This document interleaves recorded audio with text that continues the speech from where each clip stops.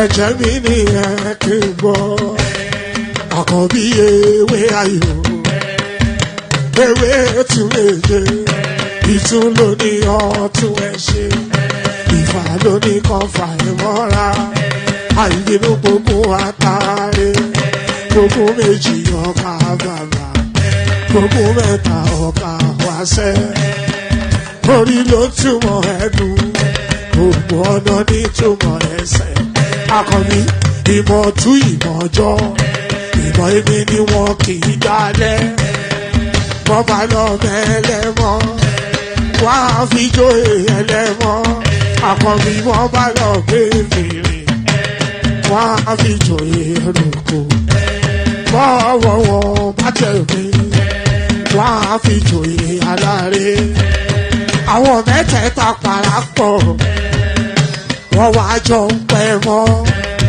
ẹ̀ẹ́mọ́ olóko jẹ wọ́n pa Akíntọ́lá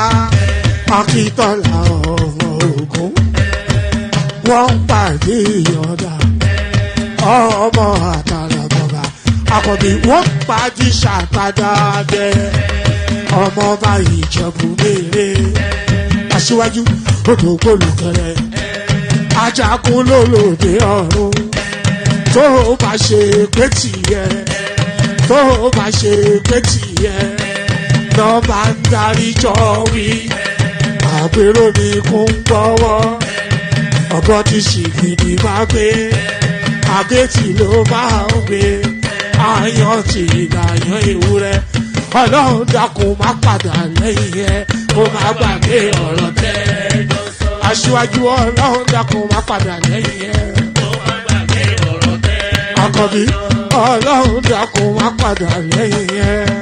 Ayandaba, ayandaba, ayandaba, ayandaba, ayandaba, ayandaba, ayandaba, ayandaba, ayandaba, ayandaba, ayandaba, ayandaba,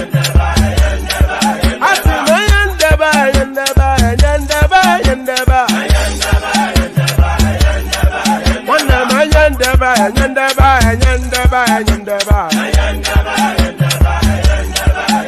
Susu, baby, subramia, baby, subramia, suku sunu baby, subramia, suku sunu baby, subramia, suku sunu baby, subramia, ejembo, anamana, ejembe, anamana, wana mejembo, anamu.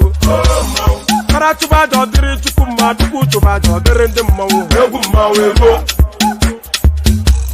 Karatuba jodiri chukuma tuku tuba jodiri ndimmawu egummawu ego. Obodo jisike n'ụbọchị eruona. Oyibo obiego. It is everyone. Befere.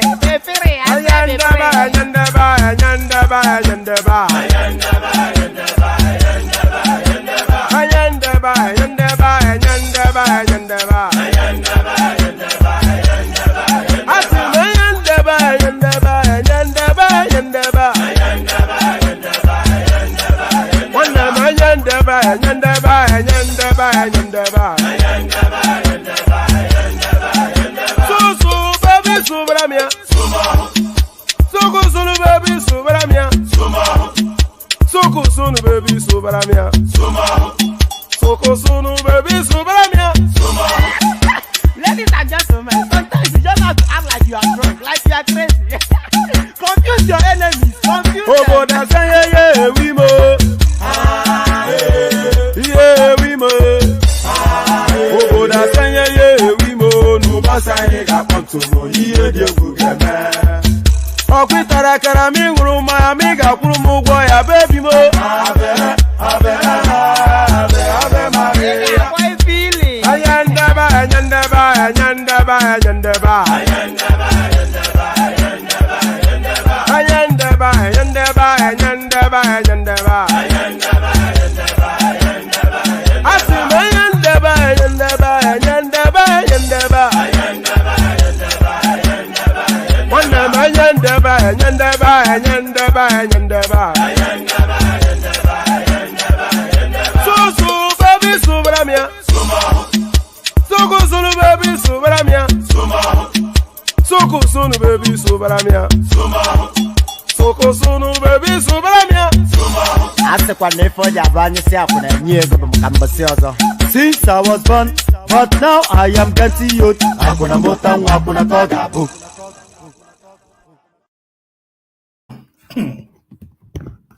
Hello, how are you? So, hello, how are you? Hope you're well. Hope everything is okay.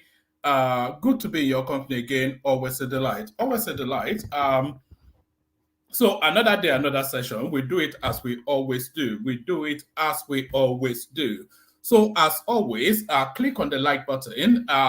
Please do it this time around. We need those numbers going up. You know, I mean, we need them going up. That's just the thing. You know, just whatever it persuades you to click on the like button, be persuaded by whatever that is, and do it. So click on the like button just as soon as you're coming in. And we need the subscription to go up as well. So if you're not already subscribed, then please correct that as well. So if you want to come and join me on the screen, you know we're forever canvassing for new voices. If you want to be the new voice of the day, click on that hyperlink that says StreamYard.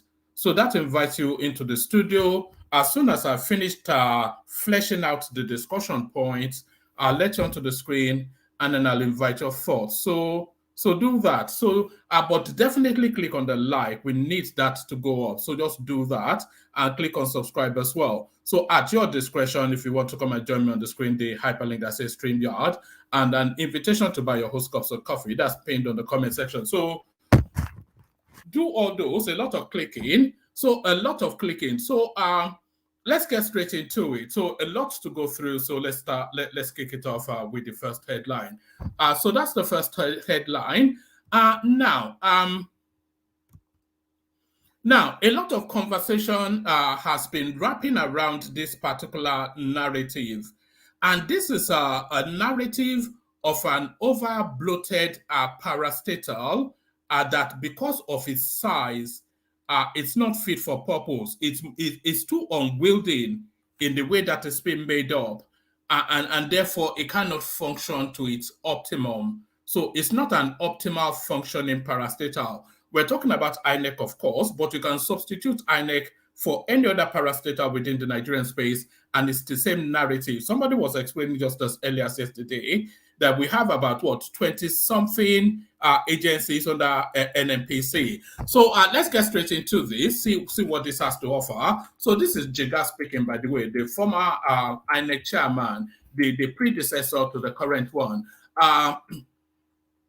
INEC needs to be unbundled, says Jega. So I don't think too many arguments on that. A former chairman of the Independent National Electoral Commission, INEC, Professor Atahiru Jega, has urged the National Assembly to unbundle the commission to make it more effective. He made the call on Tuesday in Abuja at a citizen town hall on electoral reform organized by Jega Africa European Union, Jega Africa European Union, in collaboration with the National Assembly Joint Committee on Electoral Matters. Jega also said if Nigeria's electoral process must be improved, the issue of cross-carpeting by politicians must be proscribed. So the issue of cross-carpeting by politicians must be proscribed. You cannot proscribe carpet crossing. You cannot. But if a politician carpet crosses, then he has to give up that seat and there has to be a by-election, because you cannot you cannot hold somebody hostage to a view that they previously had. So if they've had a change of heart or their politics has evolved and their politics no longer chimes with whichever party brought them into whichever office, that's fine. So you cannot ban it. But as soon as the carpet cross, that automatically nullifies the election that brought them into office, and then there has to be a by-election, because you have to test if it was the candidate that the people voted for or the party. Jega also said if Nigeria's electoral process must be improved, the issue of cross-carpeting by politicians must be proscribed. He said, though there has been some level of transformations in INEC, the commission needs to be unbundled. From 2011 to 2022, a lot of effort has been made to reform the electoral process. A few months after a new government has been sworn in, electoral reforms have started. The 2022 electoral reforms are the best in recent times, but there is room for improvement. We must look at the voting rights and inclusion, political parties, primaries and litigation, security and public enlightenment, which are necessary to electoral integrity. So yes, our voting rights.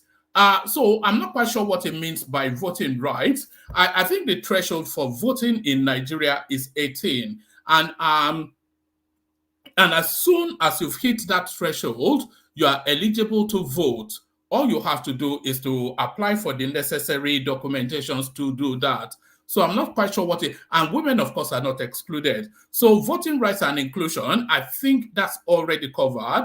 Political parties, there's a conversation that can be had around that to set parameters for how political parties can be formed and to set a bar as to what can be registered as a political party. So what am I saying?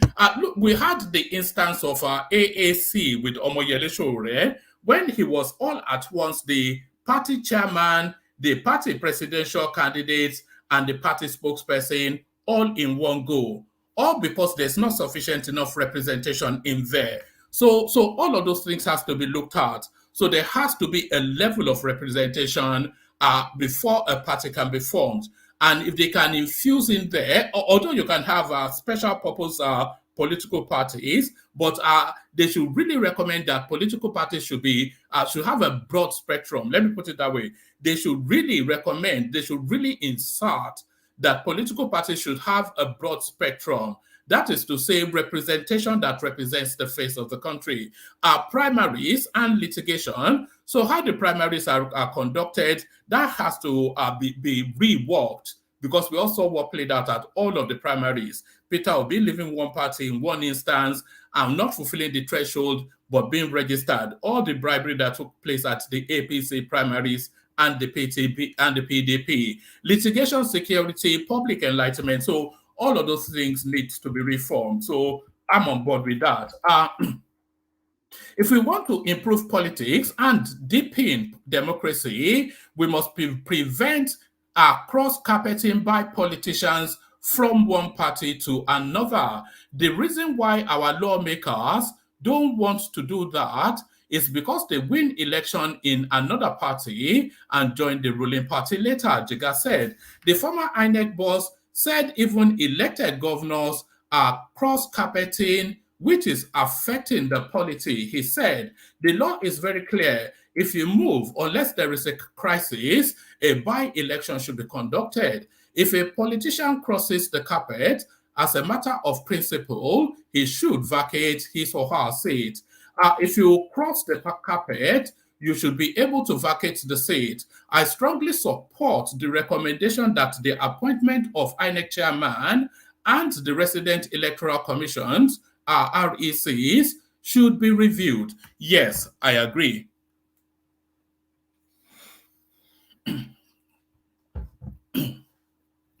I too strongly support that the appointment of the INEC chairman should be reviewed. The INEC chairman cannot be appointed by a sitting presidency. Embedded in there is already a fault line. Embedded in there is already a fault line. So if the ruling party appoints the INEC chairman, then of course they will appoint somebody sympathetic to their cause. So just to remove any vestiges of any possible unfairness, the INEC chairman should not be appointed by the government. It should be an act of parliament, and it should be a cross-party thing, so that there's sufficient enough numbers that is required for an INEC chairman to be appointed, so that it doesn't have the coloration of any political party. So yes, I agree with that. If you cross the carpet, you should be able to vacate the seat. I strongly support the recommendation that the appointment of INEC chairman and the RECs should be reviewed. Because when the president nominates, there is no serious screening. The legal provision of appointing someone that is non-partisan should be considered. INEC should be unbundled.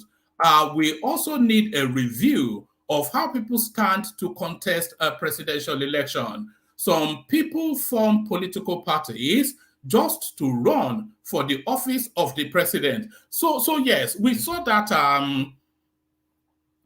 Yes, I agree with that. I agree with that. We saw that. I was going to say we saw that with the NNPP, but some people will come back and argue that the NNPP is a long-standing political party. But there should be embedded also that political parties must at least present candidates for X percentages of vote being cast. So they should at least have about 5 to 10 people running for the parliament. They should have at least 5 to 10 people running for state governorships. So all of that. So you cannot just have a political party that's just focusing on the president. That's just a nonsense anyway. And that should be unbundled. We also need to review how people stand to contest a presidential election. Some people form political parties just to run for the office of the president.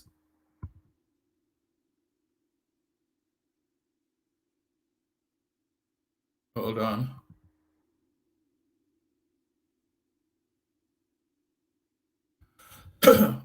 Scroll past where I was. Yeah. Right. A political party should not field a presidential candidate unless they meet a certain threshold. He later submitted his recommendation to the National Assembly members at the event. Also speaking, Senate President Godswill Akpabio said the National Assembly should work hard to ensure that they make INEC truly independent, represented by his chief of staff, Akpabio. So it goes on to tell into that. But certainly the unbundling of INEC is a matter of urgency. But the most urgent in that unbundling is to remove the right, the privilege to appoint INEC chairman from the presidency. It doesn't augur with what would describe as a free or fair election. So it doesn't augur with what would describe as a free or fair election. So free or fair. And by the way, let me send the link again. Anybody that wants to come join. So it doesn't augur well for anything that describes as a free or fair election. Let me go on to this. Tunji Ojo, automation of passport application, 99% done. International airports to get e-gates by February 2024. So those e-gates are a very, very essential thing for the Nigerian space. Let's see what this offers. Right. Olubunmi Tunji Ojo, Minister of Interior, says the automation of Nigeria's passport application is 99% completed. Speaking on Tuesday in an interview on Channels Television, Tunji Ojo said the automated application will become operational in a week's time. So targets being set and targets being met.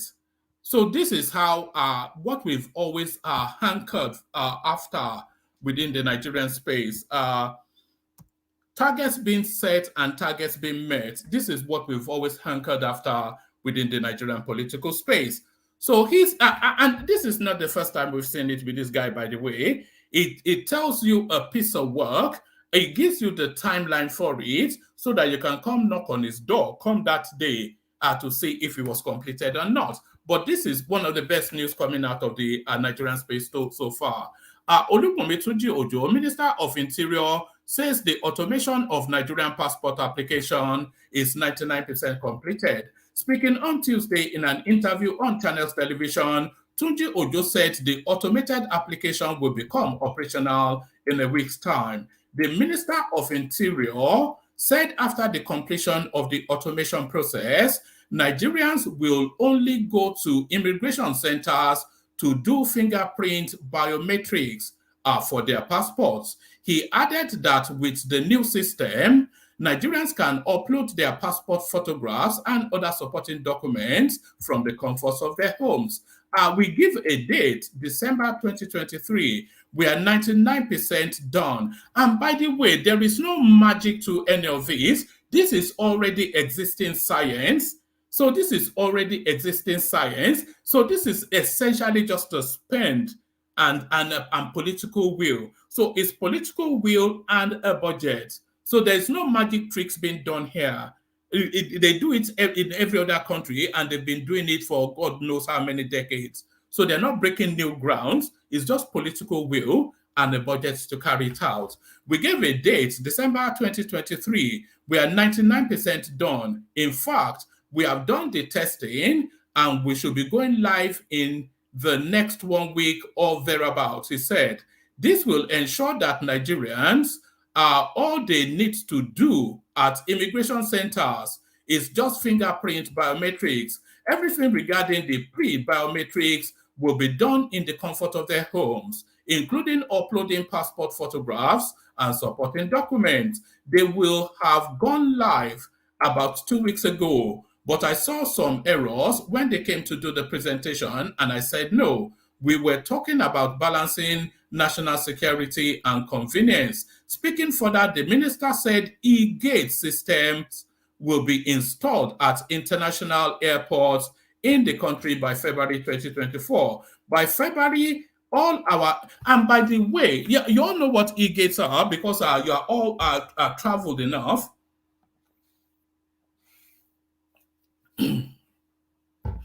But that system essentially removes that show me your papers, show me your passport sort of a thing. So all you need to do, and this should speed up the process as well, is a hellish experience going through the Nigerian airport, the queue, you know. So this should remove it. So with this e-gate, all you need to do then is to face down your passport on the scanner, and it will read your documents, and if you're good to go, then you're good to go. So your only interaction really will be with the customs services, which hopefully they will streamline as well.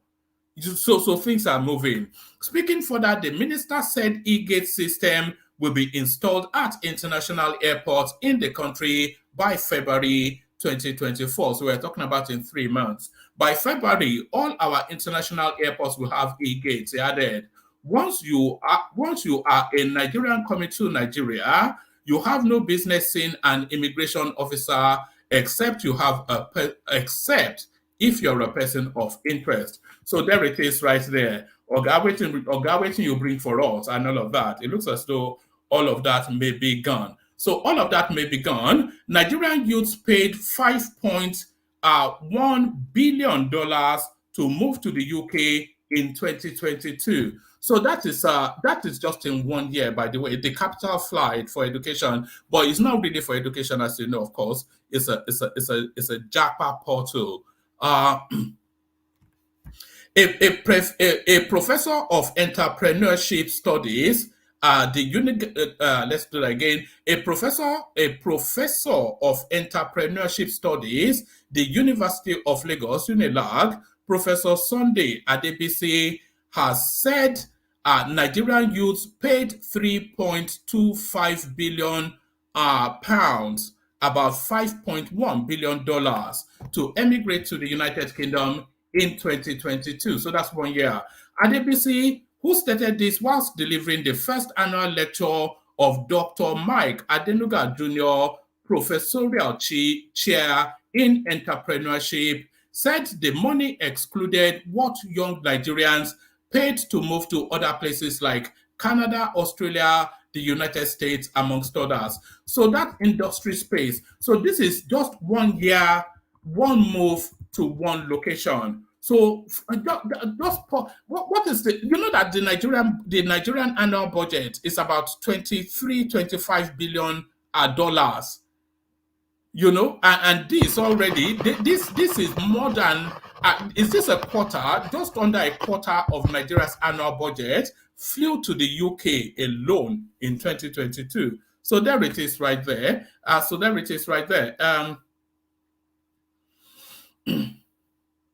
Adebisi, who is the first occupier, the title of his paper was Revolutionizing the Nigerian Economy to Create Decent Jobs, the sole ladder, sole option, the sole platform. Adebisi, who is the first occupier of the chair, said from about 8,000 young Nigerians that left for the United Kingdom in 2014, the figure jumped drastically to over 66,000 in 2022. So look at that, 8 plus 8, 16 plus 8. It's almost, how many times is that? That's nearly 10 times from 2014 to 2022. So that's the, and we all know the backdrop to that, by the way. The reasons are not far-fetched. Nigerian youths don't want anything to debar them from expressing their spirit of innovation and making use of their potentials. They are also not happy that Chapter 2, Section 16, Subsection 1A to D and 2A to D, which should have been implemented to guarantee good and better life for citizens, is in limbo. So I'm not quite sure what section is that guarantees good life for Nigerians. Out of about the 223 million Nigerians, going by our population, over 95 million are in the age bracket of 14 to 35. So now, so that tells you then that Nigeria is not as young a country as we once thought. You know, Nigeria is not as young a country, because I thought they've always said that about 60-70% of Nigerians are round about that space. So what's the percentage there? Out of the about 223 million Nigerians, going by our population, over 95 million are in the age bracket of 14 to 35. They are the future and the hope of the country. But how do we treat them? What hope are we giving them? A broken promise can lead to a broken people. So there it is right there. I think we've gotten the juice out of that. Quite mind-blowing figures, by the way, mind-blowing figures. But there it is. That's the Nigerian narrative right there. But that is the Nigerian narrative, and nothing tells the Nigerian narrative better than this next headline.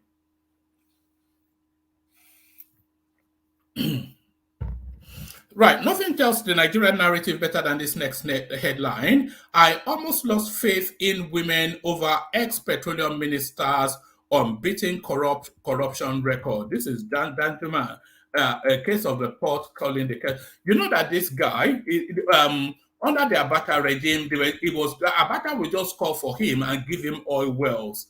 And this is how he made his wealth. Wealth without enterprise, as they say in Nigeria.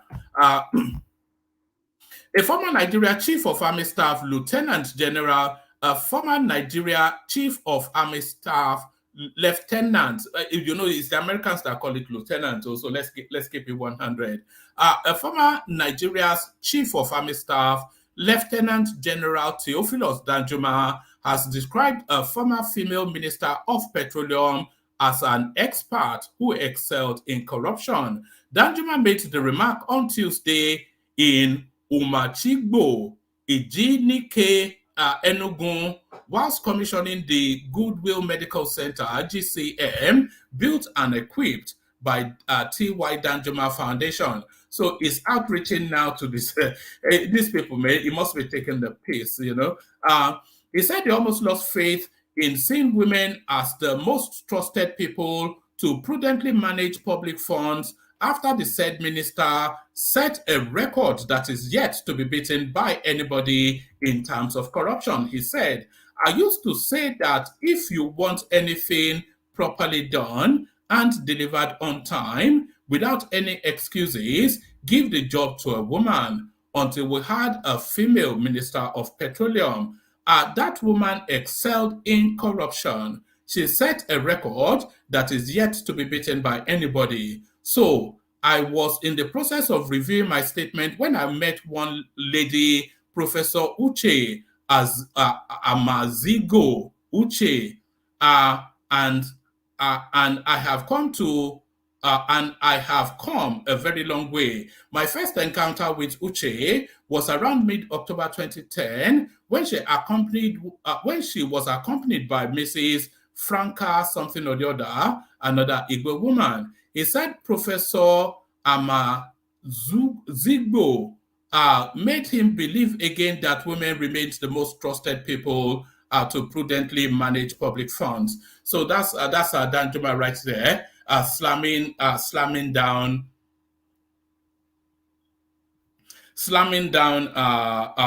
the Zani Alison Madweke. So that's Danjuma right there, slamming down the Zani. So let's go on to this one. Why Ondo Deputy Governor Ayedatiwa was asked to write a resignation letter. So this is the narrative of the never-ending saga in Ondo State. We just take a few paragraphs of this. The Speaker of the Ondo State House of Assembly, Right Honorable Olamide Oladiji, has clarified why the embattled Deputy Governor of the state, Honorable Lucky Ayedatiwa, was asked to write and sign an undated letter of resignation. Oladeji, speaking at the plenary after a meeting with President Bola Tinubu at the Villa last week, said the aforesaid move was a condition to halt Ayedati's impeachment. Reading out the resolutions reached at the meeting, the Speaker added that 3 enforcers, including the state chairman of APC, Engineer Adeti Mehi, the Speaker of the State House of Assembly, Right Honorable, whatever his name is, and the Secretary to the State Government, Princess Catherine Odu, were appointed to monitor the Deputy Governor's compliance with the resolutions. So the Deputy Governor is now under the supervision of the Speaker and the Chairman of the party, and that is the farce that is on those state politics. According to him, for the avoidance of doubt, let me present to the good people of Ondo State the resolution reached after the meeting of representatives of the Ondo State House of Assembly, the State Executive Council members of the National Assembly from Ondo State, and the State Chairman of the All Progressive Congress with His Excellency, President of the Federal Republic of Nigeria and leader of our great party. Okay, I'll just give you a few more paragraphs. That all parties should embrace peace, that status quo be maintained by all parties, that all impeachment proceedings be terminated forthwith, and all court cases withdrawn by all parties, that there will be no dissolution of the State Executive Council. He added that it also includes the undated letter of undated letter of resignation must be written, signed by the Deputy Governor, and submitted to the President. So it looks as though the demand is actually from Tinubu that the party leadership and structures remain intact, that the House of Assembly leadership remain intact, that Honorable Lucky Orimison Ayedatiwa continues to perform the function of the office as Deputy Governor, commenting on the political logjam in the past months. The Speaker said it shook the entire state to its marrow. So there it is right there. A lame duck vice governor, essentially. Let's go on to this next one. Emefiele to spend Christmas in prison. So I thought it'd been granted bail, but alas, bail has no meaning, as we know from the Nnamdi Kanu experience. The embattled former governor of the Central Bank of Nigeria, CBN, Godwin Emefiele, will spend both Christmas and New Year's Day celebration behind bars. This is as he failed to meet his This is bail conditions on Tuesday. So I wonder what bail conditions could have been set for Emefiele or Emefiele that is not able to meet. The embattled former governor of the Central Bank of Nigeria, CBN, Godwin Emefiele, will spend both the Christmas and New Year's Day celebration behind bars. This is as he failed to meet his bail conditions on Tuesday. The Economic and Financial Crimes Commission, EFCC, charged Emefiele with 6 counts bordering on alleged breach of procurement procedure in the award of the contract to XYZ company. Let me just take you here. When the matter was called on Friday, EFCC lawyer Rotimi Oye Depo, SAN, drew the attention of the court to an amended charge dated November the 8th, 2023.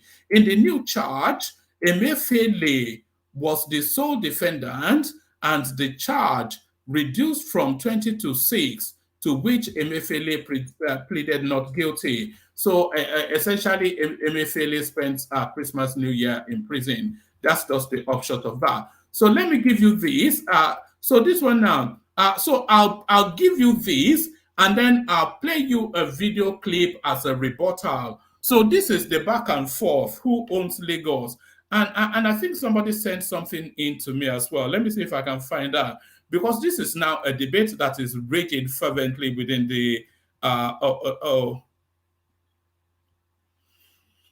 Right. Whoever sent me that thing on Lagos State should resend it. Let me see. I've got that one. Oh yeah, I've got it. Oh, all right. So I've got it. So let me kick it off with this. And by the way, there's space in the comment section. There's space in the studio rather for anyone that wants to hop on. So you've all seen the clip anyway of the visit of the Oba of Benin to Lagos. Who founded Lagos? Yoruba of Benin's. Oba of Benin's claims stirs controversy again. So I'm not quite sure. Everybody is circling around Lagos. It's no man's land to the southeast. It's our land to the Edos. A comment made by the Oba of Benin, Oba Ewere II, that the Benin's founded Lagos State has sparked debate on social media. During a visit to Lagos State Governor Babajide Sanwo-Olu on Sunday, the monarch said, "It is in the history books that the Benin's founded Lagos. When some people will hear it now, they will go haywire. What is the Oba saying there again? But it is true. Go and check the records. Maybe not all over Lagos as we know it now, but certain areas in Lagos, maybe the nucleus of Lagos was founded by my ancestors, the Oba of Lagos. I will say so." Following the comment, notable personalities and citizens have taken to social media to air their views on the matter. A Lagos chief, the Balogun of Eko, and by the way, I will bring you a clip of the Balogun of Eko. So let's leave that there.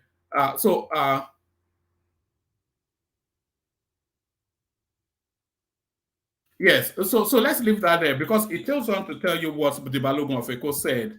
But I'll bring a clip of that in a moment. Oba of Benin is 70. Oba of Lagos is 80. There are certain things you would not say to your 70-year-old father or 80-year-old grandfather. Please control your. Okay, I think this is a pushback. Okay, let's take it from here. Knocking the Yorubas, an ex-user, Bolu, whatever his name is, said, "You ridiculed our traditional leaders before and during the election. The Oni of Ife and Oba of Lagos were your regular punching bags, but small clearance by the Yorubas when your Oba misyearned on Lagos history. You are threatening us with curses." So that one of the strongest supporters of the obedient narrative is actually the Edo people. And anybody that crosses that obedient narrative, they slaughter them. We saw what they did to Wole Soyinka. We saw what they said about the Oni of Ife. We saw what they said about the Sultan of Sokoto and everybody else in between. But now their monarch, who they deify as a god, has now told you now that Tinubu is God ordained. So where is the abuse from their doors now? So I defy them to abuse their own monarch because a curse occurs upon them. You know what that region is like. Yes. So it goes on. Yes. Let me give it to the end. So it says that Oba of Benin is 70, Oba of Lagos is 80. There are certain things you would not say to your 80-year-old father or to your 70-year-old father or 80-year-old grandfather. Please control your emotions, moderate your language, and disagree in a civil manner. It is the right thing to do, said one person on Twitter or the other. So yes, the age-long controversy on the founder of Lagos State has always sparked debate amongst the Yorubas and the Benins. A prominent Lagos prince, Alhaji Tajuddin Olusi, in 2019 stated that the Benins were the first settlers in Lagos, adding that Lagos was part of the Benin Empire. This came after a former chairman of Island Club, Lagos, Chief Musiliu Onibaba, claimed that the Aworis were the first people to settle in Lagos. So, okay, let me show you this actually. Let me show you this. It says Lagos Facts, list of Lagos 62 townships and their founders. So the Isheri Olofin, that was founded by a Yoruba person, Eko, Lagos Island, known originally as Ereko, which means farmland. It was the site of a pepper farm, Oko Igana, founded by the Awori prince Ori or Aromire of Ido, from Ido. But this area was conquered by the Benins. So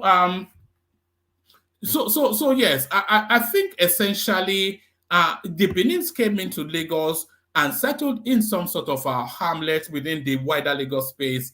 Haven't dominated the people they found there. That's essentially seems to be the backdrop. But let me let this guy explain it all to us. So let's listen to this guy, and then we'll kick off the conversation if we have anybody turning up. So let's listen to. Let's listen to this guy. Let's listen to this guy.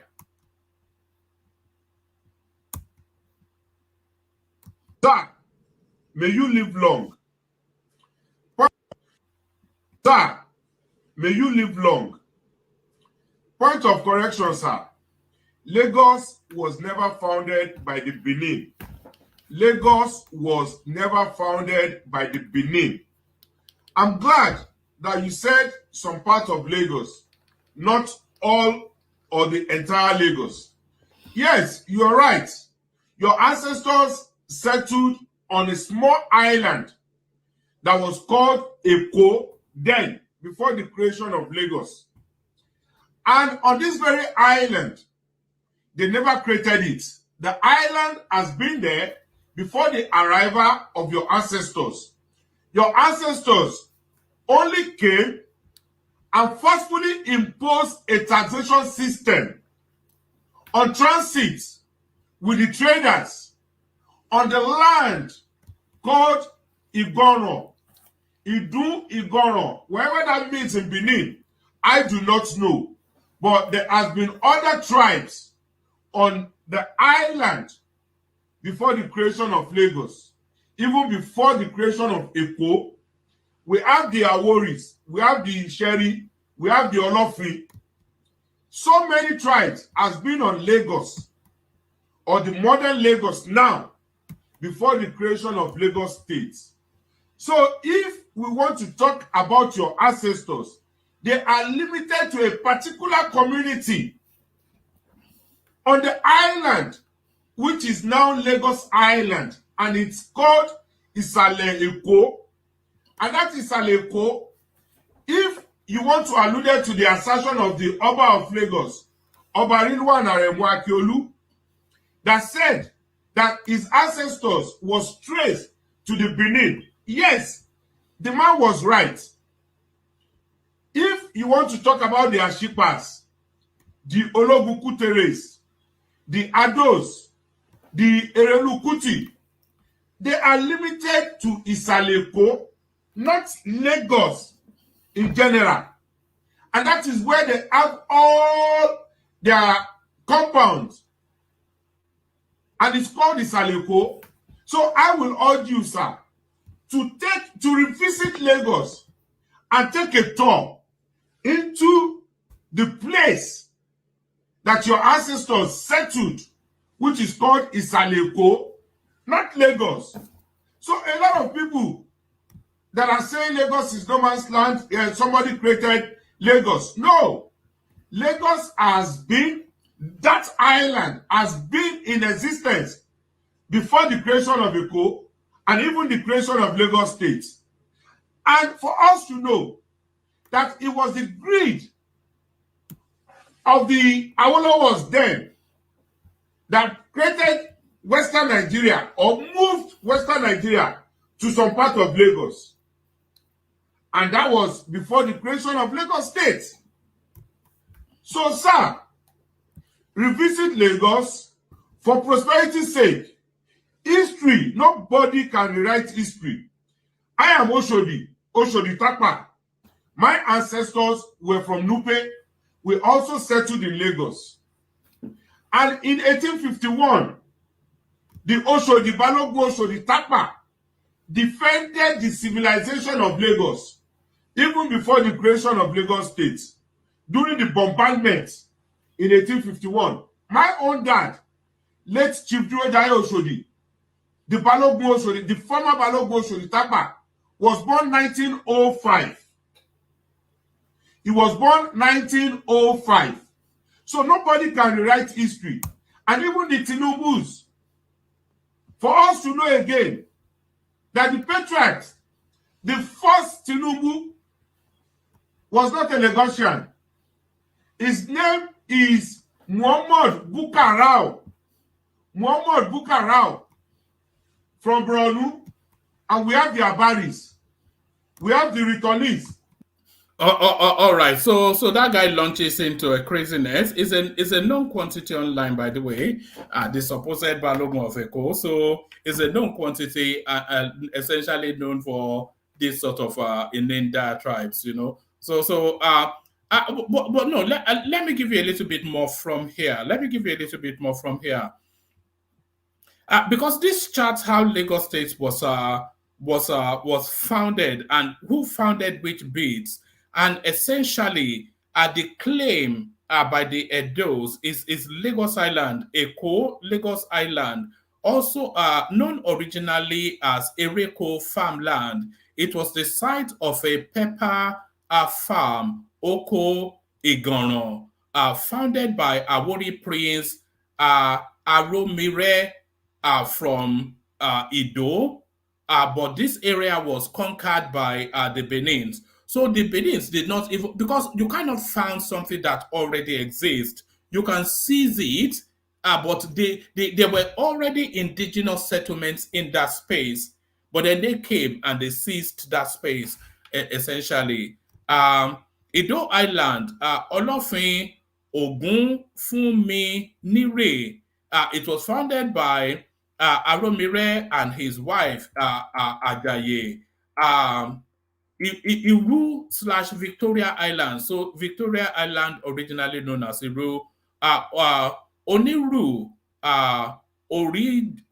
Sorry, I'm going to abandon it really for reasons that I don't want to continue to butcher Yoruba names, and then I'll get slaughtered. So that's that. So yeah, plenty of spaces. Anybody that wants to hop on. Let me play the Kegite music, and then we attempt at the conversation. So let me play the Kegite music, and we'll attempt at a conversation. But first, the Kegite. Water.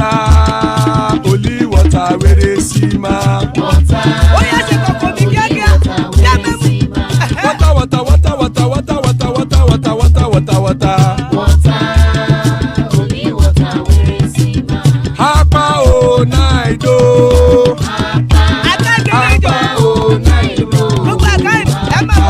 Hapa you don't come o.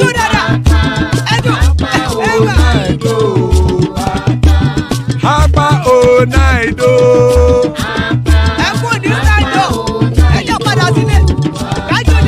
Oro kẹ̀kẹ́ ẹlẹ́mùrè o. Ilé sọ́dí àkẹ́kẹ́ ẹlẹ́mùrè o. Bobby master kẹ̀kẹ́ ẹlẹ́mùrè o. Chief Wáìlà tí kẹ̀kẹ́ ẹlẹ́mùrè o. Eruku lẹ̀lẹ̀ ẹlẹ́mùdé. Eruku lẹ̀lẹ̀ ẹgbẹ́ ẹlẹ́mùdóde ojàre o. Eruku lẹ̀lẹ̀ Ghana ti dé ẹgbẹ́ bọ́dì o. Ọmọ ẹlẹ́yẹ ẹ̀yẹ o ó dilé o. Odúyẹ̀lá ẹ̀yẹ o ó dilé o. Petrosonana ẹ̀yẹ o ó dilé o. Petrosodúnkẹ́ ẹ̀yẹ rẹ̀ ó dilé o. Ẹlẹ́kọ̀ ọ̀run mú ìní o.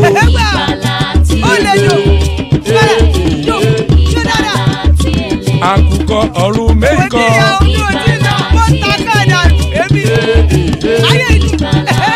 Ikú kò ní ríwà gbéṣe o.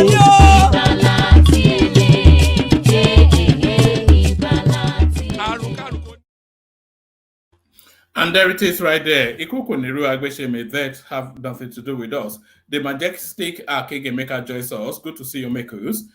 Work Pace in the house. Good to see you, Work Pace. And Darate makes an appearance. Good to see you, Darate. So good to see you, gentlemen. But there was one last storyline that I wanted to bring. Let me bring it quickly, and then we kick off the conversation. Ohaneze Indigo begs Tinubu to release Nnamdi Kanu as Christmas gift for Christians. So quite why Nnamdi Kanu is a Christmas, we talked about it yesterday, but we didn't expand on it.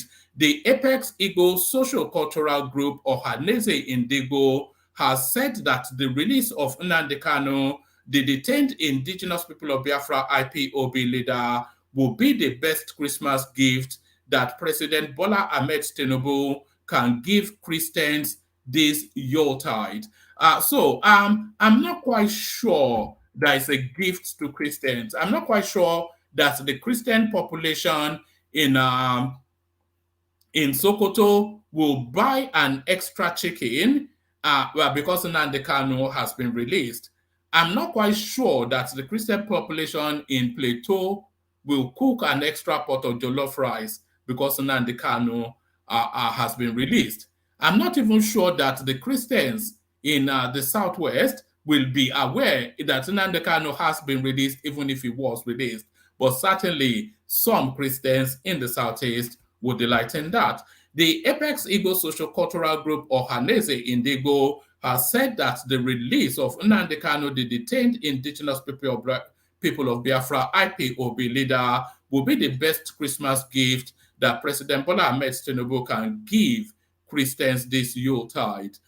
This was contained in a press statement issued by Mazi Okechukwu Isogozoro, Secretary General of the Ohaneze Indigo, on Thursday, November the 23rd, 2023. The group explained that such act of clemency would not only make the Chief of Defense General Christopher Musa's work easier, but would also render Simon Ekpa inconsequential and irrelevant. It noted that the release of Kanu will bring an end to the artificial security challenges created in the Southeast by criminals using Nnamdi Kanu as an excuse. Ohaneze Indigo urged President Tinubu as a respected political father of the nation. So now Tinubu is suddenly a respected political. I thought Tinubu was not. I thought it was Mr. Tinubu, even not President Tinubu. Ohaneze Indigo urged President Tinubu as a respected political father of the nation to consider the plight and predicament of the Southeasterners and release Nnamdi Kanu in time for them to enjoy their Christmas and New Year festivals in serene environment and peaceful atmosphere. If peace is to be restored in the Southeast, through the release of Nnamdi Kanu, the services of the Chief of Defense Staff and security chiefs to maintain peace will no longer be so much demanding in the region. It is disheartening to note that the people of the Southeast have suffered unjustly at the hands of Fulani headsmen and criminals who have exploited the Biafra struggle to terrorize the region. Ohaneze Indigo is shocked that the Chief of Defense Staff and security chiefs have not investigated or spoken out about the discovery of 70 persons believed to have been brutally murdered by headsmen operating in the XYZ cattle market in some local government area in Abia State. The sources of insecurity challenges in the Southeast are primarily the activities of Fulani headsmen and criminals who use the name of Biafra agitation as a cover. So, so the unknown gunmen in the who knew. This is breaking news. It must be. Apparently, the unknown gunmen in the Southeast are actually Fulani headsmen. This is according to what we're hearing from a source that should know, Ohaneze. The sources of insecurity, listen to this, by the way, is that head in the sand ostrich thing, isn't it? That sort of narrative is notorious for. The source of insecurity challenges in the Southeast are primarily the activities of Fulani headsmen and criminals who use, that and criminals probably covers the unknown gunmen, and criminals who use the name of the Biafra agitation as a cover. The Southeast region has lost over 42 trillion naira, and that is the pain of it, the insecurity vests economic constrictions on that space. But what really constrains economic activities the most is the sit at home. So they've been sitting at home now for 3-5 years, or however long, and that has not. What has changed?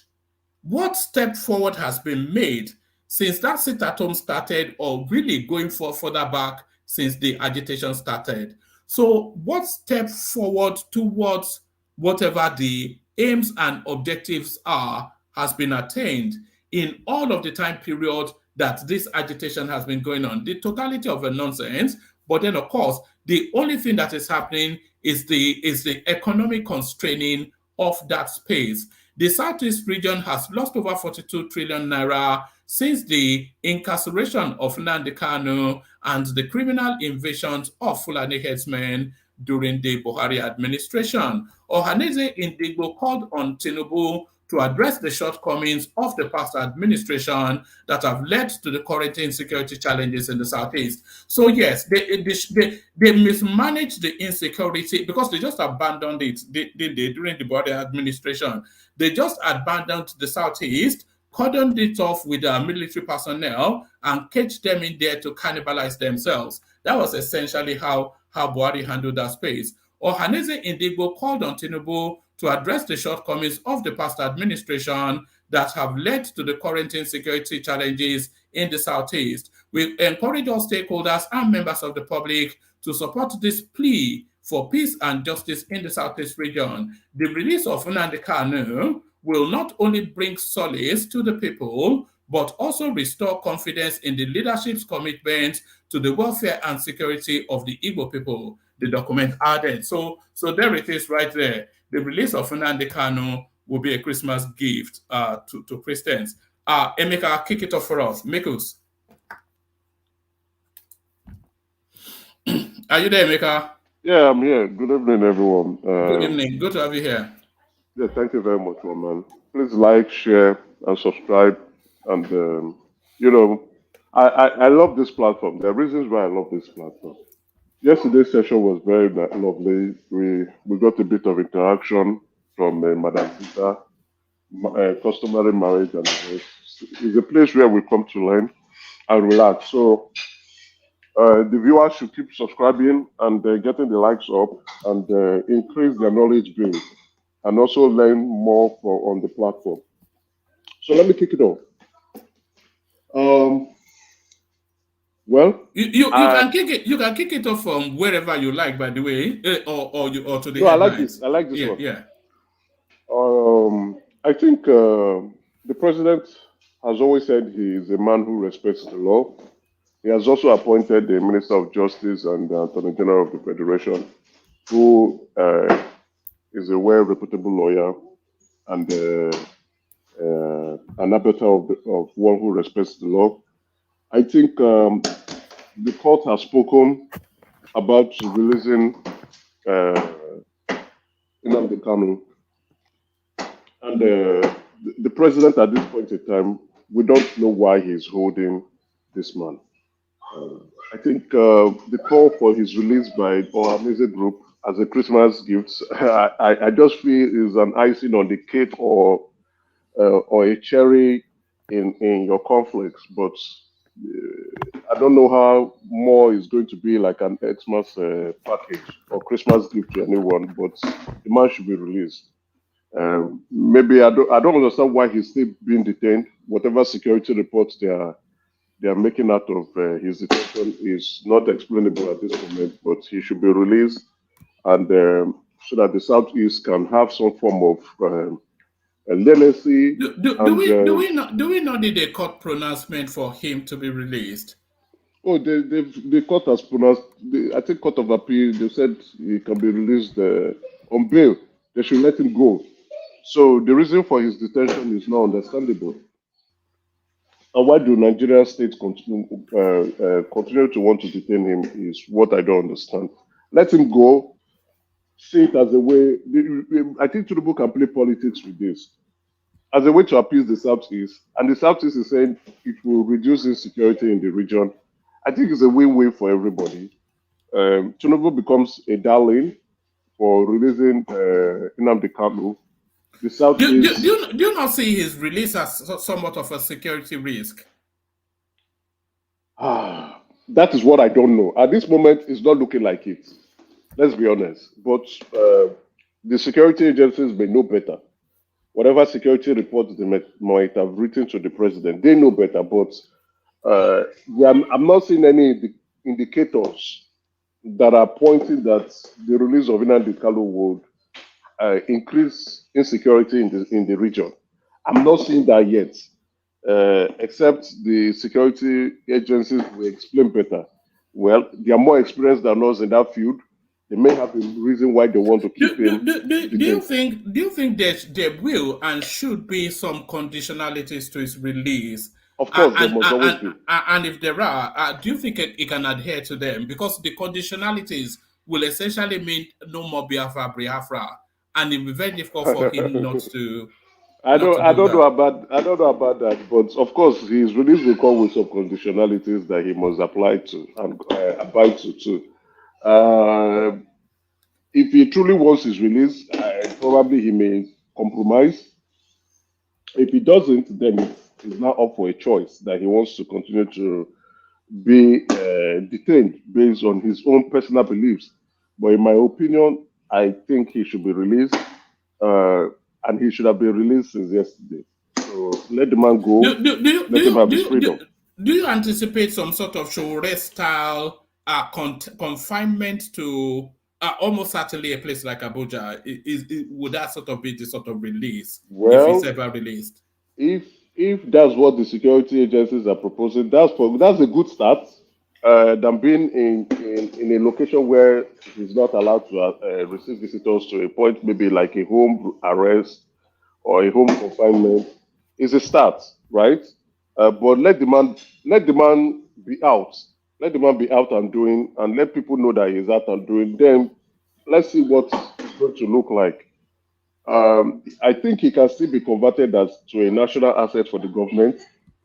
And it's an opportunity he can take if he wants to. It's also a choice. It's not something he should be forced to do. But his freedom at this point in time is pertinent. It's also pertinent to the region growth. It's pertinent to the safety of the region and the security of that region. And not only are the leaders of the Southeast calling for his release, other governors of the Southeast are also calling for his release. I think it's about that time that he's being released. How do you think his release will impact on insecurity in the Southeast? If you ask me, I don't know if it would, right? But then, if insecurity continues to go unchecked, it is now left like, okay, what is your excuse? They, You are they, they, previously. they will simply transmute the narrative to Biafra, isn't it? They will continue the insecurity, but then put it under the banner of Biafra. But the insecurity should not be as a result of you can do that. You can protest peacefully. You can call for your secession and separationist movement peacefully. But if you are saying, oh, because of Nnamdi Kanu, we are carrying arms, that's understandable. But one now that he's been released, what is your excuse for carrying arms now? But again, like I've said, I think I am not saying the insecurity may reduce, but it may give the military or security agencies the excuse to now go frontal and go straight to nip this insecurity at the board, and control what is going on. Initially, I think the security agencies are just trying to be careful not to face ethnic tensions and the rest. And now that it's been released, I don't know, the Ohaneses and other Southeast leaders would not have any reasons anymore to throw at the government. Now it is now for those Southeast leaders to call the youth who are perpetrating the crime to order that the federal government has given them what they wanted, and it is now time for them to drop arms and embrace peace. All right, it'd be very difficult though for these people that have tasted blood to sheathe their sword. I agree with you. I do agree with you. Once because they've made fortunes under kidnapping, under robbery, under all manners of criminality, all under the banner of releasing Nnamdi Kanu. So if it's released now, you're not telling them it's a business now, isn't it? This thing. That's my fear. That's my then in view with the stay at home. At least if it's Nnamdi Kanu is being released, the stay at home should end. Right now, it's now okay. How do we handle the menace called insecurity in the Southeast?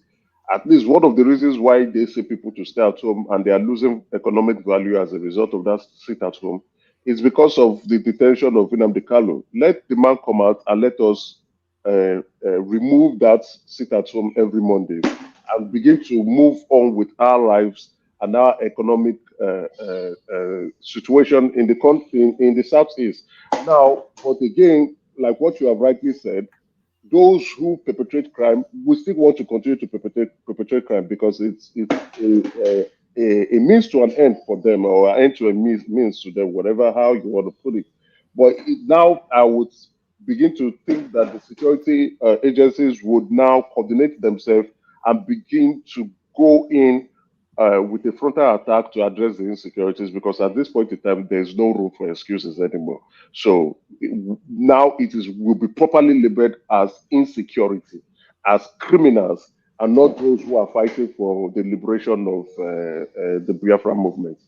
How feasible is this figure? The Southeast region has lost over 42 trillion naira since the incarceration of Nnamdi Kanu and criminal invasions. So, since the whole narrative started, how feasible? Because the Southeast has been hemorrhaging economically pretty much since the Biafra narrative started, and more so since Nnamdi Kanu was incarcerated, and even more pungently under the sit-at-home space. How feasible though is that figure of 42 trillion? I think the figure is feasible, right? Just take the IGR of the Southeast, and then you multiply it by 5 years, right? And also include the opportunity cost being lost as a result of those who may want to invest or come trade in the Southeast, but are afraid to do so based on the perception that they hold. So that figure is feasible. It is feasible. But I'm not saying is the actual amount. But if you look at it, if you take the IGI on a yearly basis, multiply by 5 years, include the opportunity cost loss, and you probably may arrive. I think that's how they possibly arrive at the 42 trillion naira being lost. It's feasible, if not even more. You look at the loss of investment that would have come in within that period of time for 5 years. You look at the trade being lost from other people who would generally want to come in to engage in business trade with the Southeast, who are like, okay, I don't think this is the right time for me, who would have gone somewhere else to go or purchase their goods. And then you look at the direct loss of income as a result of the sit at home. So that should translate to that figure. All right, brilliant. Let me take you to another space, Emeka. Tunji Ojo, automation of passport applications, 99% done. International airports to get e-gates by February. Awesome. I mean, it's just, it should have Awesome. happened. I think, I mean, God, yes. the way this guy is moving is it puts to shame the entirety of the Abuadi space, isn't it? When you go to the you don't even have to go to the embassy anymore.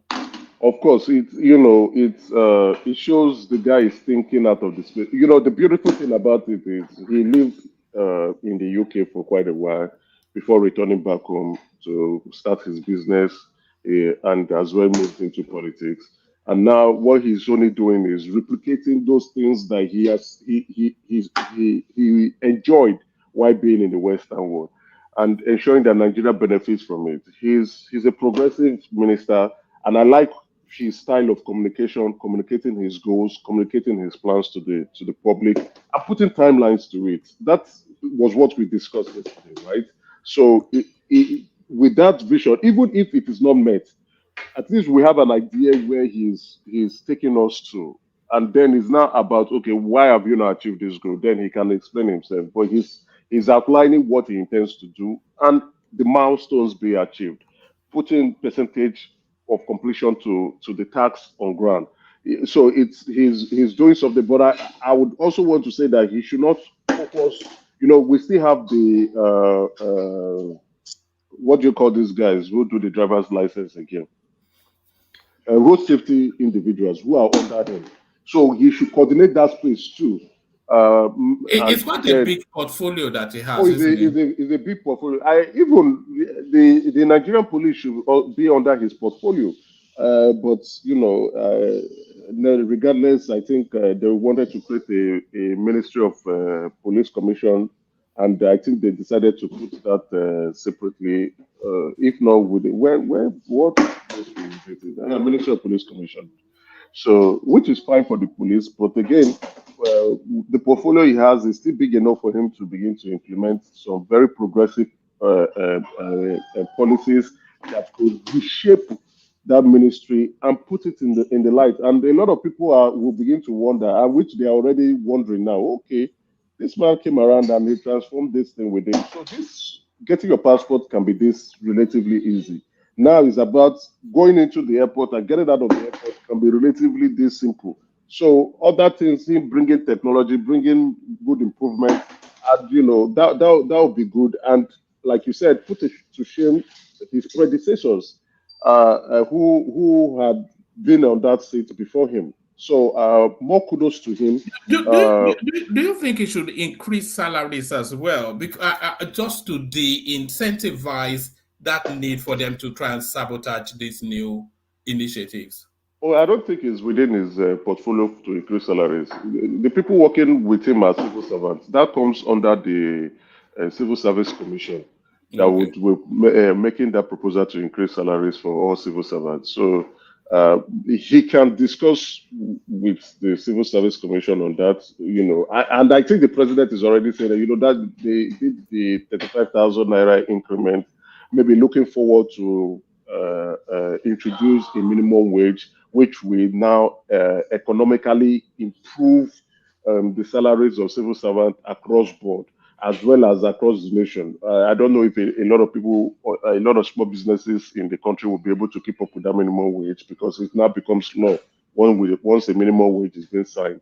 And it's either you pay the minimum wage or above the minimum wage. But let's see how it goes. But if the president is looking at it vis-a-vis inflation anyway, wage inflation. That would be good for all civil servants working in federal civil service. All right, brilliant.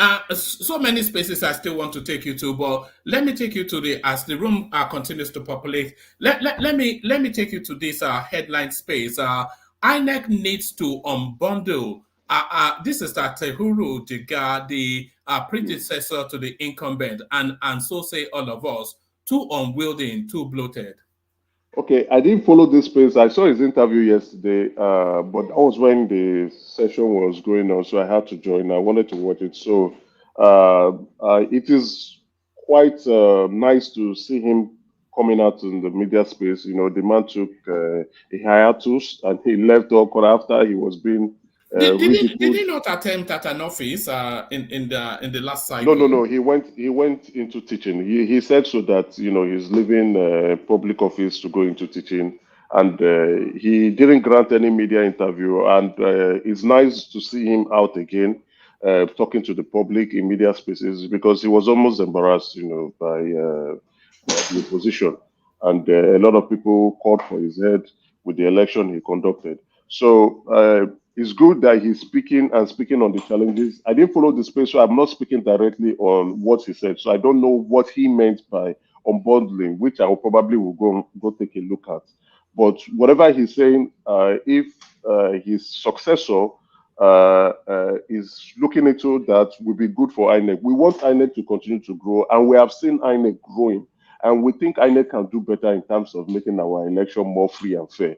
And we know in the course of time, it's only time. INEC will continue to get better and hopefully improve on our electoral laws, which will be signed. I don't know if Tinubu is going to sign one during his tenure or maybe close to the expiration of his tenure. But we know that our election is improving from what we used to have in the past. And there's still room for improvement. Not that you can't get everything right at one go, but with time, and as long as democracy continues to exist in Nigeria, our election will only get better, and INEC will continue to see itself as an objective umpire. Sorry, Emeka. One of the most audience spaces is the appointment of the INEC chairman. It doesn't bode anything like free and fair when a sitting government appoints the umpire of the election that they're going to contest in. So that has to be addressed. Yes, I agree. It's a tough one. You understand? It's a tough one, but I don't know how that will come in if whoever is going to be appointing INEC chairman would, at some form or way, would still be appointed by the federal government. Let's say we have someone who is going to be doing that appointment. Would some way should it not be an act of parliament? The parliament themselves too, it's still how will I put it?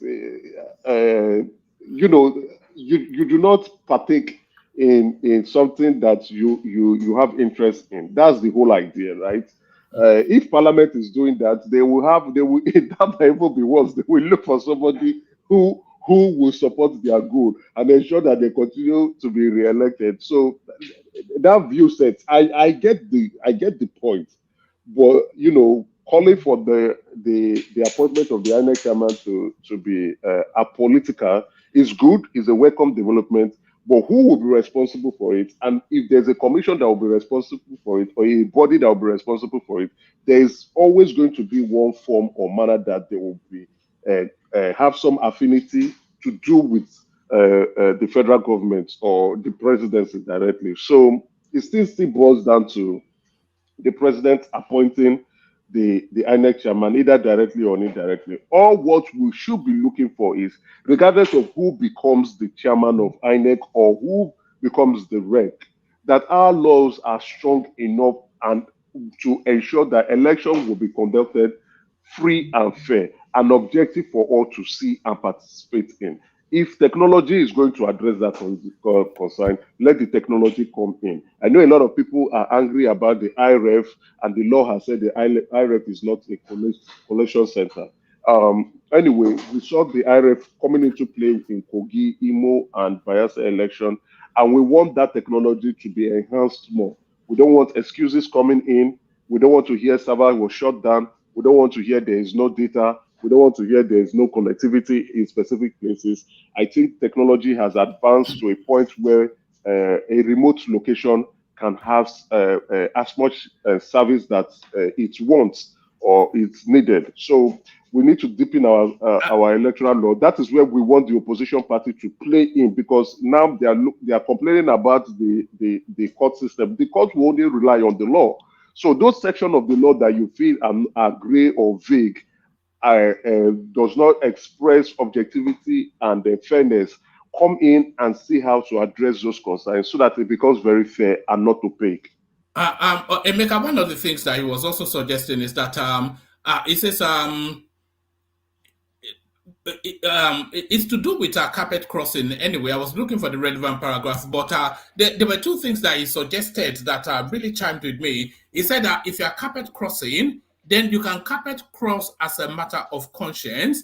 But then, of course, if you carpet cross, then it invalidates your election, and then there has to be a by-election. So you cannot be a state governor under APGA and then say that you want to now govern as an AAC governor. Because, of course, how do you determine if they voted you because you were APGA or because of your personality and your politics? So what he's suggesting is that anybody that carpet crosses, state or parliamentarian, they have to vacate that seat and then the by-election. No, but that should be the case, right? Because you are being elected I think under... the law supports that already, but it's not enforced.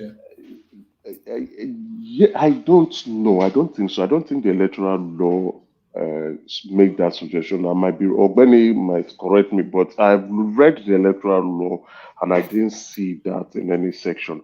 But it's a good suggestion because you are running under a political party like you are in Labour Party, and people voted for you based on the manifesto of Labour or based on their support for Labour, not stance. And then you are now moving into APC. I agree with that suggestion, but again, it may increase the expense of Inec conducting by-elections, and then whatever the case may be.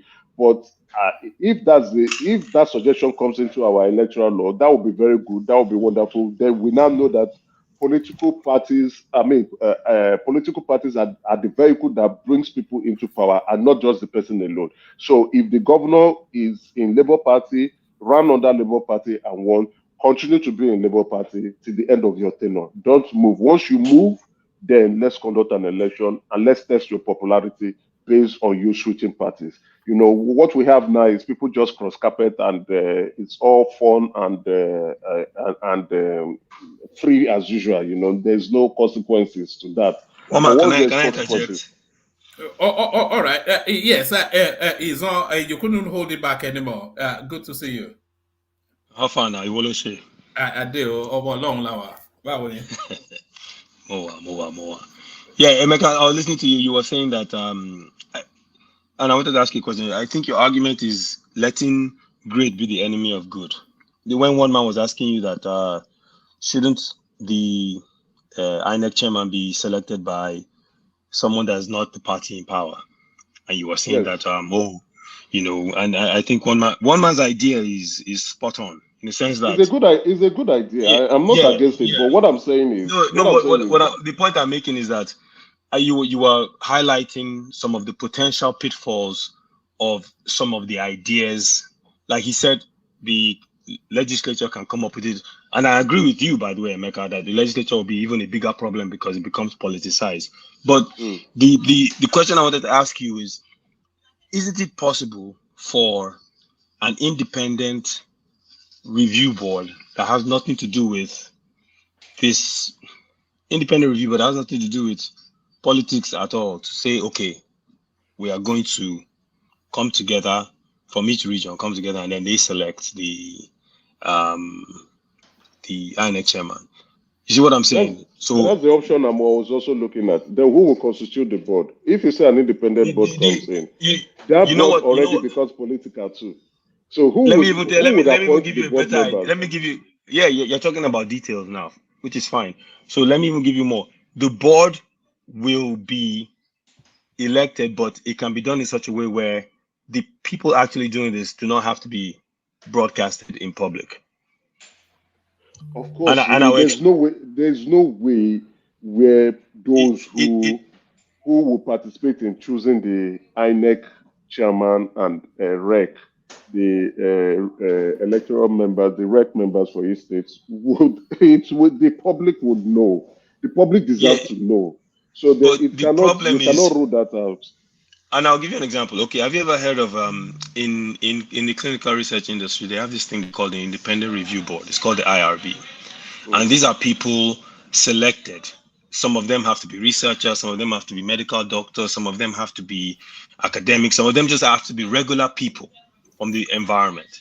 So when you pick a cross section of society that can come together and select, but the mandatory law there is that none of them have to be involved or have had a history being involved in politics. It will be a better, nothing is going to be perfect, right? But it will be a better picture of selecting an INEC chairman and these people without people that are compromised being the ones selecting. So that's my interjection. All right, respond to that, Emeka. Then bring it to a crescendo, and stay with us still to other topics. Okay. And then I'll take you to Brownberry, who's joining us after a long period. Yeah, I still think what we're only going to do is to multiply the problem. If now the president appoints the INEC chairman and the REC, now we now have an independent body. We want an independent body to do that. Whoever is going to, I think it will still be the federal government that will constitute that independent body. That will now be appointing REC members and INEC chairman. So what we are doing is we are duplicating efforts now, and we are now increasing an issue. We are multiplying that issue because there's no way. We are in Nigeria. We cannot avoid it. Number one, let's be honest. The best solution, in my own opinion, you may kick my opinion away, is strengthen our laws. Let's build institution through laws rather than build personality. The INEC chairman has a tenure to serve.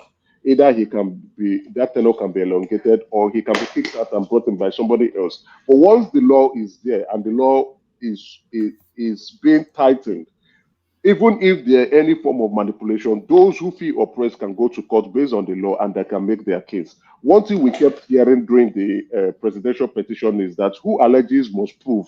And those who came to court with their petition could not prove their allegations. And that was why their main case were thrown out of court. And you can see they claimed they won the election. They didn't tell us the numbers. They didn't tell us how they won the election. They didn't tell us the states that they won. They didn't collect their results properly and show the court.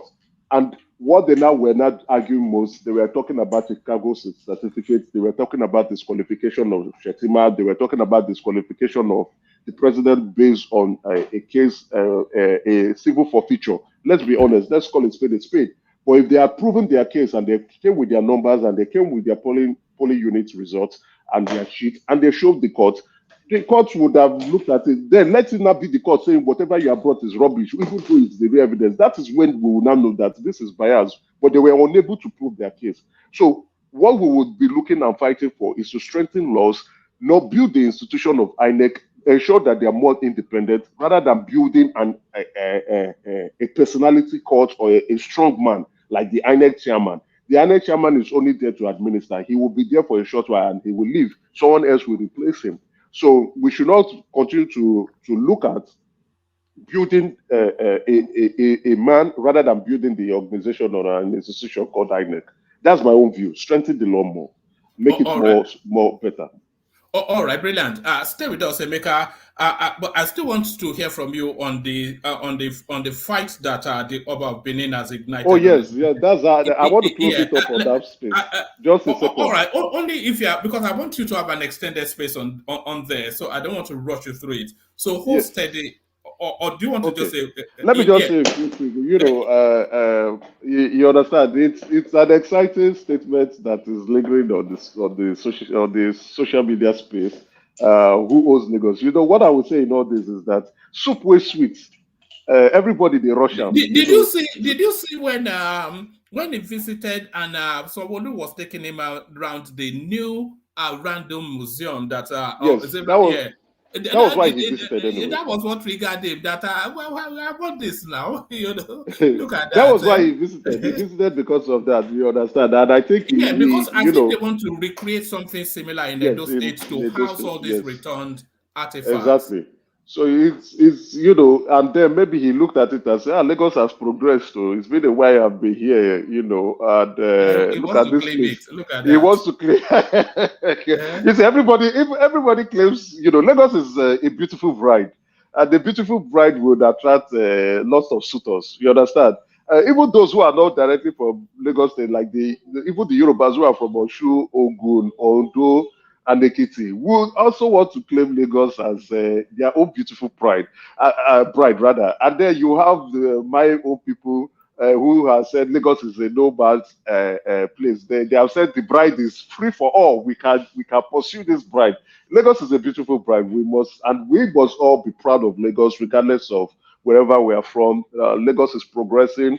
Lagos is doing well. Lagos is a city. You know, it's going to turn into the pride of Africa the way it's Oh going. yes, I think that is the goal. That is the goal, and that should be the goal for Lagos, right? You know, and then it's something to be proud of. To look at, and you say, "Oh, we saw how Lagos grew, and look at what Lagos is looking like now." So Lagos should be the pride of Nigeria, and likewise the pride of Africa, like you rightly stated. And then, even when it becomes the pride of Africa, we possibly by seeing Kazo coming around and saying he has a claim to Yes, Lagos too. he has a claim to Lagos. I got you. Then they will start to bamboozle you with his British what's it.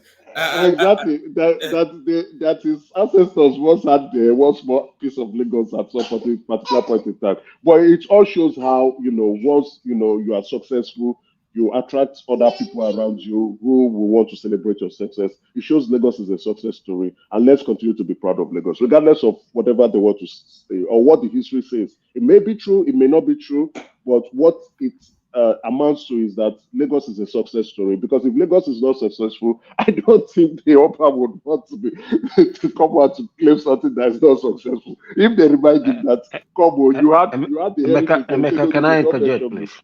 Yeah, okay, go ahead. All Let right. me wrap up. I'm already wrapping No, up, right? yes, I just want Oh, to no, add one thing. hold on. Let him wrap up, and then you have that interjection, but make it brief, and then I go to Brownberry, and then after Okay, Brownberry, yeah. let me just chip in something. You know, Lagos is a very fantastic city, but you saying that Lagos is a success story, I don't know where that one starts. Number one, there is no pipe-borne water there. No water is running. Everybody's still sinking boreholes everywhere. Number two, there's no light. It's still generator economy. That's number three. Most part of Lagos is still a slum. So how do you mean the success story? By what standard are you using? What measure are you using to It is conclude the best success? Because Nigeria I has know to what is offer. a success story. It's the best Yeah. Nigeria has to offer. Well, I understand you, Maurice, right? But let's be very honest. So, Lagos, so stop Lagos the truth. You are exaggerating things, and you know it's like lying to yourself. It's a success story. Well, on no, what ground is it Lagos a is success actually a story? success story for me, and it's my opinion, right? You may kick against it, and you are free to. But looking at what Lagos used to be, you grew up you were born in Lagos, you grew up in Lagos Yeah, I before you didn't grow moved. up there. I left Lagos You were when I was born, 6 years old. yeah, but I was born in Lagos, and I grew up in Lagos, and I knew about how Lagos used to be. I knew of how the crime rates used to be in Lagos, and every Sunday we used to go watch crime fighters, and you'll be wondering whether it's your neighbor that So they how will do you show crime define fighters. success then? So success How do you shows define the success, growth. please? I saw the growth. Where I grew up, we never used to have good roads. When Tinubu came, he did good roads to our place. You understand? But where you grow up is not only Lagos. There's still other parts in Lagos. No, there are still other parts, and it's growing. It's You not know, an end. So Lagos, the Emeka, story of Lagos has not ended, the right? place I was born and the place I lived until today, I'm still landlord. We are still landlord there. Is the first GRA you have in Lagos. That is in Sulere. You know that. So Yeah, and that I is know Sulere very well. Yeah, yes, and that is okay, not the whole Sulere. There is let's take Ogunalo Sulere Drive, for Adebis, instance, right? Adekoke. This is the Yeah, first GRA they had I in Lagos. Then I I know was told. Sulere. I know, yeah, you were told, but I know Surulere very well. The roads in No, I Surulere was were very told it was the horrible. first all right, GRA. I don't know how true that is. we must Okay, move let's on. not extend this. For me, Lagos, let me wrap up and move on. Lagos is a success story. It's not ending yet. It's not the end. Lagos will continue to grow and progress. We would continue to, Lagos will continue to unveil itself, and it's our bride. It's our beautiful bride. We should be proud of what Lagos is. I'm proud of Lagos. I'm proud of Well, what I know of if I may, Lagos. what criteria are you using to judge it as a success story? I'm just curious. Yeah, What's the criteria that you're using? It's embarrassing Oh, to say Lagos is a success story. No, it's not embarrassing. I know Lagos. I saw Lagos. The bad No part- light, Morris, I no want water, no to road. hear his criteria because Sir, it's all sir, subjective, right? It's subjective. I want to hear your it's criteria. my Yeah, opinion. go ahead. It's a success story for me. I know Lagos in the 80s when What criteria? What criteria Can are I you land using? now? You can Okay, I go ahead. land? Sorry. Go ahead. I'm looking at the infrastructural development. I'm looking at the GDP growth. I'm looking at the development so far in comparison to when I was growing up in Lagos. We used to go to Babbage in the 80s and enjoy Babbage. At some point in the 90s, we could no longer go there. We saw the water encroaching into VI, and we saw Tinubu chasing that water out and creating a city out of that water to reclaim the land in VI. We saw roads that were no. I just give you an example of roads where I grew up. The metro system. Yes. Now there's a metro system now. The fit for purpose. Lagos is growing. Let's be very realistic. Lagos is growing. Emeka, would you say? Let me ask you this. Would you say Festus Keyamo putting $3.2 million scanners in the airport is a success story for our aviation industry? Scanners is a success story. Progress. It's progress. No, the point I'm making is that if the fundamentals are not there, you cannot say it's a success story. If you don't have electricity, if water is not there, the fundamentals are not there. If you're traveling from Lekki to Ajah takes you 4 hours. That is not the city you want to be in. If you want to go from Emeka is a Yoruba man. Emeka is a Lagosian. He's a Yoruba man, so it's understandable. Everybody hold. I don't want personalities attacked. No, it's not a personality. He's a Lagosian. No, leave Emeka alone. Address what he's saying, but not his personality. Carry on. Thank you, Emeka, my point is this. Listen, if you have a city, right, where the basic fundamentals that every other I'm not even going to go into first world or second world city has: drinking water, proper sewage, garbage disposal, electricity, and ease of movement within the city are readily available, then yes, you can then talk about monorail and these things that are successful. Which country do you have that? Do you know what the gridlock is like in New York? I've been to New York several times. The gridlock in New York, I know what it is. But guess what? Do you know what traffic is like in London? Yes, I know what traffic is like in London, but it is nowhere compared to what it is in Lagos. Lagos, one man. If you want to go from, listen, and let me tell you why. Let me tell you why. Wait. Let me land. Because a lot of people are coming into Lagos, right? No. Let me land. Let me finish my point. A lot of people are coming into Lagos. I want to wrap up. Why it's not a success story is because it has regressed. Let me wrap up and let me finish the point I'm making now. It has regressed because back in the day, you used to be able to travel from VI to Ikeja in a single day and it won't be an issue. Today, you dare not try it. It is a whole day trip just to go from one end of the city to the other end of the city. And it's not even that far. Lekki to Ajah takes you 4 hours. People leave their houses in Ajah at night to go and sleep in VI at 3 a.m. in the morning so they can go to Are you aware? It's not a success story. Are you aware? How can you call that a success story? Hold on. Are you aware in 1996 there was never something called Lekki? Are you aware in 1995 there was nowhere called Lekki? So because they built Lekki, all of a sudden it's a success story. It is not a success story. It's an expansion of the spade a spade. Woman, let me wrap up. There is no drinking water in terrible sewage. They will let you, then you can wrap up. Nairobi is even 10 times more developed than Lagos. All right. Let's let me just wrap carry up, on. I don't want to lose Brown. I don't want to lose Brownberry. But Emeka, let me just show you this. Just as you were talking, and you are saying Lagos an increasingly populating state. There are 15 mega cities in the world, and Lagos is one of them.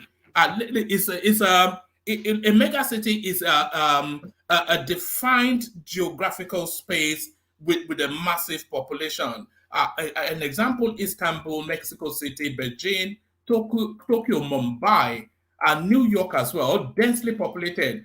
And then you can see Lagos there, Kolkata. You know, it's one of the 15 mega cities in the world, so there will always be pressure on infrastructure. But a couple more words, and then we go to Brownberry. Okay, thank you. So let me just wrap up, right? For me, Lagos is a success story. I know what Lagos used to be in the 90s and now what Lagos is now looking like and what Lagos is hoping to shape up in the future. So I just wish the very best for Lagos. I know there are still challenges like every other city in the world being faced. And I'm happy that Lagos has been considered a mega city. Not every other city in the country is qualified to be called one. So that we have one representing us in the country should be a bundle of joy for us and blessing and hope that it turns out right. So I'm happy with the progress of Lagos. I'm happy with the vision of Lagos. I'm happy with the development Lagos is turning out, those development being implemented, and I wish Lagos the very best. That's why all of us want a piece of Lagos, want to claim Lagos. It's a imagine some people say they want to leave Lagos. If you leave, you will not be able to afford to come back. That's just I understand, but Lagos is a beautiful bride that everybody wants to have, you know, and may we continue to enjoy the success of Lagos and the development that Lagos turns out to be. And one day, and surely and truly, Lagos will turn out to be a city with 24 hours power supply, and we can all be proud of that city as one of its own and one that the world will look at and say Africa has truly arrived. Thank you very much and good night. Excellent. That's the majestic Emeka. Emeka, stay where you are. Still other topics to go through, but let's welcome Brownberry, who has been away from us for a while and rejoins us. Hopefully still there. Brownberry, how far? Brownberry. Yes, you've unmuted. Now you can speak. Yeah, it's been that long. You've forgotten how it works. Brownberry. I can see you're unmuted. Do you need a moment, Brownberry? You know, when I see your name, it reminds me of Brown Girl in the Ring, but I don't know why. I'm forming that. All right. Okay. Let's go on then to Maurice. Brownberry, problem with the system. Did you say something in private chat? Good morning, everyone. All right. Let's go on to Maurice. Good to see you, Maurice. Yeah. Good morning, everyone. Where do I start, please? Do you want to start from? Nnamdi Kanu? So now, Ohaneze Indigbo begs Tinubu to release Nnamdi Kanu as Christmas gift to Christians. So that headline itself somewhat controversial because Nnamdi Kanu is not a Christian figure; it's a satellite regional political narrative figure. But the release of Nnamdi Kanu, that thorny issue, should he be released? Is he still a security risk to the state? And under what circumstances? Should he be released judicially or politically? So all of that. And should there be conditionalities to his release as well? Because they can't release him to carry on as he was. Well, excuse my impudence, but I would like to start with the low-hanging fruit. That means the last topic that we just had now. And then I will go to that one, and I'll be very brief. Look, Emeka said Lagos is a success story. You can't take it away that Lagos has a lot of population. There is a massive difference between city with population, like Cairo. Cairo used to be the most populous city in Africa before Lagos took over. When Cairo was like about 18 million, Lagos was like, I think 15 or something like that. Now, but when it comes to infrastructural development, what are the basic things you need in a city? Like one man, where you are now, if you want to drink water, you can or you want to wash your face, you want to take a shower, you just rush into the bath and you turn on the switch, the light is always on. It's a top-up system. I don't know if you're using a top-up system. So if there is no light there, you know that your credit is, is out, and then you need to top up. You drive on a good road. You can drive a Ferrari, no matter how low the car is. There's a standard the roads are. Now, and generally, we are poor people. Can anyone hear me? We can now. What happened? Yes. Hello. So generally, okay. I just let Maurice go, and then you come after him. I did come to you, but I'll come back to you. Yeah. Generally, we are a poor country. People are poor there. We are a poor country. Infrastructurally, we are not yet there. Lagos is doing great. Lagos and Abuja. Like I always say, the foundation has been laid in Lagos with the seaport there, with everything. So it gives it like a head start. You understand what I'm saying? But let's face it, most part of Lagos, let me just, I'm trying to be modest here, at least 60 to 65% of the whole Lagos state is still a slum. Do you understand? So why would you say that? Why would you say that? And I'm being modest here, Besides, when you talk of Lagos now, where do people talk about great places? They talk about Ikoyi. They talk about race course. They talk about Lekki. They talk about Banana Island. They talk about just a few places. They talk. They talk about Oregon. They talk about Allen Avenue. They talk about Ikeja. They talk about Allen Avenue. Is it not? Under that's Ikeja? Now Ikeja is the capital. Ikeja is the capital. They talk about Antony Village. They talk about Yaba, which is the Which Yaba are you talking of? The same Yaba. I know Yaba now. Which Yaba are you talking of? Yaba. I know Yaba now. So let's leave that. I know that at least, I'm being modest, between 50 to 65% of the whole Lagos is still a slum. There is no running water nowhere. I'm not sure what metric you are using to identify a slum. Ikeja is not a. Both of Balande is still Lagos. Well, there are slum areas, but you said 60 to 65%. Yes, and I'm being modest here. Both of go to even in Festac. A lot of places you go in Festac is still a slum. We've seen images of Festac in the course of recent controversy. It's not a slum. Maurice, can I interject to help you? Just one quick second. Go ahead. Just add one key point. Go ahead. One man, did you know that in Lagos right now, because of the poor disposal of garbage, and you and I know this very well because we all grew up in Lagos, the garbage disposal has become so terrible that the liquid from garbage has seeped into the aquifers. So people now, when you dig a borehole, right, you're not guaranteed to even get half decent clean water anymore. There was a huge piece about companies that manufacture bottles of water, and they went to a guy who had a big borehole and he was sharing with some people in his neighborhood because they didn't have clean water to drink. And the problem is the water got tested. It's filled with all kinds of pathogens and chemicals from garbage that are seeped into the floor. Lagos sewage system alone, forget anything else, the sewage system alone is toxic. Is that a result of infrastructure or abuse by the populace? Is that not what they went to? It's a result of poor management by the governance. You can't say if people were allowed to govern themselves. You need the government to tell you not to throw but the government, if the government does not have system. If the government does not have consequences for garbage disposal, look at any city you go to. One man, there are cities that live. You can't throw paper on the floor. You can't. If you try it, they will fine you. Fear go catch yourself.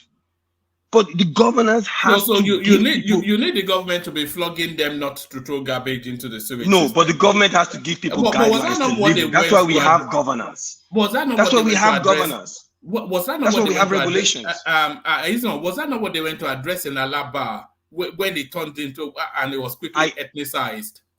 Well, one man, I can't speak to Alaba. I'm talking about the sewage in Lagos. I'm not talking about Alaba. People that know Alaba can come and talk about that. What I'm talking about is that the sewage system is abysmal.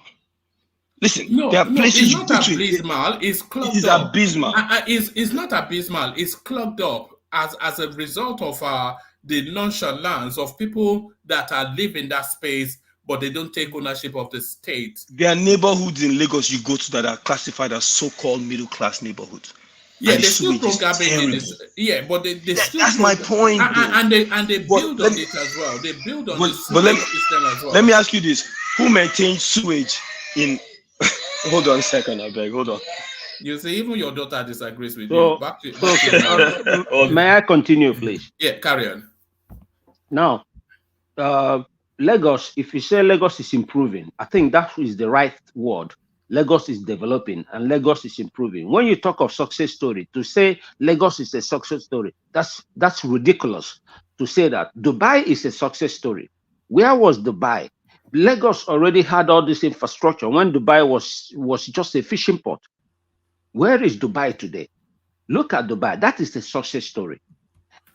And do you know, when I was born in Lagos, we had pipe-borne water. There was nothing like borehole. You just turn the tap and the water is running. And the electricity was almost constant in that Lagos. But now, if you don't have generator, you are done. There's no light. What's Dubai's GDP? What? What's Dubai's GDP? What has that got to do? It's poor management. Listen, in Dubai, in Emirates, they utilize. What is Dubai's GDP? I don't know their GDP, but all I know is that Lagos's GDP. What is wait Lagos's a GDP? Wait a minute. It's not only Lagos, the whole country as a whole. Now, but Lagos was capital for so many years. It was Nigerian capital for so many years. Now, to go to Dubai is very, very far. Let's just Dubai come is to the capital of the United Arab Emirates, unless I'm wrong. United Arab Emirates. Yes. That is Abu Dhabi now. That is Abu Dhabi. Now, Dubai is still part of United Arab Emirates. Eh? It's still part of United Arab Emirates. He said the capital of UAE is Abu Dhabi. Abu Dhabi, I know, is the capital. The capital is Abu Dhabi, but Dubai is still part of United Arab Emirates. Yes, it's part of, but that Dubai is one of the Emirates. It's one of the Emirates. But Abu Dhabi is the capital of United Arab Emirates. Dubai's GDP is $440 billion. Yeah, but if we had managed our economy, okay, look at Singapore is a success story. Indonesia is a success story. Singapore, as of 1970, we are ranked at the same with Singapore. Even we are higher than Singapore. Both Indonesia, all those. Look at Singapore. Singapore today, I think, is the second or the third richest country in the world and most advanced country, and also the cleanest. I'm not even saying this is the most advanced. All right, I wasn't really going there, but I'm saying that you cannot draw parallels between Dubai. Why not? We were ahead of these people before. We were ahead of these people before, and you're calling this is. And Emeka is saying success story. Is this ridiculous that he's saying that? They have 100 times the income of Lagos, so why would they not be? No, you don't get my point. We were ahead before. We were ahead of these people economically in infrastructural development. We were ahead of all these people. Then what happened? Because of corruption, we don't listen. We don't believe in the country. That's why people are looting the whole thing. If all the resources we are getting, Lagos is a success story. I left Lagos when Oshodi. It's extremely ridiculous for somebody educated like Emeka who say Lagos is a success story. I visited Lagos right from the airport. As I left the international airport, I could not recognize that airport. Have you seen our international airport? Success story. Look at this new one they built. I could not recognize the airport route anymore down to Oshodi. I saw it. I was like, wow. I was like, this was a few years ago. I left. Emeka, do you know Cairo? Have you been to Cairo? Wait, Emeka, have you been to Cairo before? Can you hold on? Let Prince Daddy just have a micro interjection and then go ahead. Wrap up that space after that. Yeah. Thanks, Mohammed. Mr. Morris. So, when you were born in Lagos, what was the population of Lagos then? When you were born? I don't know what was the population. How would I know? Do you think, from your own I perspective, that didn't grow up there. I was born there. We left there. I think I was when 6 or you 7 were when born, my father I mean, I moved think, to. We moved to Port Harcourt. if I'm not mistaken, I mean, you said before that maybe 4th generation of your family were born in Yes, Lagos. yes. But when I Okay, was born, and when I was 6, then my father used to work for Intramotors Lagos. He's a machinist. My father is a machinist. There's a company called it's a British company. It's okay. one of the top officials that he was sent to Port Harcourt. When I was No, born, I no, was no like 6 or question 7. about He that. was So transferred to Port Harcourt. That's how we left. my question to you, Morris, is that do you think there's an impact of population growth in Lagos and its infrastructure and the ability to maintain the Yeah, infrastructure and services? just to add some data to that, in 1970, the population of Lagos was estimated at 1.4 million approximately. That's 1970. At today, is in excess of 15 million. What's the population of Lagos today? Is in excess of 15 million. 15 million. What's the population of London? Hold on. Lagos population. 15, no, London. Hold Just on. London. 15,946,000. So that's the population from 1.5 million approximately in 1970. I know, but what is the population of London? What has the population of London got to do? What's the population of Cairo, Egypt? So what I'm trying to tell you, listen, I've been to Cairo. I've been on holiday. Sorry, do you know how old that the population of Cairo is approximately 9 million. No. It's more than that now. Woman, can I interject? It's on your screen. Let me take small interjection. 1 second. You are trying to compare London and Lagos. Do you know how old that city? No, I'm not comparing London. I'm comparing with Cairo. I'm comparing with Cairo. I'm comparing with Nairobi. Nairobi. Do you know how old Cairo is as a city? Okay, let's leave Cairo. What about Kenya, Nairobi? Look at this man. Let me just mention something so that you understand. You see, let's look at it at individual level. Success is not what you are compared to what the other person is. For example, in a class, if the class is very good and you come third, you look like, oh, you just came third. Whereas in a class that is very poor, you would have come first. So you can't measure success relative to another person. Success is not what you are compared to what the other person is, but what you are compared to where you were before or what you are supposed to be. So we are saying, where was Lagos before? Okay. Where is Lagos now? Okay, now I followed you. What you are trying to say is that when it comes to a class of third class development, we are number 1. Is that what you're trying to say? No, I'm saying this, that you don't measure our success relative to another person. For example, you say, what of Cairo? If I now say, okay, what of Accra? You understand what I'm saying? Good. So you don't measure it relative to another person. You measure it based on what was I doing before, or what am I supposed to be doing? What city now are you comparing Lagos to? Top major city in Africa. Major cities in Africa. Which one will you compare to Lagos? I'm comparing Lagos with itself. I'm comparing Lagos with itself. I'm saying, where is Lagos supposed to be? Where was Lagos before? Sometimes, my brother, let's be honest here. Success simply means a gradual accomplishment of a set goal. When you achieve your set goal, that's when you will say that you are successful. Yeah. It's a gradual accomplishment of a set goal. So now, the set goal is to have a city. Lagos is a major city in Nigeria. It's one of the major cities in Africa. Wait, Lagos is one of the major cities in Africa. So then it has to has something basic things like running water, electricity. I'm not even saying 24 hours electricity. Even if it's just 16, 17, 18 hours a day, that is fine. You understand? You have to have that. Then cleanliness, waste management, all these things. We're supposed to have all these things in place. Those are basic things: water, electricity. And Lagos is always in darkness. Have you ever tried to land in Lagos, even some in the evening? Have you ever landed in Lagos in a flight coming into Lagos in the evening sometimes? You can see everywhere is dark. You don't even know. You only see lights a few places, and those lights you're seeing, you can see is generator operating them. No street, nothing is working. Do you understand me? Do you know how many times you stand inside the airport? The NEPA will take light inside the airport. Can you hear me? Okay, go ahead. Wrap up that space and then we move on. So what I'm trying to say, in a nutshell, is that to me it sounds very, very ridiculous if somebody say Lagos is a success story, because I didn't see all the basic criteria you need to design to qualify a city as a success story. You know, Singapore is a success story. Nairobi is a success story. Angola, Luanda is a success story. Do you understand? These are success stories. So let's forget about Lagos is a success story. Now, I'll go to Nnamdi Kanu something. The only thing I'm saying is that the court has decided twice for him to be released. But because of the impunity in this in our land, in that country, that they do not respect the law.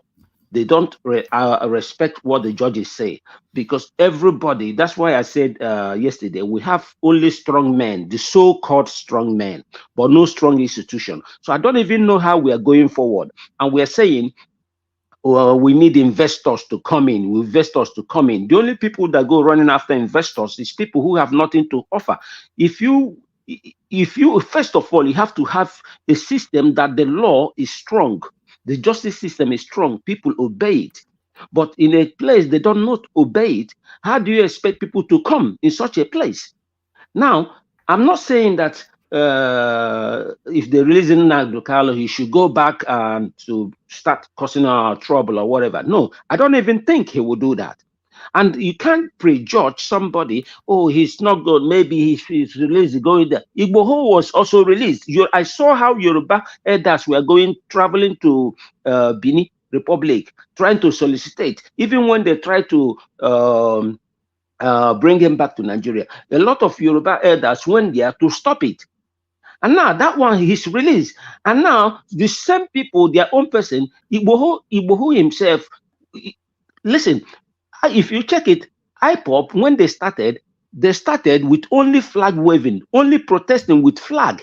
It was the same Nigerian government that started shooting people who are just having a peaceful protest. They didn't cause any trouble. I'm not saying it because you will say, this is my people. That's why. No. For so many years, they had only flags and they were warning, stop shooting at us. They're only having a peaceful protest.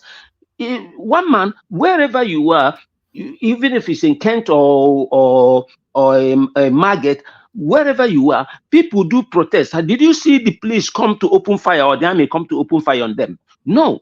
So Nigeria, because of the impunity, they believe that everything, they don't know how to solve a problem with a smile, because something you fight for to get, I may smile and I get a better service. Do you understand me? I get better things that you have. So we are shooting these people, and these people had no choice but to start defending themselves. People having a peaceful protest, for so many years, they will just come out and start shooting them. Nobody's seeing that. So now they started to defend themselves. Now that is why they are trying to say that they're bad. If he's locked up, okay, good. But the court already said, the court of the land said twice, leave this man, let him go. And now they're going to, there's an injunction setting aside that release him. So they're not holding him outside of the law, they are holding him within the law. What law?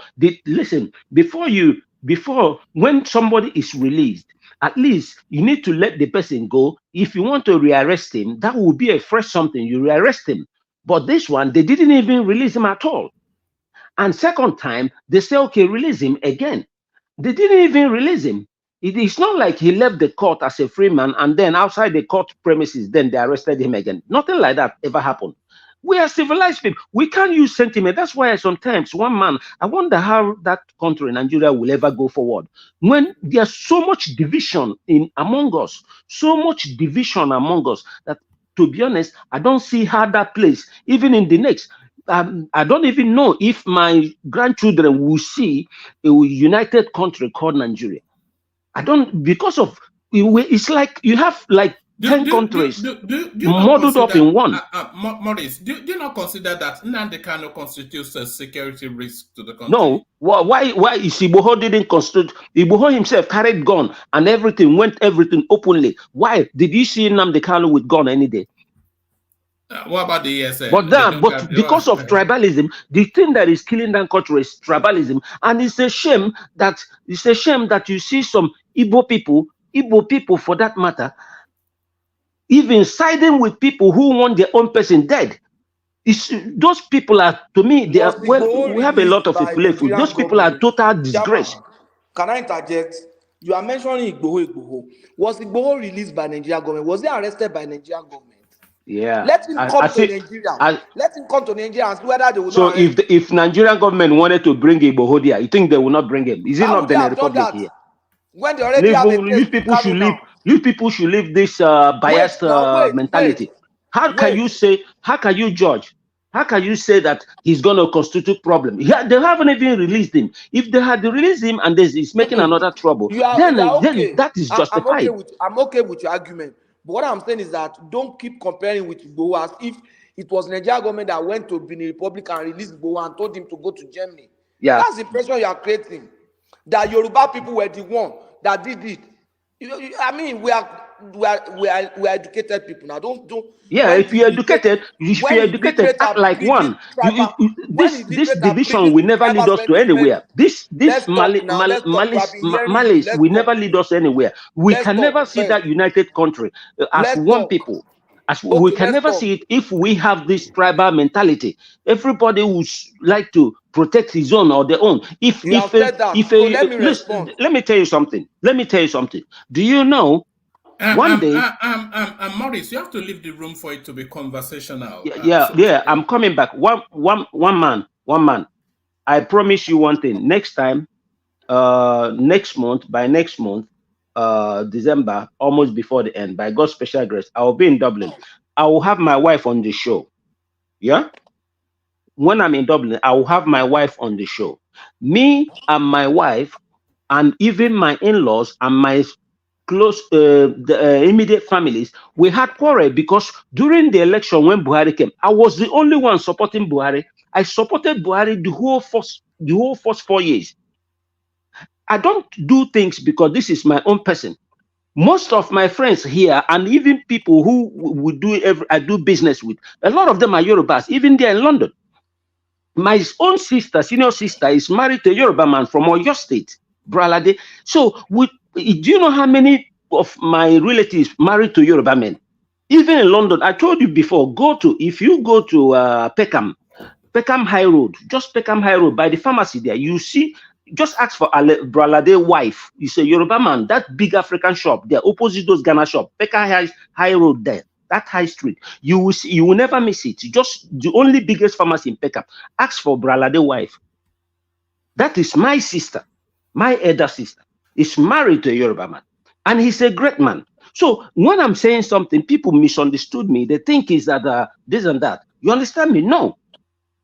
Because this tribalism, my uncle, who is his manager for the last 18 to 20 years in Netherlands here, close to in Haarlem, close to Amsterdam there, that company is a Yoruba man for the almost 18 years.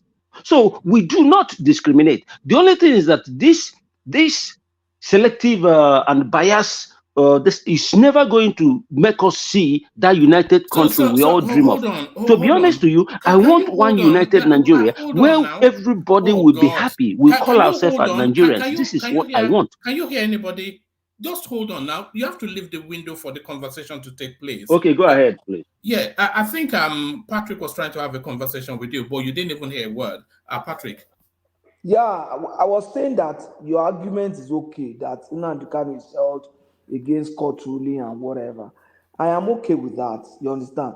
But I'm not okay with you now saying Igboho. I'm not a fan of Igboho, if people know me very well on this platform. But I'm saying is that I don't bring sentiment into it.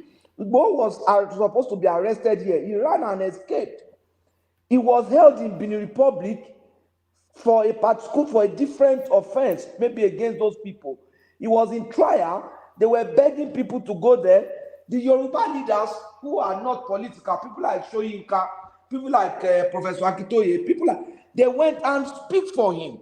They went, at the end of the day, the justice process ran, and he was released, and he couldn't come here. If he had come here, he would have been in jail. That's what I'm telling you. Nothing could have. He flew to Germany and said, thank you. He's dead now. He can't come here. That's what we are saying. Okay, now, if he's back, he would have been in jail. That's what you said, right? They were well, now, do you ever think that the Yoruba people will support the idea that they should put him in jail? No matter what he did. Do you sincerely think that? The same way Aheneze did not support Nnamdi Kanu being in jail. So what Nnamdi Kanu did and what Igboho did, who did worse? Nnamdi Kanu did worse now. Yeah, he did worse, right? So he did worse because he was having a peaceful protest. They were having peaceful protest only with flag, and they were shooting at them. That is worse. Is that correct? Let's talk. You see, he did worse, and he did worse over a longer period of time. First and foremost, what did he do? Wait, let's start. Yeah, tell me what he did. First and foremost, he jumped bail. So wait now, let me finish. Let's talk now. If you want to have the floor, I'll leave it for you. He jumped bail. Yeah. Ran out of the country. After he jumped bail, he went online, except you want to close your eyes to it, went online inciting people against the state, against the police, against, you understand? I've seen, not me, not told, I've seen Nnamdi Kanu video where he said, go to Benin and see the policemen take their guns and attack them. Yeah. He was saying all those kind of things. And we saw what did he say during NSAS? What did he say during NSAS? He said to go to Festa during NSAS, take the weapon, burn down Lagos, burn this. He was saying all that. Yes. That was okay. Let me ask you. Let me reply you to that. First of all, you said he jumped bail. Is that correct? Yes, he jumped bail. So now, when he was sitting in Omaha at his home, he didn't do anything wrong. He was. I'm coming, and then the military came and opened fire, tried to kill a lot of people, and even killed a lot of people and tried to kill him in his home when he did nothing. So he's supposed to stay and take the bullet and get killed. Is that what you're suggesting? Okay, he's supposed to Hold on, Patrick. So sorry, Patrick. You can't say he didn't do anything wrong. He flouted his bill. They released him now. So they released him, and then they set bail conditions. He flouted that bail condition, and then they went into effect and arrest. Good. Now, if somebody flouts the bail, if you break the condition of your bail condition, what do they do? Is it not to arrest you? Do they come to open fire on you and killing everybody in the compound? I'm asking you, one man, you live in a civilized world. You are an educated man. This is the point I'm trying to make. With this kind of mentality, trust me, not if I just pray, we'll be grateful. Even our grandchildren will see a united country called Nigeria. My children will see it. Maybe your own. Amen. I want my children to see too. But with this kind of tribalism, we are too tribalistic for the country to go forward. We are saying something that is straight. This your Nnamdi Kanu you are canvassing for now. Said they should go to Benin. Take policemen. Let's even talk. What are you talking about? Yeah, you were there. Were you there when he said it? I saw the video. Not were there. I saw the video. He said, go to Benin, take policemen, take their gun.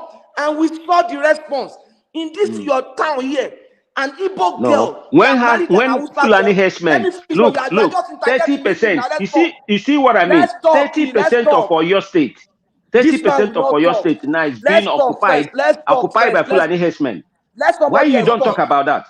Let's talk. Somebody else talk.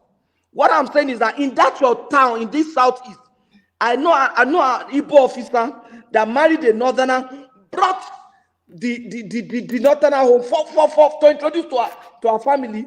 This your IPOB guys, I kidnapped them and killed both of them. That is evil. That is evil. You Whoever have that blood did that, flowing in your vein, and you are talking of whoever that tribal did that, sentiment. those people, I saw that video. I know when that happened. And I was even so That is mad. one I was incident. praying they could catch Look the at people who Gulag. do that and lynch Look them, at not even Gulag. send them to jail, kill them. No, That is wait what I now. wanted them to Look be at lynched. Gulag. Look at Gulag. Gulag was killed there. That could trigger a tribal war. Look at so many things. Look at UN officials attacked. By this, Okay, what are my you talking brother, about? my brother, Do you my have brother. blood I and you want are to telling wrap me this thing up. civilized I and want to wrap tribalized? this thing up so that I yield the floor to someone I else. don't think I'm ready to talk. All right. I want to wrap this thing up so I can yield the floor to somebody. Yes, Listen, in a couple of the minutes. what caused actually IPOB, what caused actually ESN, that Eastern Security Network, was the time the Fulani herdsmen were all over. They conquered everywhere in Nigeria except Southeast. They came in through Enugu. They were murdering people. They murdered people, so many people in Enugu State, where the governor of Enugu State went and said they should watch and pray. And they have cried the whole, and they were coming in Southeast. They were coming into people's farm, killing them. One man is a witness. In Oyo was not spared. Ekiti was not spared. Ondo was not spared. Akeredolu became a bad person because he stood against them. That was when Buhari was there. They were rampaging everywhere, killing people in Southeast, in the farm. And then the Igbo youths, we are telling the governors, the Southeast governors, to go and talk with Buhari. You should stop this thing. But because the Southeast governors are like lapdogs, they were doing nothing. Even in Yoruba land, they formed a security Omotekun. They formed Omotekun to checkmate the menaces of Fulani herdsmen. They told the Igbo people, the Igbo governors, and the so-called Ohaneze, God knows what they are for, and begged them so many times, listen, these people come here killing us, and you people are doing nothing, because they wanted to create Ruga and create Ruga in the whole Southeast. But the people don't want that, and they were killing people, and Buhari were protecting them. If they kill people, anyone they arrest, they will release them. But this Ohaneze, they begged them to form a security outfit, just like the Yoruba counterpart, are protecting themselves. These people didn't do that. They did. The young people will not. They did. No. Let me tell you how Ebubago came. Ebubago came. They didn't even have one unity. Do you know when? Maurice, you have to round it up so that. I have to round it up. Yeah, I have to round it up, but I have to round it up so that people will understand the point. Then, because I'm not going to. I'm supposed to speak on other topic, but I'm going to use the floor. But I want to use that time to clear this one. Ebubago was formed just to counter ESN. When they didn't do that, then it was clear that the Igbo leaders and the governors there, the Igbo leaders, have sold the Igbo people to the Fulanese and to the Northerners just for a pot of porridge. What did they do? That was why ECN was formed. They formed the Ebubago after ECN was already established, Eastern Security Network, to checkmate the menace of Fulani herdsmen. And if you know, the ECN, they were only in the bush. They were not coming out. Ebubago, these governors formed Ebubago just to counter the ECN, to attack the ECN, not even to checkmate the Fulani, because even that time, the Fulanis, they were already in the city going with cow. They asked them to implement, to ban open grazing. A lot of states banned open grazing, even some northern states. The Southeast states refused to ban because Buhari told them not to do it. And they are slaves to these people. That is our problem. So people in the Southwest should know the problem that is going on there. When Fulanis were killing everybody, nobody came for our help.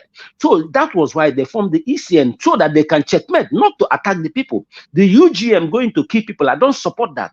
I don't support anybody killing anybody. The people who killed the soldier and his Igbo wife, those people should be held and hanged, not even sent to jail. You understand? So Ebubago was formed long after ECN was formed, just to attack, counter ECN, not even to counter the Fulani herdsmen. Today, did the Ebubago qualify? What did they use the Ebubago? The one from Ebonyi State. They use it to attack their political enemies. That's what they are using the Ebubago for. Not even to checkmate Fulani herdsmen, because they were carrying cows. It's now that you don't see cows. There were cows everywhere in people's farm. They brazenly go into your farm while you are still watching, even break your gate, enter, and eat every crop you have there on that land. all right, thank you, Maurice. So thank you, Thank Maurice. you. So that's Maurice. All barrels smoking. So all barrels smoking. Hopefully no smoking barrel. Let's try again. Brownberry. Brownberry, you're up next. Brownberry, as a money beauty is beating you to a pulp. You don't run. Yeah. Can you hear me now? The Bula Balu and the Bulaba. We can hear you now. How you Okay. did? Long time. No, Miss Moore, I'm fine. How's everybody doing? We're good. We're good. Did you travel? No, I've been Work, Abby. around. I walk. Yeah, Yeah. Last time I joined you guys, I don't know what happened. I don't know if it was network or, you know. Yeah, let me join you guys again today, just also to to contribute a little bifore I go to bed. All right. Come into the conversation wherever you would like. Do you want to give the Nnamdi Kanu space a rest, or do you want to launch at it from the deep end? I think the Nnamdi Kanu case, like the judges, this was Supreme Court or appeal court that acquitted him. I think they should let him go, because just for political reasons, not because if you want to look it, the other way, like some people are saying, I used to support him, but but you also look at what he did, what he said. There are those words that he said caused a lot of it caused a lot of trouble in that region. I think it's going to be released before Christmas anyway. I don't see him spending the whole I see him being released before next year. That I can say, because there's no other reason. Peter Obi has been defeated. They need the Southeast back on board. Why not just give them Nnamdi Kanu? If that's what they are saying, will bring stability to the Southeast, I think they should release him, and let's see if that will bring stability, and hopefully stop his radio broadcast and those propaganda. All right, you're from Edo, if I remember correctly. Yes, correct. So what's this rebel rousing that your Oba has gone to Lagos to do? We were even told that the Oba never leaves the palace, and maybe he should not have left the palace. Coming to Lagos to put his staff down and claiming the land. What's going on? He never leaves the palace. I don't know why he left though, but I guess he came there because of the what's it called, the museum. Yeah, because of the museum. I guess that was why he came, just to because they are having a similar. They're about to put a similar project out in Benin City. I don't know if that was why he came, but I guess that's one of the reasons he came. So he made that statement. I think he made the statement before they even took him to the museum. So I don't know why he made that statement, but there are facts in that statement. There are facts. And the history is there. I don't know. He shouldn't even say anything. If people want to confuse history, they can confuse history. History can be, but people that knows history knows what what is there. So even the guy that was talking on the guy that you just showed his video earlier on. Yeah, Balogun. Yes. When he was talking, I didn't. But when he mentioned his father's name, he's even a Benin descendant. Oshodi. What does Oshodi mean in Yoruba? I don't know. Do you know Oshodi is a Benin? Is a Benin? Everything is a Benin. According no, to I'm not joking. No, it's not that. I'm just saying. Oshodi is a Benin chief. He's an hereditary Benin chief. We have family of Oshodi in Benin City. They are a big family. And this man, what's his name?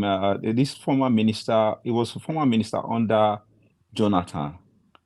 He was in PDP. Now he's in APC now. He's not Femi. The other guy is from a royal family as well. If anybody can remember his name, he was a minister. What about the Oba's comment that Tinubu's presidency was ordained by God? How long before the obedience starts to insult his ancestors? And how come they are not insulting his ancestors? I don't know why he said. I don't know why he said that. I don't know any politicians in Nigeria that was ordained by God. So that's just his own. That's his own But does it not opinion. surprise you that the obedience are not insulting him? That's No, usually the window for insult, isn't it? I don't think they will insult him. I mean, why? I don't know. They shouldn't insult him. Everybody have their opinion. Is a revered Oba. So I don't think they should insult him. They shouldn't insult him. If they insult him, it's up to them, And they throw them stone. I don't know. All right. Let me take you to this space, Brown Berry. Not enough good news comes out of Nigeria, but this certainly good news. Tunji Ojo, automation of passport application, 99% done. International airports to get e-gates by February the 24th. So at last, Nigeria joins the 21st century. That guy, I believe if they put him in any of the ministry, he would have been doing the same thing that he's doing now. He's one of those people that's already prepared their mind, that whatever they get, they're going to make the best out of it.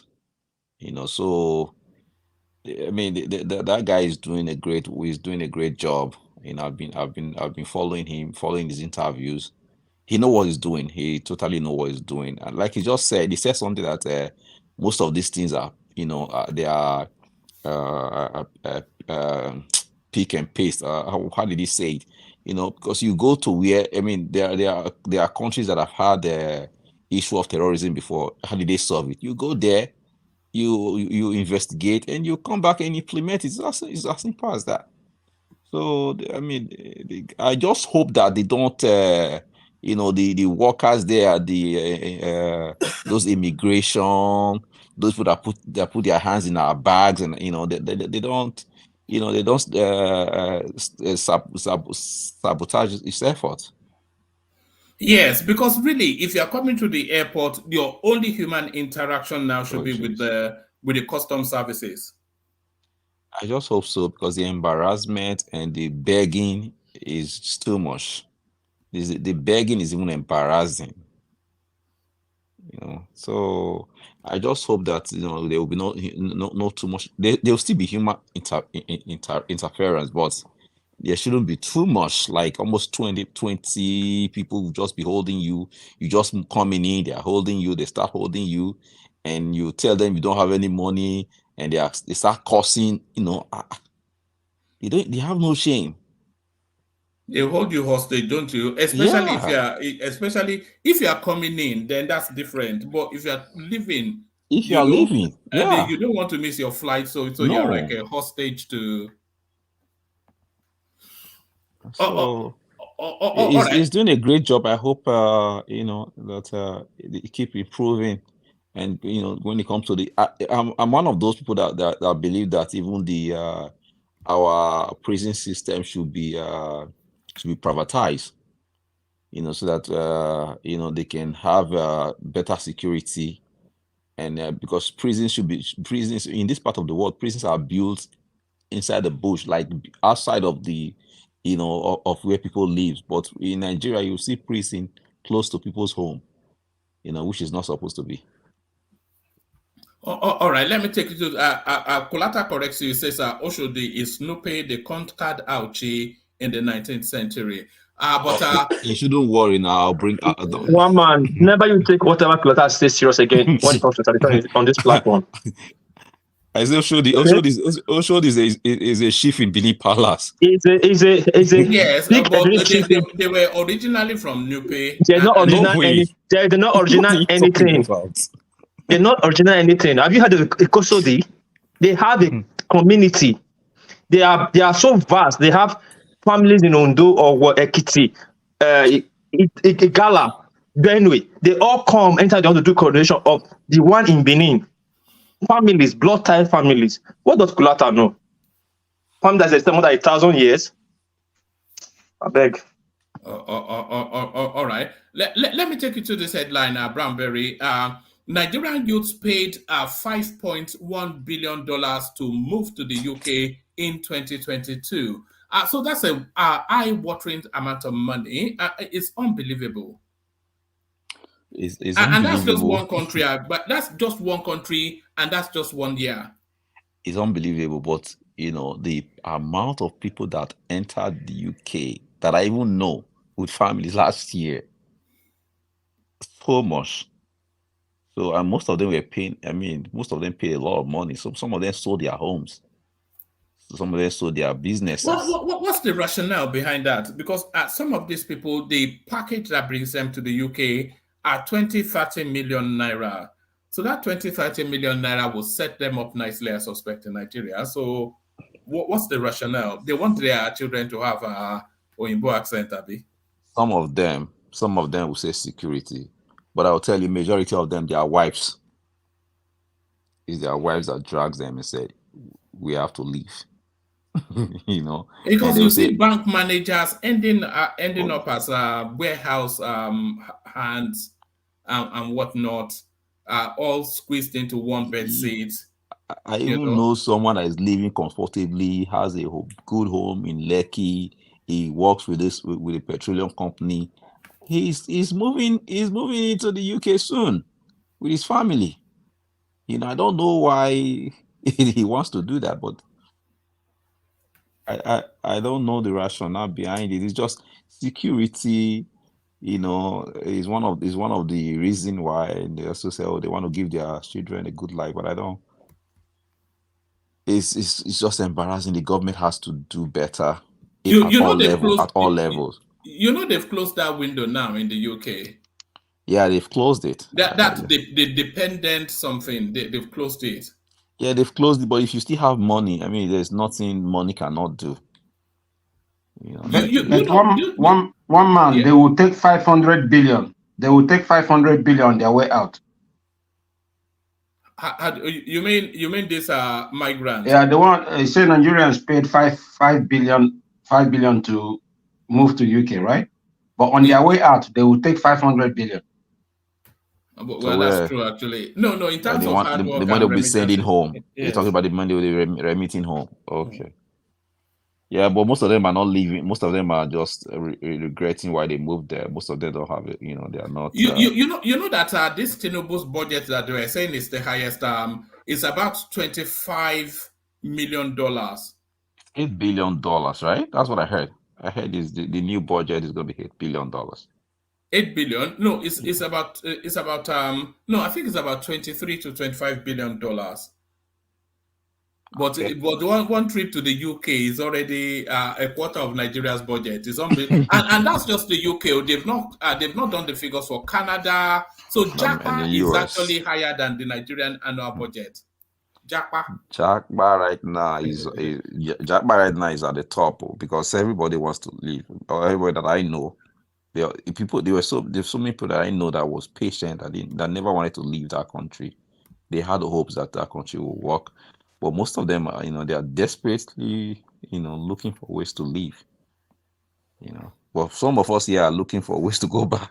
That's the thing. That's the irony of it all. If there's just two things. In fact, one thing. If I knew security was guaranteed to I can stop this stream right now and drive to Scotland and back. Yes. The only thing I have to think about is the petrol. No concern about the road, nothing. I won't even think of any risk to myself because what would be the risk? Just so I don't fall asleep at the wheels. If the road is good, that's it. The road is good. That's it. You have a fuel in your vehicle. You can go anywhere. If there was security in Nigeria, a lot of us would. Shebi is just to bribe the policeman. If we go and battle that system, we don't want that at all. We don't want that anymore. We don't want the bribe. The potholes. We don't want that anymore. We want everything to be, to be transformed. I've always had the thought that if you've lived 5 years consistently outside of Nigeria, let's say in a Western world, you will struggle to settle back into Nigeria. Yeah, You of course you struggle. you sneeze a little bit. You phone your GP. It will rush you down. Give you a slip. You go to the pharmacy. You pay £7. You know. Yeah, you You struggle, sneeze but in Nigeria, you die. but sometimes, mostly, where we are right now, as the winter comes, that's when you always, no matter how long you spend here, whenever the winter comes, you always regret, what am I doing here? Double layer, What's happening here? thermal underwear No. and whatnot. I had to go and buy a set of thermal underwear. Just this country is not for black people. We are It's not not for built for it. anybody. It's not for. It's not for anybody. It's not Even for- the white people. Even the white people. They also complain. They also complain. There's an argument that their technological advancement is as a result of having to conquer this sort of harsh climates. Oh yeah, that you mean the Caucasians conquer this harsh climate? Yes, that's how they that's what ignited their technological advancement. I'm just I don't. Where did you get that from? No, it's been theorized. People migrated out of Africa and they go into harsher and harsher climates. So you've not seen snow. Snows back in those days will be taller than you. So you either find a way to conquer that, to tame that environment, or you die. And that's what propelled them to advance technologically. It might be true, because if you look at all their technology, even with the road, everything that like, though it is cold when you get into your vehicle, you heat it up. Yeah, it is cold when you get into your home, you heat it up.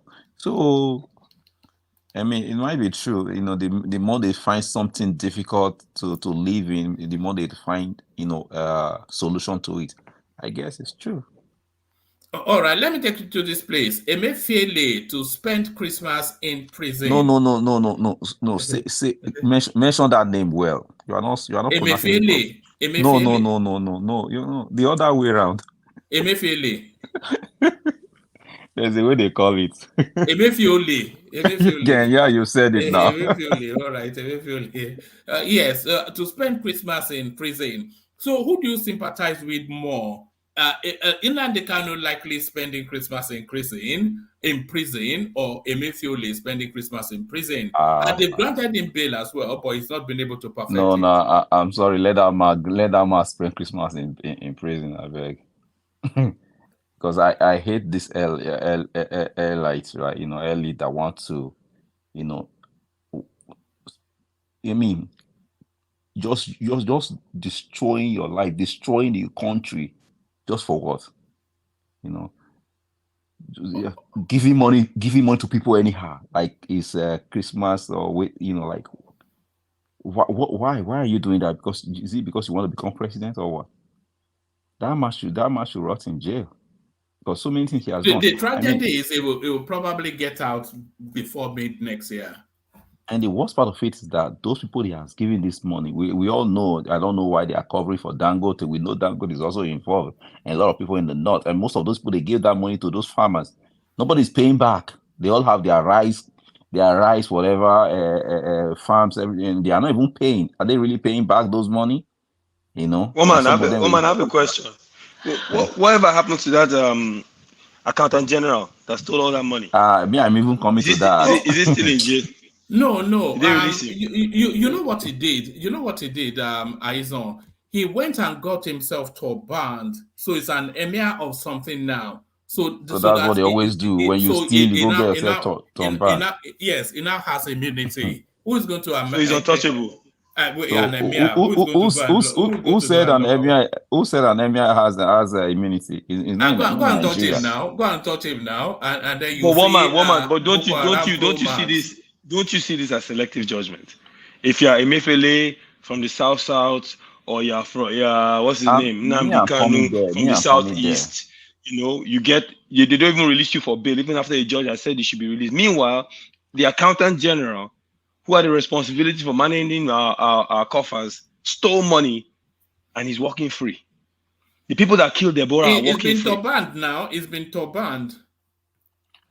I tire, my brother. I This, tire. you know, like, Are you going to go and arrest a man that's been turbaned and Emir? How do Oh, you even get into the palace? as much, I won't arrest him. I'll call Asari. Asari will take care of him for me. as much, as much as I want to, as much as I want us to focus on our governors, I want Tinubu to focus on his 4 years. He shouldn't be focusing on on the next election, because the problem he's having right now is that trying to turn a blind eye to what Buhari has done because of next election. That will not be a good thing. You know, he should go there and implement what he needs to implement. Yoruba people have been shouting for democracy. They've been shouting for restructuring for years. Let him go there. He shouldn't do what. He can't do restructuring in this cycle now. Why not? That would be political suicide. Okay, so you think if he doesn't do it now, that will save him from getting another 4 years? That was the mistake Jonathan made. You don't want to make that mistake. Go there and do those implementations now that will favor your people instead of being greedy for yourself. And these people that, look at this guy, the former aviation minister that came with fake airline. Where are these people? I mean, now you are not the president. The Supreme Court have cleared you. Then you have to go in hard on these people. Because there's no reason for you to just leave these people. They've done so much damage. Buhari government, they did so many. They know. Tinubu knows, and all these people, they know what they have done. Even people in the north, they know what Buhari did, and so he's just going to leave them like that. We shouldn't hide away from this. Tinubu should go ahead and hit them hard. Let them bring this money. Even if they didn't go to jail, but let them bring the money. The money is too much now. Some of them may be settling privately. I think there's that. We don't want to hear privately. Let's see them. Let the EFC go after them. Let us hear that they are bringing the money. We don't want them paraded in the market square. Not paraded. We can't be hearing this. I think you are just saying that you think they are giving them privately. No, let the EFC go after them, and later we'll hear that they forfeited those money. That's what we want to hear.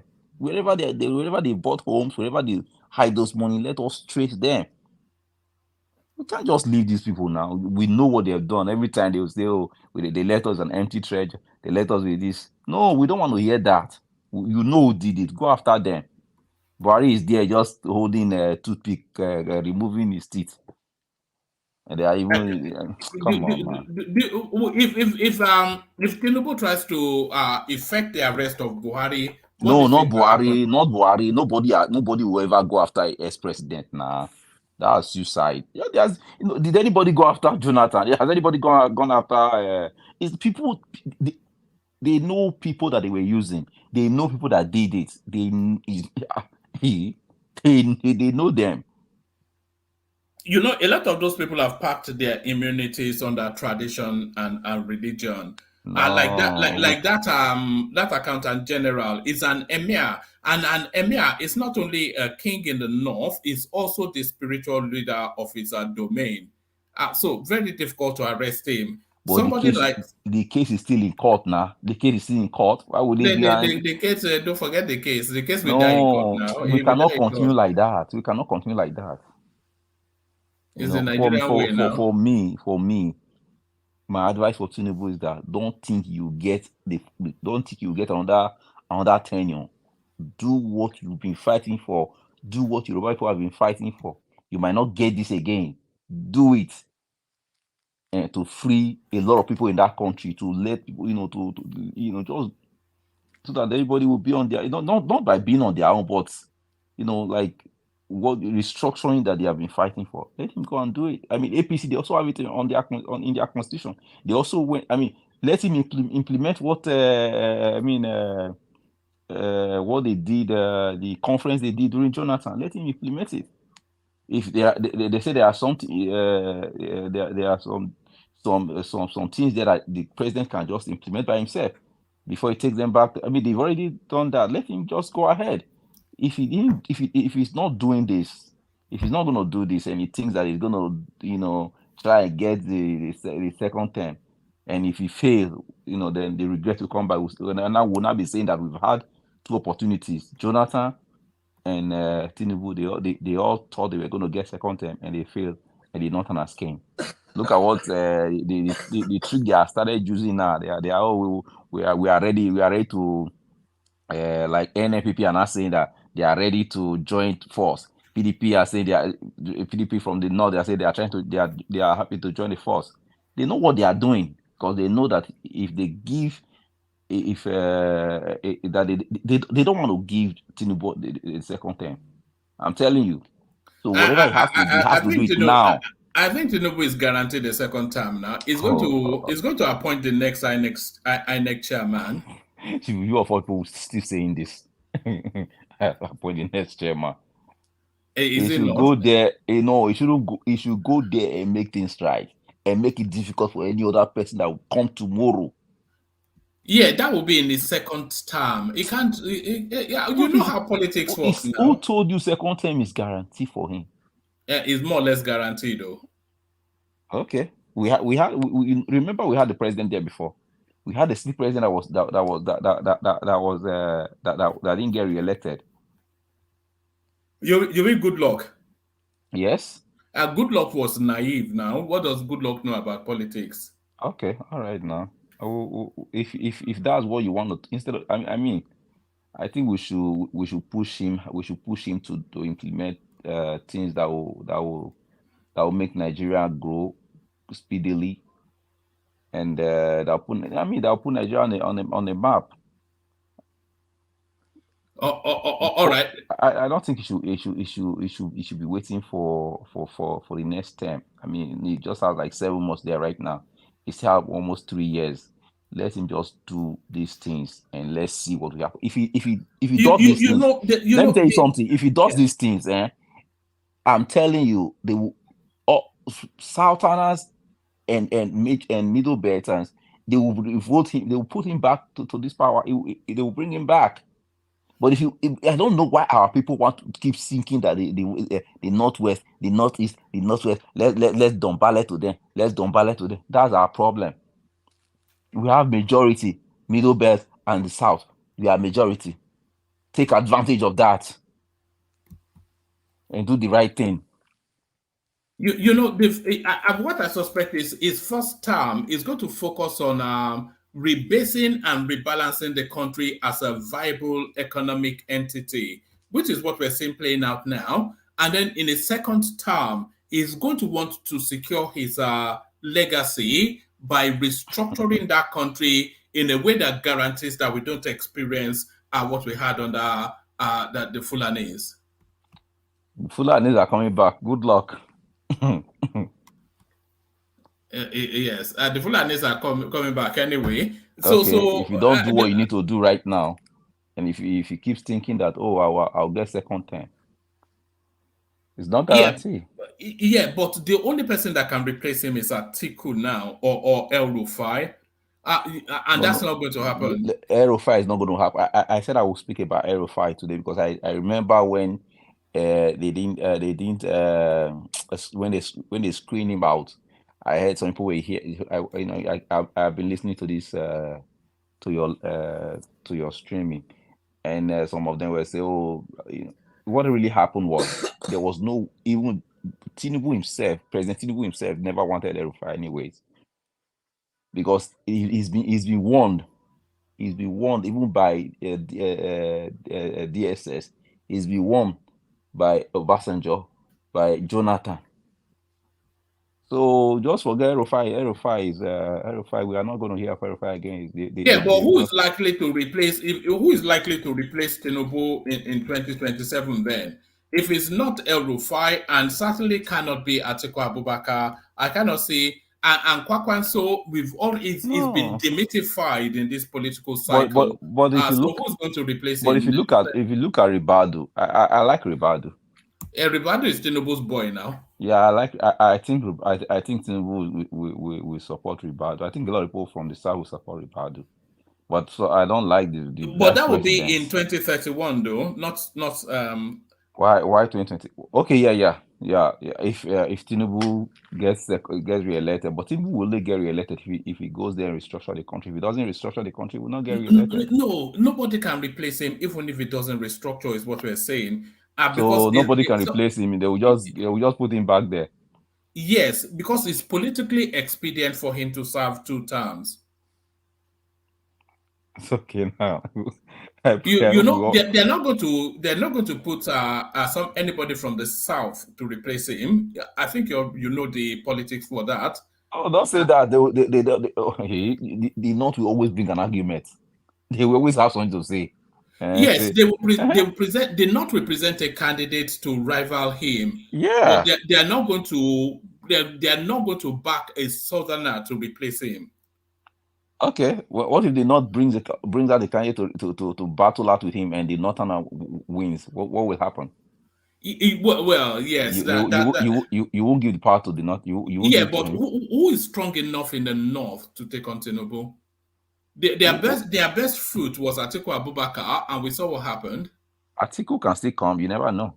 He will get. I don't think they'll bring him again. I don't think PDP will give him, but I don't know who's gonna come. What politics.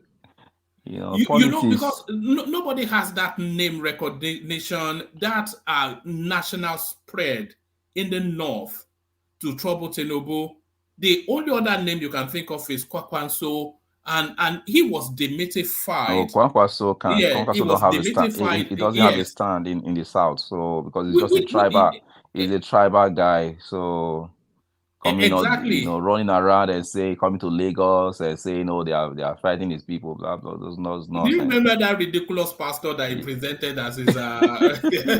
That's my brother you're talking about right there. Yeah, but it's a bit funny. We used to play clips of him here and laugh all day. Where is he? Where is he now? You have to ask. He has gone back to Holy Ghost fire. The Lagosians. You have to ask them, and So yeah, I don't know, but one thing about politics, anybody can just spring up right now. You never know. So anybody can spring up. That's why people feel that Tinubu, it would take some doing for him to be replaced. Because the South is out of the equation in 2027. I think anybody with an IQ above 2 digits knows that. It's not even an argument. So they're not going to vote Peter Obi to replace Tinubu so that he can serve 8 years. Certainly not. I don't even think Peter Obi will come back and contest against. I don't think he will come and contest against Tinubu in the next 7 years. I don't think he will do that. And there's no other name in the South that is big enough to take it on. And there is no name in the North that is big enough to take it on. Don't say that. Don't say there's no name in the North. We don't know anybody can spring up. So you don't take anything for granted. Within 3 years. We'll spring up within 3 years. Okay, we'll see. We'll see. But what I'm saying is that just go and do what your people have been fighting for. People, they've died for this. He knows that. Tinubu himself knows that. So don't wait and think, we'll just wait. We'll wait 27 so that these Northerners will support us, and after then we'll now restructure. Okay, good luck to him. All right, brilliant. Bramberry, let me take you to one more space, and then I go on from you to Prince Daddy. Let me take you to this space. I almost lost faith in women over ex-petroleum ministers' unbeaten corruption record. So this is Dan Juma. It was at some event, some project that he did in the southeast, speaking ill of Dezani. So, what are you then making of Danjuma accusing somebody of corruption? I don't know, because I think the husband never had any. I think the husband was a minister at the time. The husband of Dezani? Yeah. No, Danjuma, I mean. Danjuma, I'm talking about Danjuma. Danjuma. You're talking about the lady, the wife, right? No, Theophilus Danjuma. The man himself. Okay, I thought the man himself. Yeah.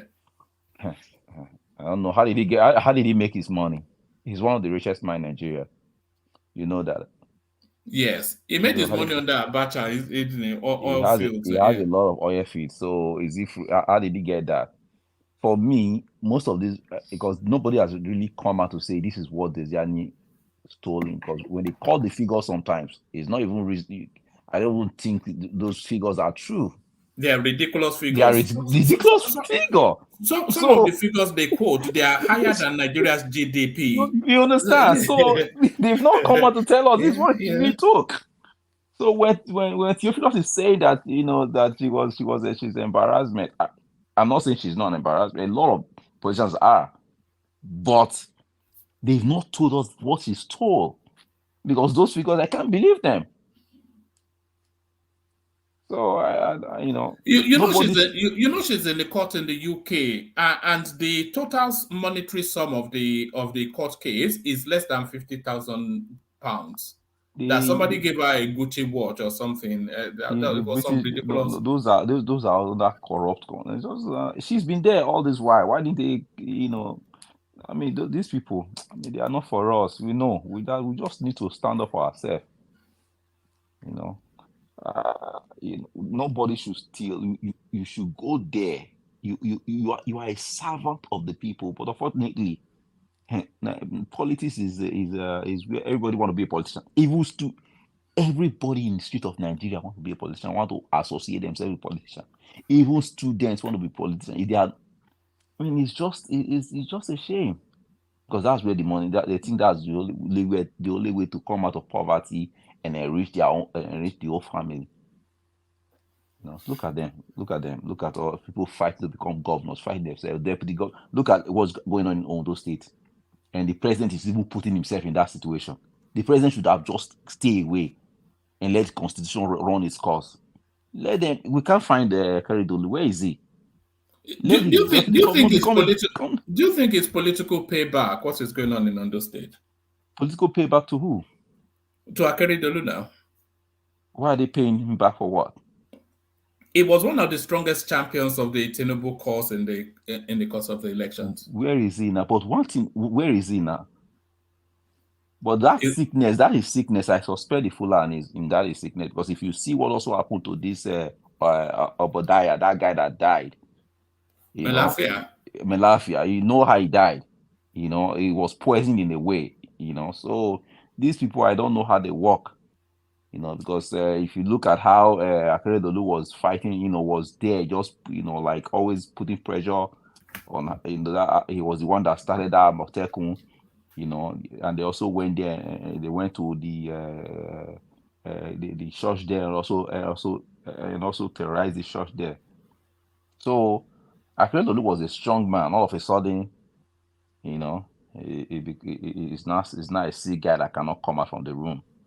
But do you think he has enough political capital for him to?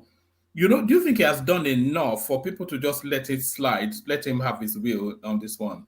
No, I don't think they should let him. It's not. Akeredolu shouldn't even allow himself to be, to be in this kind of mess.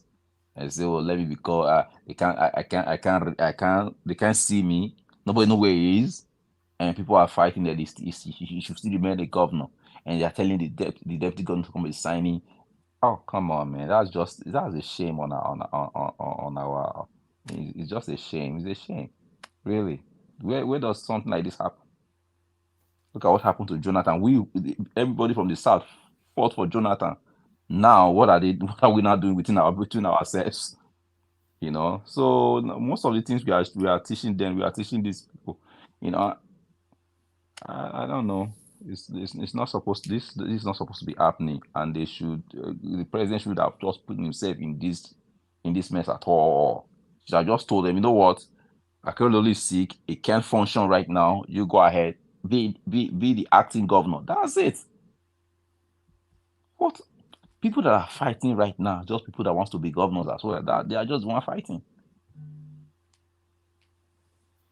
All right, Bramberry. All right, Bramberry. There's something I want to quickly say. Regarding this Inec unbundling of Inec, and we always talk about let people from diaspora vote.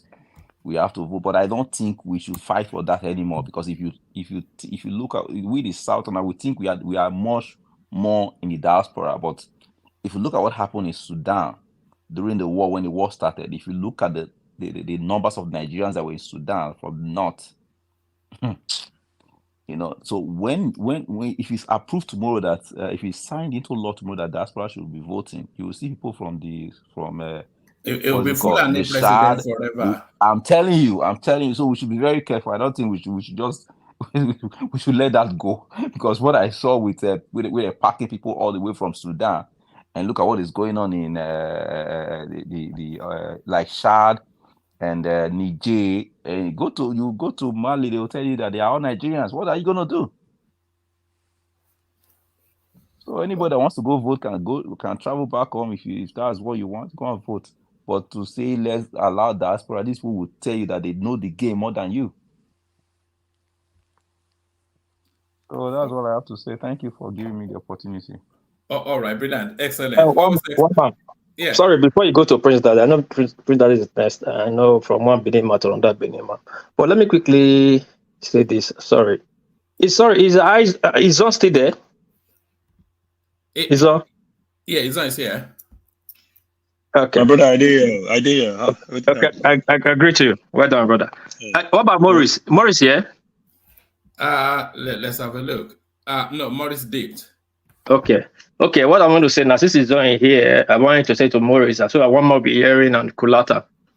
One man, this Lagos issue, like people have said, there's no need to talk about it. But I think sometimes we need to revisit it and make it clear to people. Mahaba don't just say things just to make people laugh. When Mahaba say things, he said things that really make sense and meaningful and spiritual. Eko, as today, not the Lagos, was founded by Oba Urugboa. Oba Urugboa is the first West African. Sorry, one man. Somebody, my wife is calling me. I have to come out the platform. I'll come back. Sorry. Let's take. All right, brilliant. Hopefully, it's not another baby on the way. Prince Daddy, you're up next. Prince, are you there? Yeah, well, hello, how you doing? Can you hear me? Good to have you here, Prince. So that's Prince Daddy, of course. Of course, it's Prince Daddy. So, Prince Daddy, where do you want to launch into it? Do you want to start it off with the Lagos mischief making by the Oba of Benin, or do you want to go to the Nnamdi Kanu space and then we discuss its release? Yeah, hello everyone. One man, like, share, and subscribe, and love the show, and keep the comment section going. I thought that was Work Peace about to speak on the matter. You know. Yes, it was about to do the usual. You know. When he speaks, I'm not qualified to speak on such matters. So, but I listened to that Rise News and the video you played earlier, and well, you know, sometimes we don't have a full grasp of the entire situation, right? But the Oba Benin may not be wrong. Maybe there was an encroachment somewhat across the border into Lagos, right? That people were settled. But I've also heard Babati say that the Egba people were somewhere in Lagos, deep into the Lagos as we know it, right? So we had different encroachment from different people. In fact, people have made an argument that the Jebu people also are Lagosians. So you see how it goes. So many times when we have bordering communities or countries, you know, they're bound to be, you know, encroachment one way or another. But the question that I guess the Oba was posing or claiming was that the Benin people were the ones that founded Lagos. I think that's too much of a stretch, if you ask me. I think so. But you know what's more likely is that the Benins in fleeing from whatever it is that was going on there landed in some settlement in Lagos and they forced their way onto that space, which will be a tiny little settlement, not the expanse of Lagos. So, and by the way, they met people there who they then defeated and had dominion over. So I'm not quite sure. Maybe the Oba is just maybe it was feeling a bit funky and he decided to, you know. Can I quickly? One man. There are claims that the Benin Empire extended all the way to Benin, Dahomey. Who told you From that? no, I'm telling you, Benin Empire was That was being your empire, not the Benin no, Empire. no, no, That's no. the The explanation. Portuguese, according to Portuguese writings, when they first came to West Africa, right, when they came through the Bight of Benin, which some people call Bight of Biafra, they encountered the Jaws, and the Jaws told them of a great kingdom to the north. When they first came, the first Europeans that came to Nigeria, and then they took them through the creeks to present-day Benin, and that's when Portuguese writers wrote that they saw electricity in the Benin Empire, that they had organization and structure that they had better than anything they had seen in Europe. Look, this was not your normal type of African empire. If you look through it, they were very solid. So it doesn't surprise me that they may have founded a part of Lagos. I'm not saying the entirety of Lagos as we know it today, but it's not out of the question. It's not a very ridiculous statement to make if you think about it. I digress. Okay, can I quickly interject now? Okay, somebody said it was just a small place. Okay, it was a small place, and they became the king there. And today, they are if those that are the kings are, they are from the Benin. The king ancestral are from the Benin kingdom. Anybody that become the king there, their ancestors are from Benin. And by the way, do you know that this current Oba of Lagos, before he become a king of Lagos, was also trained by the prime minister of the palace? Do you know that the chief Iyase of Benin trained him? All right. That sounds like okay. All right. This is not even a secret. This is open secret. No, there is a clip. I did have it just at the ready where the Oba of Lagos was hold on. I think this is actually it. Let me play you this. So this is the Oba of Lagos.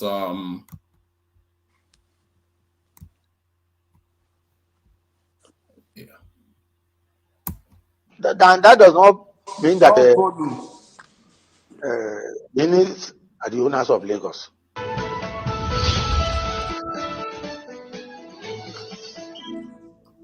That does not mean that. At the start of that clip, I think he actually said that the Benins did found Lagos. Are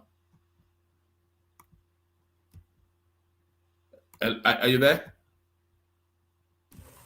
Am I off? One man. Yes. Yes. Can I say something? Yeah, come in, Minister. You see, is rather funny the way people project the history of Africa. When you say something as an Oba, you don't just say it outrightly without giving some explanation. The history of Nigeria, the Bight of Bonny, which later became the Bight of Biafra and the Bight of Benin, we did it in history way back when I was very young. You see, in Africa, the route you pass and the settlement you had in your journey towards where you finally settled, you can claim it. So if the Oba of Benin has explained it that way, I don't think there would have been argument. Because if you look at the Beninese, where they were coming from before they settled where they are today, the journey centuries ago, they had resting place even up to the Guinea-Bissau, Gulf of Guinea. They were settling. If you look at the history map, you will see the dot, where they settled. And in the olden days, way back then in Africa, wherever you settled is your land. You can claim it.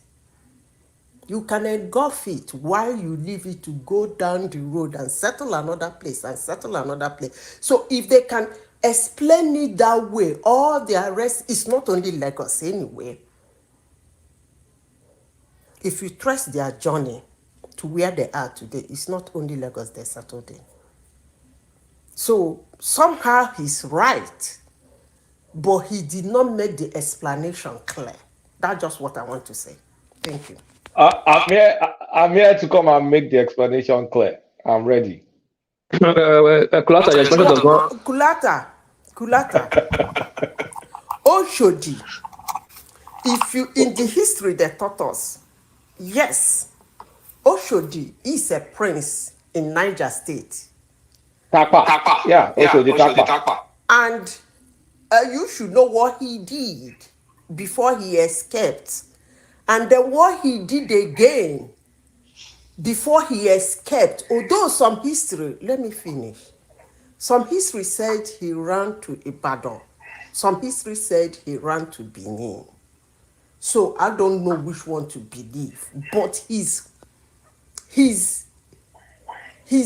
town, how would they say it? City of birth or town of birth was in Niger, somewhere in Niger State, and he's a prince. He was a prince. Sorry. Someone needs to mute. It's one man. Can you help? You have to mute the YouTube. You're on two devices. Yeah. Carry on, Kulata. Oshodi came from Bida. He came from Bida.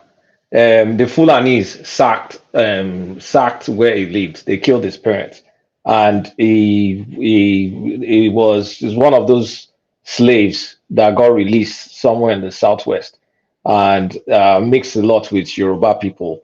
And I think it was introduced to Kosoko. It was supposed to be his medicine man or something like that.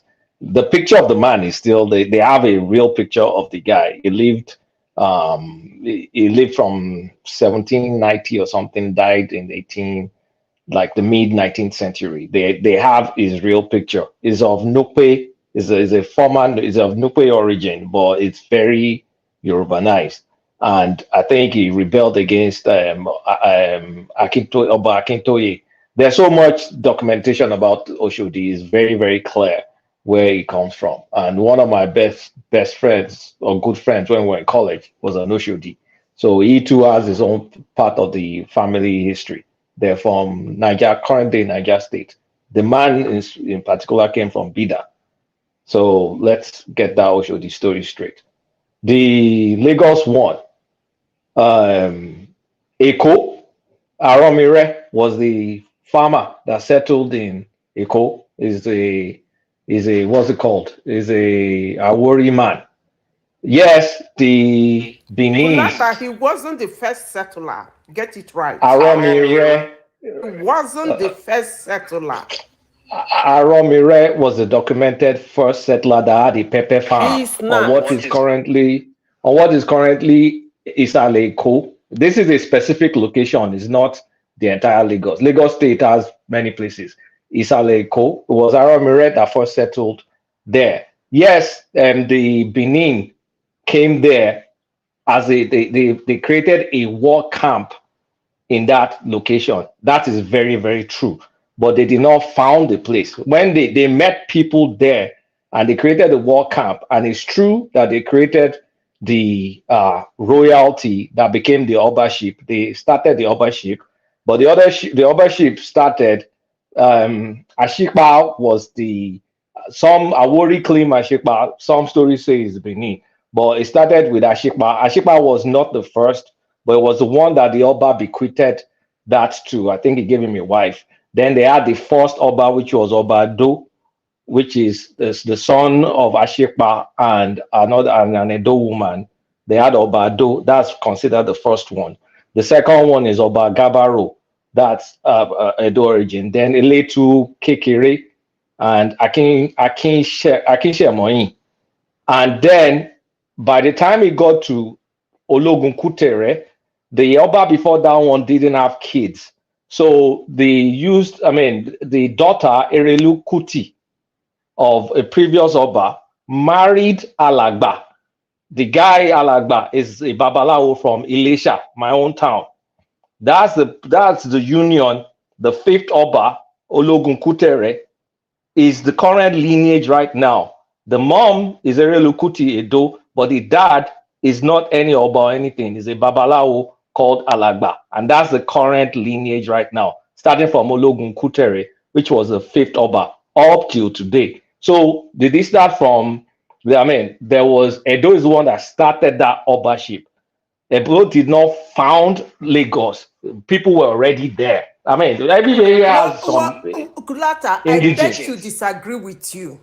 You can disagree for all you care. Wait. That's the story, and I've taken to it. No, you are twisting the story. Also, you are twisting the story. And I also just came across the war.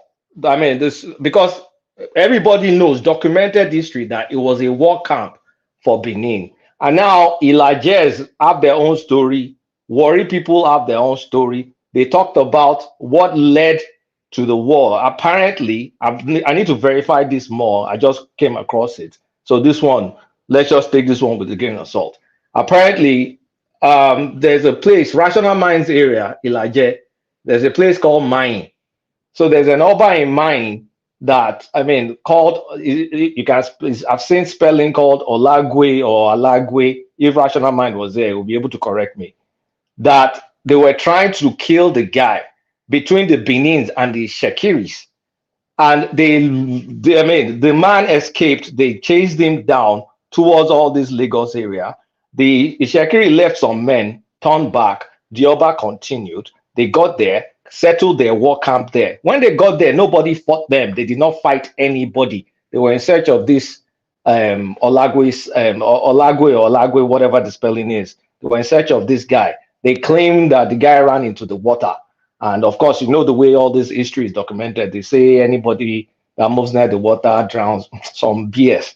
But that is what led to the creation of the war camp. And the Oba turned back. The Oba of Benin did not really go and settle in Lagos. The Oba turned back. And the Oba's name, what's the Oba name? Hold on a second. This Oba Orhogbua. Well, please, you have to help me. Orhogbua. Oba Orogwa. And that Oba died on his way back to Benin because he turned back because they said they were taking over his kingdom. Then he turned back. When he turned back, the Ilajes, the Rational Minds people, ambushed him and killed him. And then there was another Oba after him. That's how they created this, what's it called? The camp. There was no struggle. They did not fight anybody. It was too powerful. Those farmers that were in that Isaleko were not going to fight a king now. So they did not found it, but they found the royalty, the Obaship. No. The same way Omeyo found the Obaship of after the Obiso. And the same way the Benin founded the Olu of Warri title. Hold on, Zita. You have to mute the YouTube and stay on the studio where it's bouncing back. Abakarian. Yeah, so that's the connection.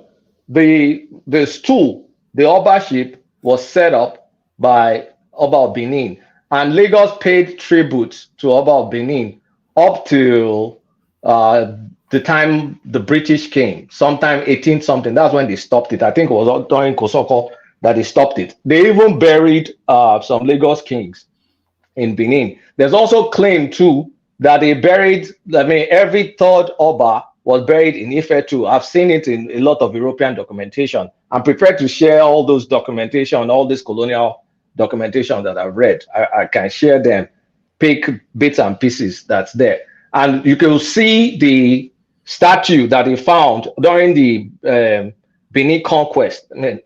What did you call it again? It's not Inquisition. When the British went to go and steal everything in the palace, when they raided Benin, there's this. I think one man I sent you the document before, the statue portraying an Oni in the palace.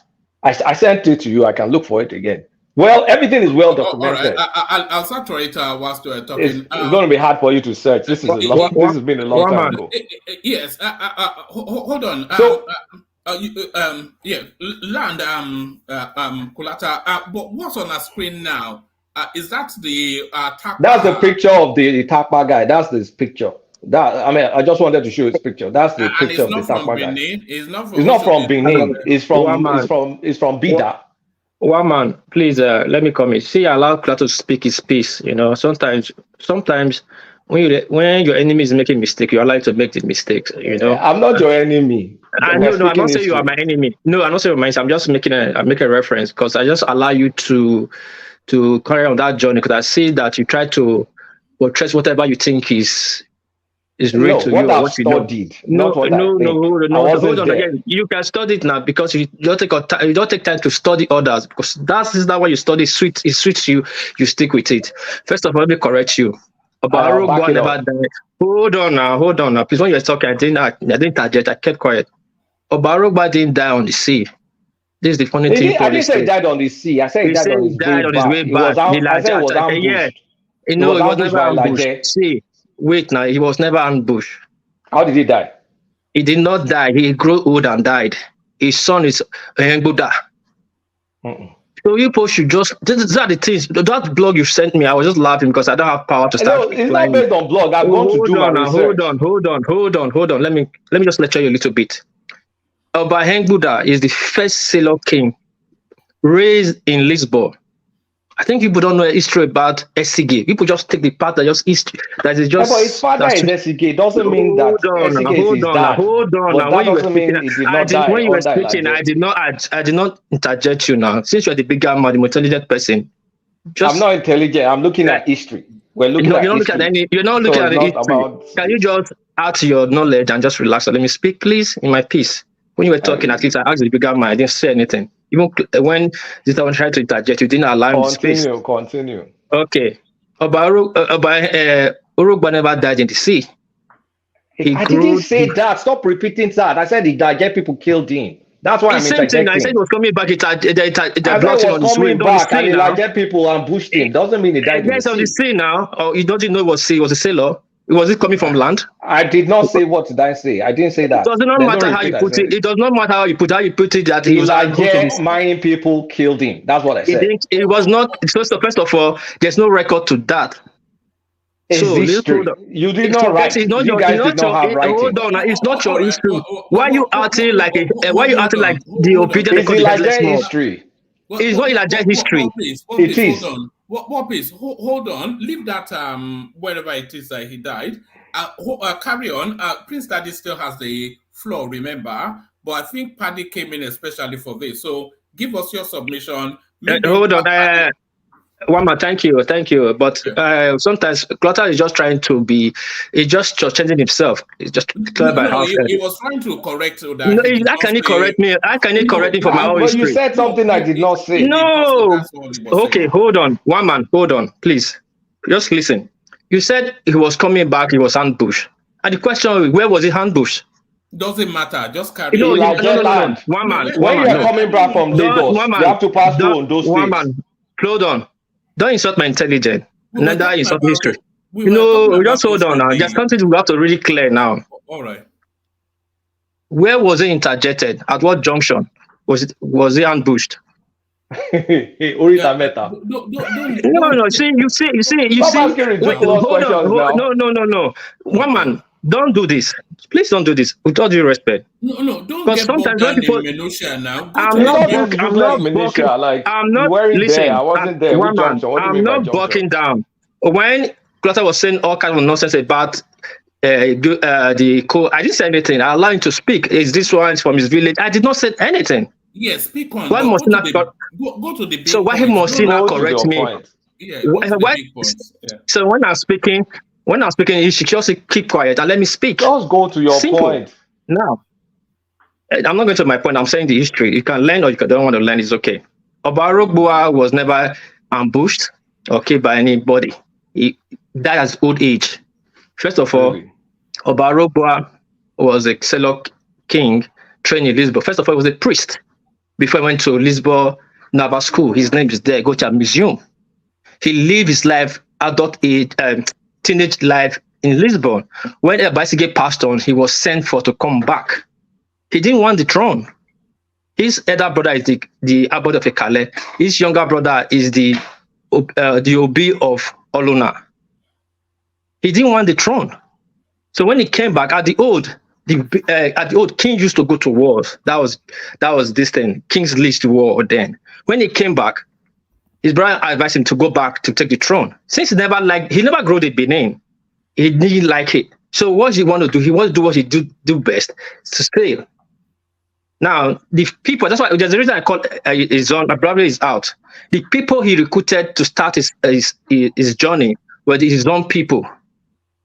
The first people that fell into his sword was the main people. People that you call Ilaje in the Undo. What is? I'm not stopping you, but what we're actually talking about was the Oshodi name. I'm going to Oshodi. And Prince Daddy has the floor. Yeah, I'm going to Wama, you always already me. If you want me not to speak about this thing is. No, speak now, but and so don't hurry me. Prince Daddy is here. Sometimes I wait for Prince Daddy to speak for 100 years. We're all family here. You can relax. What he's going to say that it's not the talking points. So relax. It's not talking points I'm talking about. Let's talk. Now, yeah, so the main people was the first to fall in that area. And that area was taken for strategic position only. Not because he was fighting only Olagwe. I was waiting for you to explain, pronounce it, but you couldn't pronounce it. Olagwe. It was Olagwe. It's a title in Benin too, so just forget that. So he took that place and he started sailing.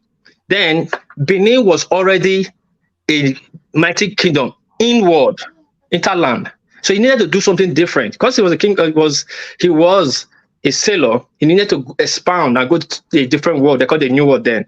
Now, his own people know the ways of the water. That's why they call the zones. But he and the Portuguese know the knowledge of the water because he was trained. He was sailing before during the Portuguese before. And he was the most trusted African with Portuguese and the king and the empire, for a big empire with that. So the Portuguese were doing business with him. Any place he can't conquer, they'll collect spice. They'll give him armories. So the further he was going, to return back to refuel became far. Benin and May became far. So he was looking for a nearby place to make a camp for refuel. Then he has gone further and further to mouth of River Volta. God knows where else they have visited. But every time they're returning back, they used to spot an island, a mangrove grove. But they couldn't find the mouth of that mangrove grove from the sea, from the high sea to enter, to bring the interland. The Portuguese could not even find it. Go to Lisbon, his name is there. The person that found the mouth of the lagoon to the now present day Lagos. Even how much you have hills on land, that's how you have hills on sea. Sita says an engineer, he works at this thing, he can testify to that. And you know that. You cannot be in the mainland or Bar Beach, see what's behind Bar Beach. Because Bar Beach Sea is kind of a hill. You cannot. So don't tell me people on the mainland was able to go to island that was a sea. And so nobody was in that island. Hold on. Just hold on, please. with a canoe shaft, a canoe shaft to sail the high wave. There's a reason to use big ships on sea. Now, so many years of trying, Obarubana finally got the mouth for the Mago Groove to enter land that brought them to the present day Eko, the island. And it was a Mago Groove inhabitant. Hold on. No, I'm going to ask you a question. Please, now, when you were talking, I didn't argue with you. I know, but was there anybody there? Don't ask me any question. I'm not ready to take question from you. Please, let me understand what it means. Let me. One man, if you continue this on this platform, I will go so wide that you not like me. You hate the day you know me. Because I will not be doing this.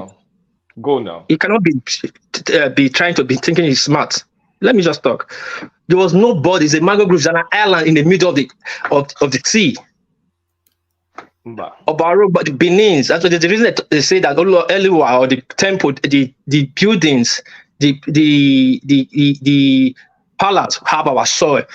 We develop that place and build it and make it our camp with Portuguese. People did not just come in today. When they found the mouth of, when they already found this Lego, the Eko, now they see then when the sea now took them to inner world where they found Ogun, Dahomey, Ghana, to Gabon. The histories are there. You don't just come and write history.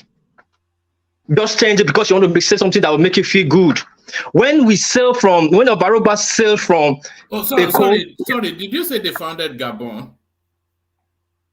I said when they got to River Volta, it was world conquest. The map of River Volta is Gabon. Check it on this thing. I didn't say he founded Gabon, but he fought all the way to that place. And the reason he came back, probably he conquered, he got a message. That's why he turned back. Now, let me tell you, the only people that fought with about Orogba, which they are trying to use to cover all the legal narrative. I don't know why the Jebu Riverine people are even allowing it. It was the Jebu Riverine people. And it was a strategic point because Obarogba wants to create another camp there for refuel. That's the only people that fought with Obarogba. And guess what? They will fall under the might of the Kano and the Muscat. You will stand a chance. And it's not everybody just alienated. The Benin will know when you bend the knees, they will let you and put transaction on you. There were people in Badagry and the Benin signing Badagry. Obarogba put camp in Badagry. The general that was in that place is Agbede. You can say it's yours, but there's Agbede in Benin too. In Dahomey, Dahomey. When we have contact with the Jebu Mayor and the Badagry, when Obarogba was exposed to salt, histories are there. All this story that there was a person in the island. Do you know what it's called, the island? Mango Grove. Can you plant plantain on a Mango Grove salty place that you will grow? Don't talk about pepper. What are you guys saying? Oh, inhabited land. You can even grow food. It's a salty island. It took years. It was sailing. You don't even ship. There's no bridge now because now you see bridge now like Maryland to Yaba. There's bridges. If it was like that in the old, there are some places like that in the old. It's not. It's Riverina and Mangrove area. Hold on. Are you saying there were no bridges and no vehicles at that time? Is that what you're saying? Of course, now 1550 something. Well, who have your car and bridges? Do you think we're talking about 1992 here? All right. So how will you not have bridges and have roads? It was all ships, and we have big ships. Now, the people that were there recorded by the Benin, don't forget, when I was saying this, the captain of that ship, Obarogba is the commander. The captain of that ship is Bazoaye. Their family is still in Lagos. They are the Badulaye of Lagos. They are the Jene of Ezon today in President Rivers and Bayelsa. Why people just come and change stories? These are the families that still meet every time of the year. They want to install the new Oba in Lagos. If they do not participate, you will not install the new Oba in Lagos.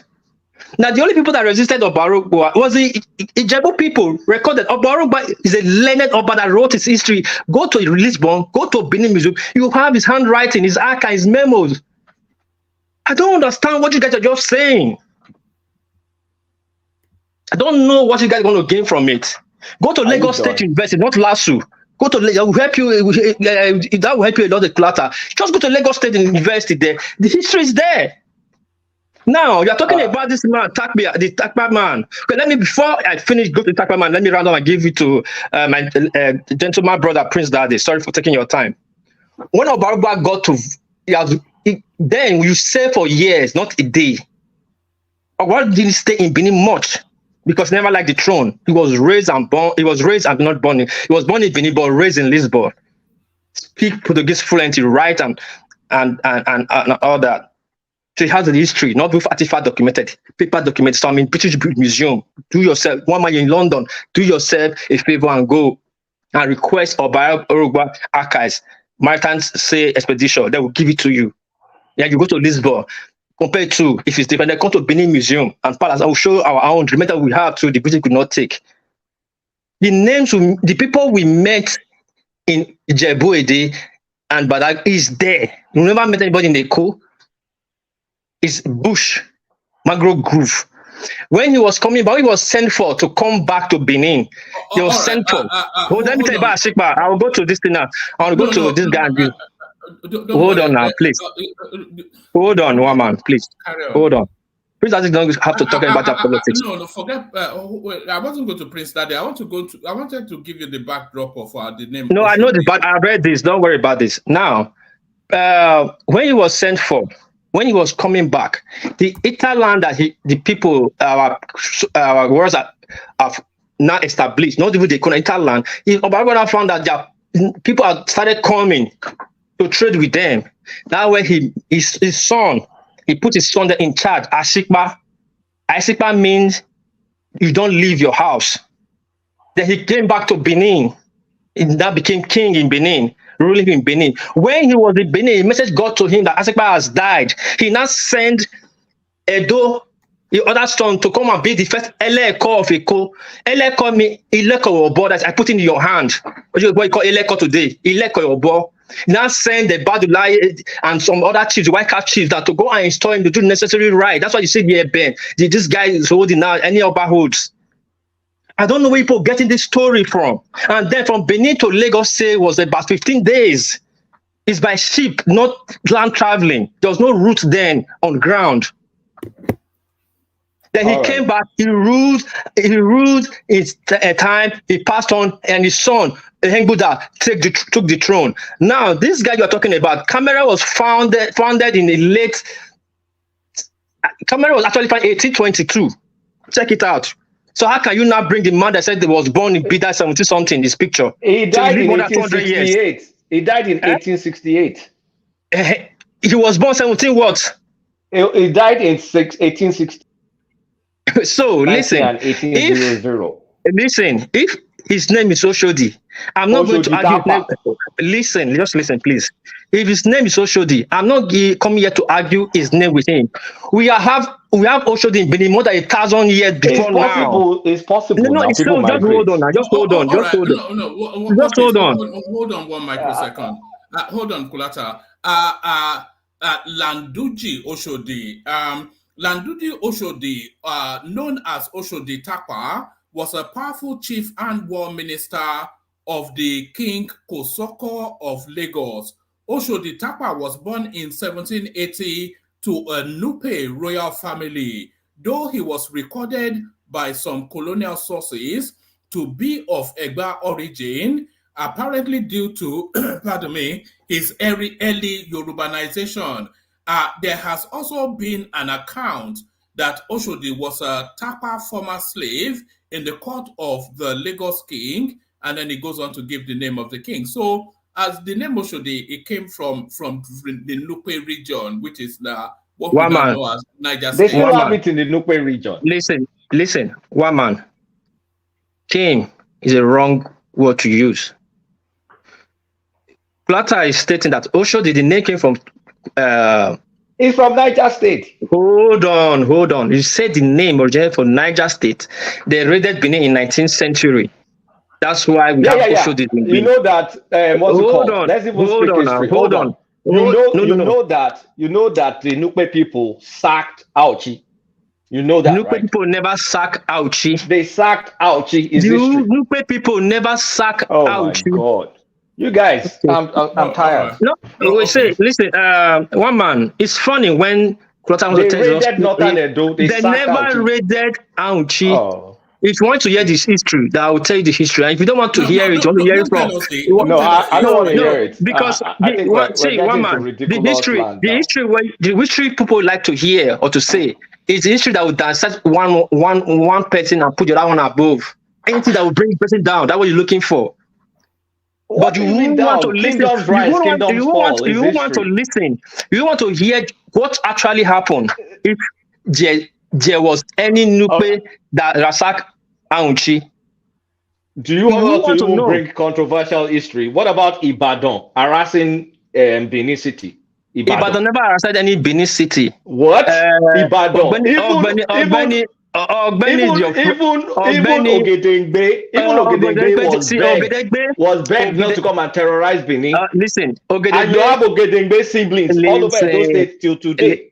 Okay, thank you. If Ogedengbe did that, it will be sacrificed in 5 junctions. Am I saying don't you have Ogedengbe in Edo today, scattered all over the place? Forget names we have. Now, let me tell you one thing real quick. At some point in time, Benin lost his power and he was getting harassed. Ibadan harassed Nobody harassed Benin. Everybody's going to have to read history. I'm going to recommend some books. Clotta, this energy you're trying to put to correct me. If There's you put no it to correct, energy. There was a time Benin was super strong. Can and you there was just a time listen? they were weak. It's Can you just listen? empires. That's how it happens. Can you just listen? Can you just listen? If you don't want to listen, fine. Go on the trajectory, run with it. Benin and Oyo never have any fight, and Oyo this never. Is not Oyo. This is Ibadan. I'm not talking about this, Oyo. okay, whatever you call it. This happened in 18th. No, let me bring it out. Hold on. To continue Ibadan never got to Benin. Now, if Ibadan Nukbe were going to Benin to ransack Benin, the British would not summon their three of the best warship from South Africa, France, and Germany to invade Benin. Put that into your thinking, your education you have. I'll show you. Don't show nothing. You were about to say thick skull there. No. I don't want to insult it. No. I don't. One man. I don't want to insult Clotta intelligence. It's a simple fact. You can insult it. It doesn't matter. Hold on now. Why you so? I think I'm you now shouting. You just relax. Let's have a conversation. Let's have a conversation. So don't just be dropping on my tongues because when you talk, I like to talk. So, explain the Auchi. Let's start with Auchi. Just hold on. If you can listen, then fine. Just hold on, please. If you want to listen, fine. If Ibadan was entering Benin the way they like, we would have Benin slaves all over the world. If the Takbears will enter Benin the way they like, the British will not bother themselves invading us. They will just send the Ibadan their own people to take over us. Can I ask one man a question? So you don't just come and start saying things that does not correlate, does not happen. Wait, can I ask one man a question? Ask. One man, do you remember when you did research on Cape Verde? Do you remember that discussion that you researched Cape Verde and you found some names? Do you remember that conversation?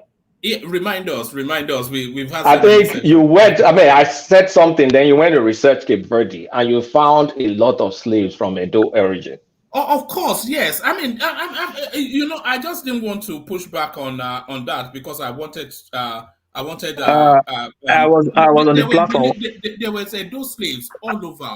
Why, one man? Listen, I was one man. I was on the hold on. Hold on. I think after the King Jaja of Opobo, who was the greatest star. Or maybe not the greatest is too positive. The most notorious is the Benin's next. They were notorious slavers. One man. Your team, and they were conquered by the Nubes, but the Nubes used to raid them and sell them off via Cape Verde. One man, please. Let me tell you this. Let me tell you this. Caution yourself when you say about Benin history, because a lot of people have been getting feedback, have been calling me, and I think I will tell you, like mostly your open speech yesterday.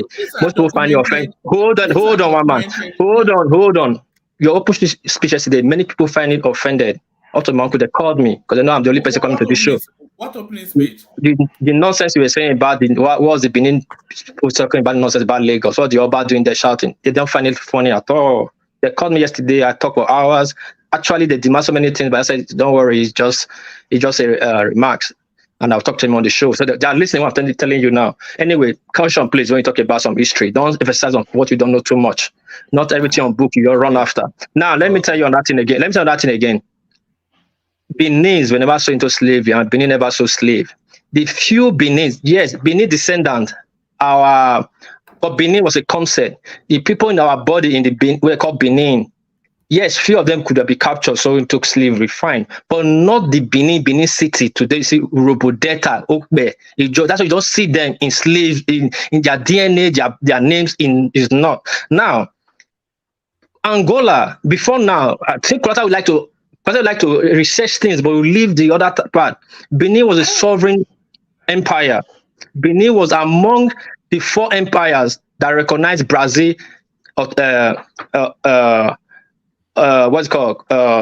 authority for them to become a nation. Correction, Benin wasn't considered an empire, it was considered a kingdom, but continue. That's to say that you don't see. I wonder how you got the GP you got in university. Sometimes make me It's wonder. kingdom now. See, No, have you ever had Benin Empire before? you It's just Benin Kingdom. Gogo is the since the Gogo is the cheapest place to go. Check 1822 to 1824. The empires that recognize One man.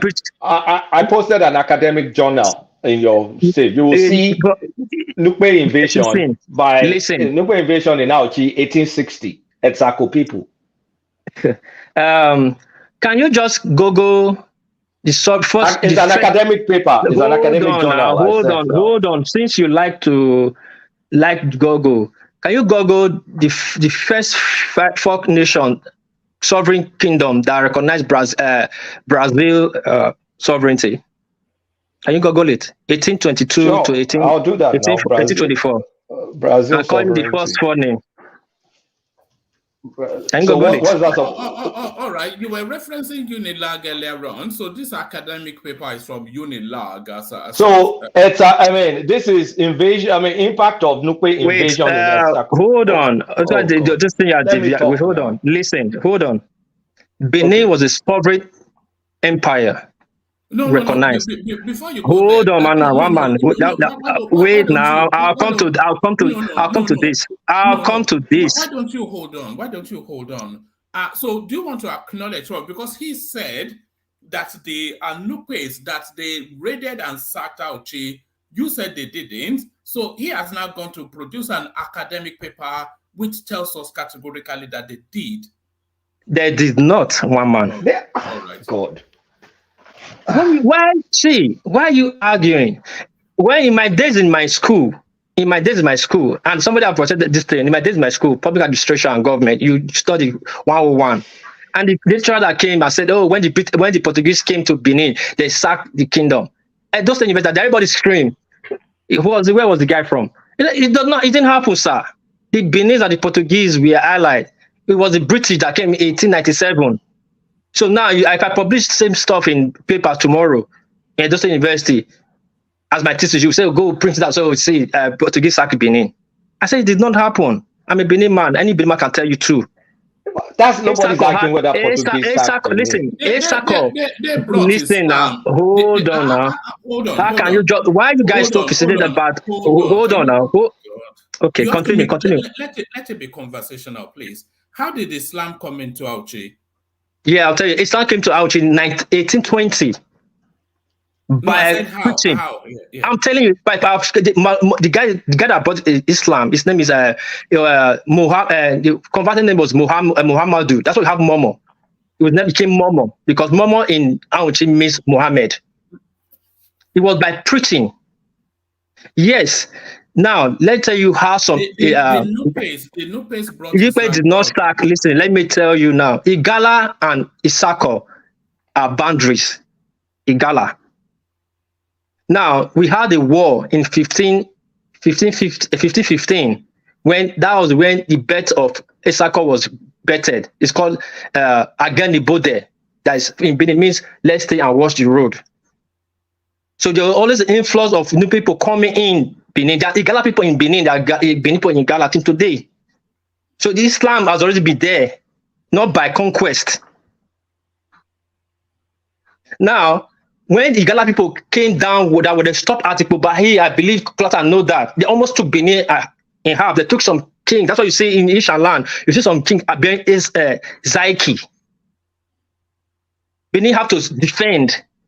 Then there's a statue. Hold on. When we were talking, I didn't argue. Academic facts. Then what's no. I don't like this just kind of revision. I very call it revisionist. It's an academic. We're bringing academic, well-researched papers. It's not the academic stuff you sent. It's not the academic stuff. It's not the academic stuff you sent to me. It's not the academic stuff. The one I sent to one man. I'm not talking to you about some gist that I can't verify. I'm saying this stuff that is verifiable. I said I'm verifying. I just told you. I told you it did not happen. What and you are saying it did not happen when it's documented history? Come on, stop it. Stop this nonsense. Let's start talking reality. No. You are the one actually talking nonsense.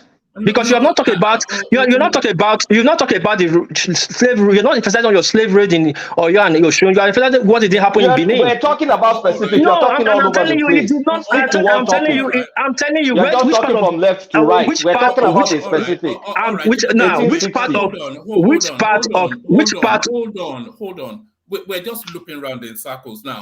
So just a couple more minutes from you, War Peace, and then we have from Paddy, and then we go on to Prince Daddy. We're never going to wait. I ask you to go research. Go check Brazilian this thing Benin Empire recognizing Brazil sovereignty in 1882. I've checked it. It said Benin Kingdom, not Empire. Kingdom. Can a kingdom be a sovereign nation? Do you know the difference between a kingdom and an empire? Let's start with that. What's the difference between empire, a kingdom not and a kingdom? an empire? You cannot be a kingdom stretching all to the Okay, everybody hold on. Between kingdom and empire. Hold on. Okay, listen. The difference between a kingdom and empire is that is an empire have other kingdom within him. He has kings under him. Just like the British.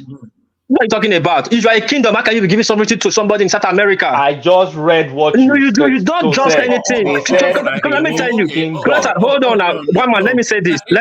Sorry. He has to stop. I know it's because of Benin matter. He has to.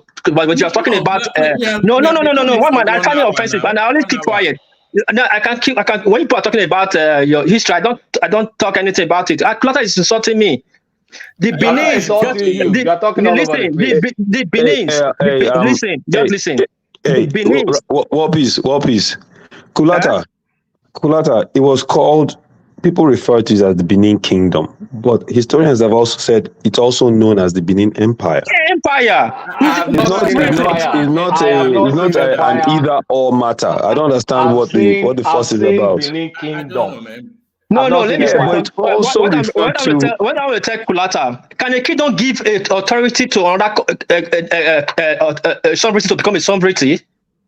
Which sovereignty did they give to sovereignty? Brazil. I said Google it in their independence. They said recognize, and that came from you guys. How did it come from us? Came from you guys. It didn't even come from an external source. Wait, hold on. See, we move on, and I know the kind of person Kulata is. What I don't like is hold on. We're not sticking in one topic. You are jumping in my history. Why don't you jump on your history? This is my history. Listen. Let's focus on the ouch. Let me speak.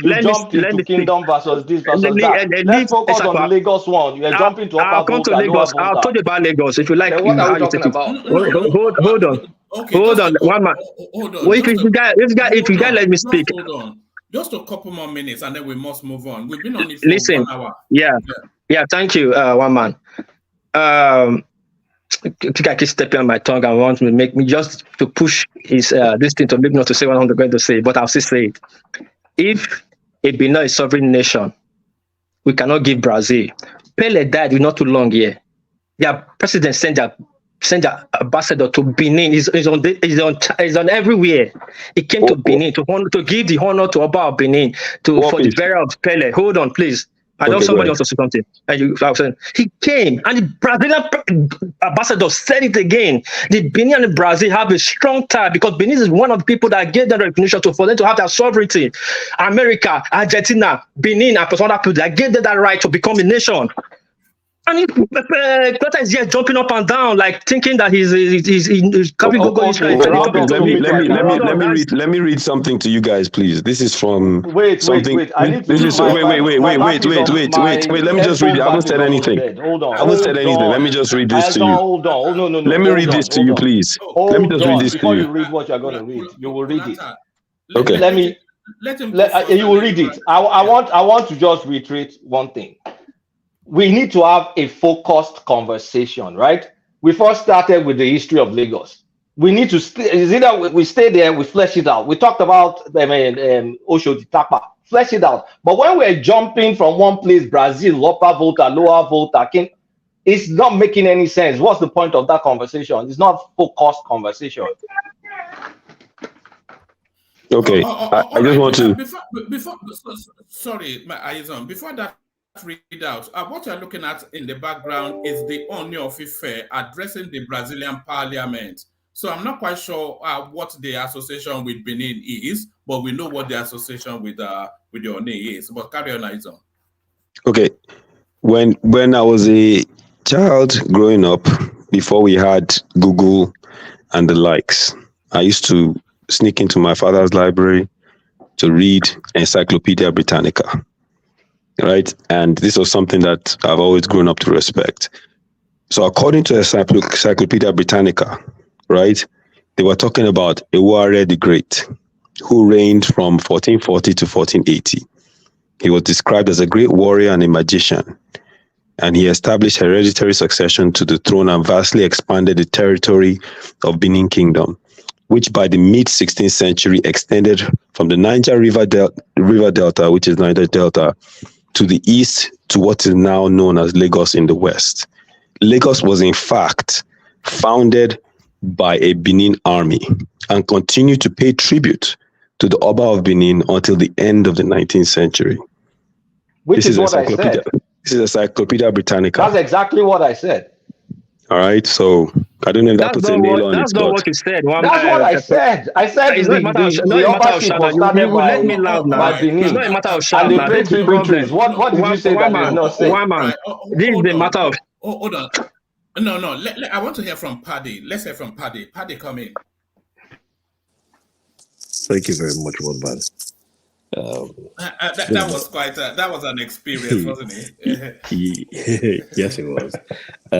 I mean, to be candid to World Peace, he actually, because I've actually had him battle with, I think, Mike, a while ago. He actually does know a little bit. You're breaking off. Oh, okay. I started breaking up again. How about now? Is this better? I can hear you clearly. You're not breaking off. I think it's one man that's breaking off. But I can hear you clearly. Okay, all right. Yeah, so yes. All right, all right. World Peace indeed does have, so I guess the history is just mixed up. Part of Colata's stories are very factual. Also that of World Peace. I think it's the execution of the delivery that makes World Peace seem like it's a lot because of his tone of voice, how brash it is. So it makes it look a little bit very, very overwhelming. But just to chime in a little bit, yes, Kulata was spot on. It is indeed the military might of the Benin that actually discovered, that founded an island called Eko. And it wasn't just because it discovered it. So all along, the Benin warriors had always had their way around. So from the birth of Benin, Benin's are actually known to be sea warriors, so more like ocean warriors. So they had their very big, sailing canoes, and then they will paddle all the way to, Dahomey, all the way to Port Novo, to Ghana, even to the Volta, like what he said, all that far to go and cause trouble. So they were strong. So they would go there. And I think this whole thing started when they started trading with Portuguese, trading with the Germans, trading with the French. And the only way to stamp on your dominance is to ensure that people from the Dahomey Kingdom or Empire were not outselling them. Now, all through this whole period, they did not come into the enclave of Lagos. And the reason being that, aside the beach, which is the Lekki beach and the likes, and they couldn't come into Lagos because Lagos was very swampy with plenty of seaweed, and seaweed is not very easy to sail across. So for the vast most part, they would just sail past Lagos as it is now, and then sail past the Sherry at their Awori land. And I think another part where many people also conflict is that the Eko, and this is from my own discovery, the Eko that is that part of the Eko that the Benins discovered, which is to World Peace credit, is actually owned by the Ijebus and not the Aworis. Now, however, the Aworis have always traded with the Ijebus, so they will exchange pepper, fish, and then they also sell to the Portuguese. And I'll be learning somewhat with this particular story. For the very most part, when there was one of the sojourns where I think the Ashekpa and the likes was on their way or had been on their way to Dahomey to go fight, and there was supposedly a very heavy storm, so they had to find somewhere to berth or to sail. And in between, they found that lagoon because it was a small enclave.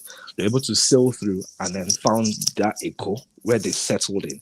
But one of the reasons that made them even stay longer there and even try to come and settle in there was the fishery. So they found very fresh marine fish, which is tilapia, that was very, very healthy, and because they were not very heavily fished there, so that place was a very good place. So they cleared a little bit of a pathway, and then they said, like, you know what, this place looks good. We don't even need to always out to sail all the way to this place, even closer to Dahomey. We can settle up a camp in here, right? And then let's see how we can do it. So which is one of the reasons why the business has to set up a camp, which is literally, in retrospect, eco. Nonetheless, there are worries which were more like fan-based, and the Jebus were also using somewhere within that same land, that same area, not that particular island, to trade. So they were exchanging peppers, exchanging and fishery and the likes, right? Now, fast forward, I think maybe circa the 15th century, the Portuguese had come in and also started trading with the Ijebus on, textile, fishing and the likes. But the Benin military now started collecting taxes from the Ijebus the same way they were collecting taxes from the Dahomes and every of the other kingdoms that were there. And it became a bit of a rift for the Ijebus, and the Ijebus had to fight. And so to war peace, right, the Ijebus indeed did fight the Benin military. Now I'm still going to come, so which will probably be trigger many Yoruba people. Unfortunately, the Aworis did not have that strong military might, but the Aworis were the first land settlers, more like mainland settlers. So the Aworis were like farmers, and the Jebus were like fishermen, and both of them did trade. Of course, the Aworis also they also grew in fishery. They also grew near how to swim. They also grew in trading in fish. But the Jebus were the very core people who were fishermen. Now, during the wars between the Jebus and the Benin guys were kept on winning, right? So the Jebus couldn't trade easily. They couldn't trade the Portuguese, and over time, the tariff and the taxes was making the cost of tilapia fish very much expensive, and also even to almost a little bit towards at the beginning of slavery, it was also making the so most of the fabrics that the slaves would wear were being made by the Jebus. So that also made trading with the Jebus a whole lot difficult because the Benins were heavy taxers. Now, to mitigate this, and this is the part where many people many Yorubas don't know, but like the Portuguese now joined forces with the Jebus to fight off the Benins. The Portuguese fought the Jebus fight off the Benins, and as a tribute to the white Portuguese for joining the Jebus to fight off the Benin using their Marslin guns and their Dane guns, and that is one of the reasons that's one of the things that birthed the symbolism, quote unquote, of the Ayo. So remember the white man hat, so the white clothes that the Ayo festival wear is symbolism of white man. The hat that they wear, because this happened at night, the hat that they wear is the white people used to wear, like the hunting hat is similar to what the Ayo hat. And then the raffia palm that the Ayo, that long palm that the Ayo hold is a symbolism to the guns, to den guns so as a tribute to that victory is why the Jebus even created the Ayo festival, the very first period, the Ayo masquerade. And that's why the Ayo is celebrated more on those islands, not even in the core inner part of the Jebu, which is the Ekpe, Lekki, Oniru area, Eko part. So they help them to chase off the Benin. So I don't want to hog the mic too much, but that's like a cop bit. So Collateral was right in the fact that yes, they indeed named that camp, but in terms of the discovery of the entirety of that state as Lagos, no. In fact, the name the Lagos that the Portuguese gave was not in correlation to what the Benin did. Those ones gave that based off of the structure of that particular. So when you're coming from the ocean and then you move into the lagoon, that scenery is very similar to the Lagos that the Portuguese have. I'm sure we all know it's part of, even Plata said it before, we all know that part of history. It's very similar in terms of sightseeing, right? In terms of the landmass, and also that's why, and because he also has very many islands. So very many like the Tinkan Island, the Apapa side, the Korodu part, so all those very small pockets of lands, even to Takwa Bay, Takwa Bay, all those small Snake Islands, because that Lagos itself has very, very many islands. And over time, they had cleared all the seaweeds, which was not easy for sailing. That's why the Portuguese named that place Lagos. However, the very small Kuramo-ish, from the Kuramo axis up to Barbage and even to a little bit of the Eco part, to Ebutemeta, that place where the Benins in this day, where they try to settle, is just the Eco, not the entirety of the city. So just a small island. And because they came in there and tried to oppress the people that they met there and started heavily taxing them, over time, a stronger military, which we came with gone, chased them off. And as a tribute to that victory, which is used to be an Ijebu land, is even why the Ijebus made a very symbolic masquerade, which is the Ayo. And that's my share of that story. All right, Paddy. Hold on. On the also the name. Do you have any commentaries on that space? To Akolata bringing it to our attention and yes, Kolata is right. Yeah. Kolata is right. He's right. It's for Takpa man, Oshodi Takpa. There's no. I was wondering why Zita was disagreeing with that, but actually it is. It's exactly how Kolata said. And again, if the integration between the Nupes and the modern day and the Yorubas is so strong that a vast majority of even the Yoruba artifacts, right, are influenced by the Nupes, which you can find in our Terra culture arts. So it's the Terra culture art that the Yorubas grew to making our old figurines and co were influenced by the Nupe, by the Nupe, and of course the Oshodi Takpa and the likes were actually are people who definitely came in to settle in that place and then they owned that land. And very many people during the trade part, very many settlements came in and owned several pockets of lands in the modern day Lagos. So aside the Takpas, the Nupes, the Igbominas, the Egbas, the Egbados, the Sherries, of course, which came much earlier, their worries, everybody started owning pieces of settlements from that particular land. And this was, and then of course, eventually the Ijebus. But the Ijebus had their own land, which is Ikorodu, Ijebode, Ikosi, Ekpe, Lekki, the lagoon itself were owned by the Ijebus, but Igbesa, the Alaki, the Igbore, Ake, Jega, all those places were owned by Oshodi. But the land part, which were part on the Awori, which was where the Oshodi Wataba was able to settle in. Because later on, everyone became Yoruba, so the Ijebus also became Yoruba. But at the very, very beginning, in between the Aworis was also the Ijebus, and they were the core fishermen. That actually did exist back then. All right, Paddy, and hold on, Paddy, and the narrative that the Benis themselves were actually founded by the Yorubas. Do you have any commentaries on that space? The Oromila, something that we argue all the time. Okay, so that particular history is very conflicting, right? One of the very, very early, in fact, one of the very first early stories that were told back then was that part of the 7 grandsons of Oduduwa, one of them is Oba Benin, but I know that's not very accurate, right? But I know that there are also very strong exchange of culture between Ife, and Benin because of the closeness and proximity that that they did have.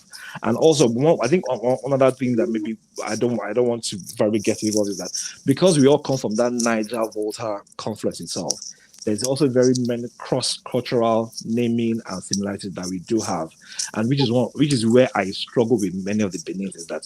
So in fact, before I answer that question, the name Oba is owned by the Benin. It's not a Yoruba name. I mean, no Yoruba should claim that. The name Oba is a totally Benin title. The reasons why Oba became something that was used in Lagos, now only Lagos used the name Benin was because Lagos, as about Eko, was not part of that monarchical structure that Oyo had taken over. Yes. Jeba is a Yoruba town. There's Oba of Jeba. There are Obas all over Yoruba town, so I disagree. Okay. And I have a document that I'm going to share with one man. It's an academic Russian. As this particular topic is a full assessment on that topic, including world peace story, including some documented story from Nok culture to migration patterns that proves. Anyway, I'll send that book to one man now. All right. Okay. All right. Thanks, Colata. So to the point I was saying, the during the Oyo Empire, because there was no way within the world, because there was no way we could have created another Oba under the Oyo Empire, because Oyo were the ones who actually indeed gave that monarchy to every of the places where they wanted to rule, which is Owo, Egba, Sabe, Popo, all those little kingdoms were ordained by the Oyo Empire. But other land did not include Ijebu. And for that reason, it also did not include Eko, because by extension, Ijebus were the ones who actually owned that fishing land of Eko. It was when the Ijebus now joined into the Yoruba that Eko also needed to become a civilization of its own. And thus, the closest title that they had used before was the one that they had copied from the Oba of Benin, and thus they started using that same name within Eko itself. Now, every other person who use an Oba in their name, they will actually always have their core title. So you can hear, maybe I'm just saying, we'll just use that as an example. You can hear maybe the Oba of Abeokuta. They will now hear Alake or something. So in terms of the title Oba, they will always have their definitive Bale origin or something that clearly distincts them. So you can have Oba of Jega. The real title will now come from. But a proper Oba does not have Oba and still have another thing entirely. The same way you can have a Kabiyesi and something else entirely. So every Oba or every Bale would have something, and their real title will come in. But that Oba bit itself was something that because of the title that the Benin had used, it was easy for because that was also ordained on that island. It was easy for the Ijebus to go ahead to use it.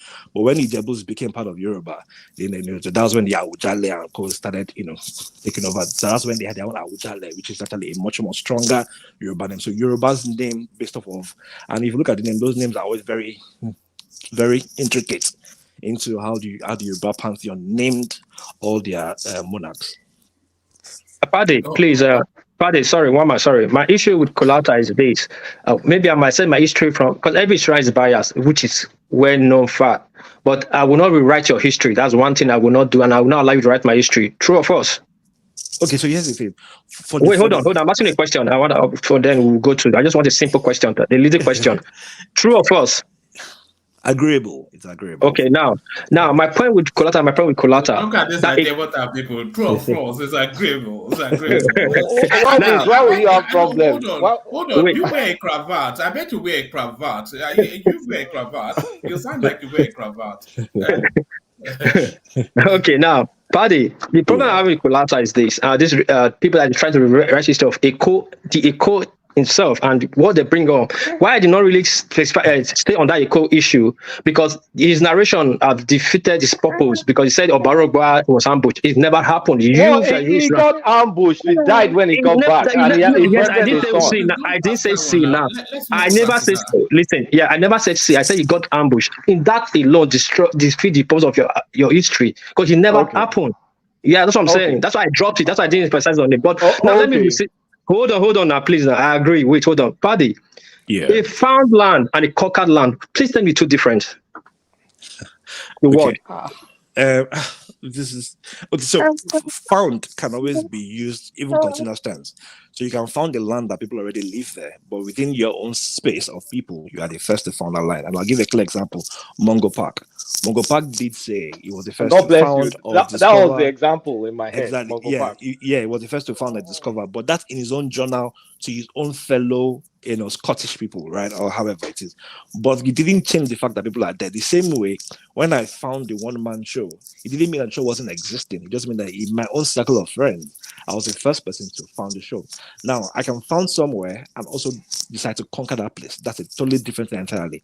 But to your bid itself, the Benin's never at any point itself did they conquer Lagos. Right, the discovery was for a settlement that they clearly took, which is a very small island where they settled. And then when they started conflicting with the people who were there, they were hampering off on their trade, like you, Whoopi also agreed, there was indeed a battle and a fight for it.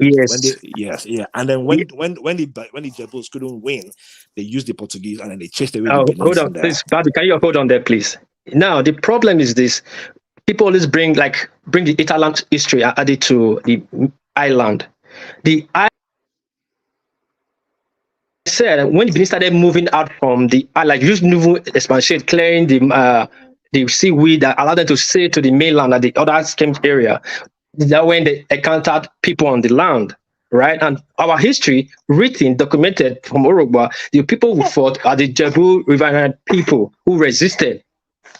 You understand? And it's documented in our history. Who win, who did not win, that is another history to talk about. But ECO, as we stand, when it was founded, even it's too block, is too distinct. There was nobody, that's the kind of contention. There was nobody. You could agree, everybody could agree, but I don't know why people still go back and revisit and say, no, people was in ECO and they were But sending there's no way paper you there. will have known though, because if you get to Because we documented what we wrote, what we met. do you know why? If you get to a seashore of a beach, you meet sand, but you can't tell people who are on the other side of that island, and that's Yes. where the conflict came from. So Yeah, so where you guys I discovered, made a reference. I made a reference. If you're on a bad beach, I said if you were listening for the beginning, if you're in a bad beach, if you know the old bad beach now, they call Atlantic.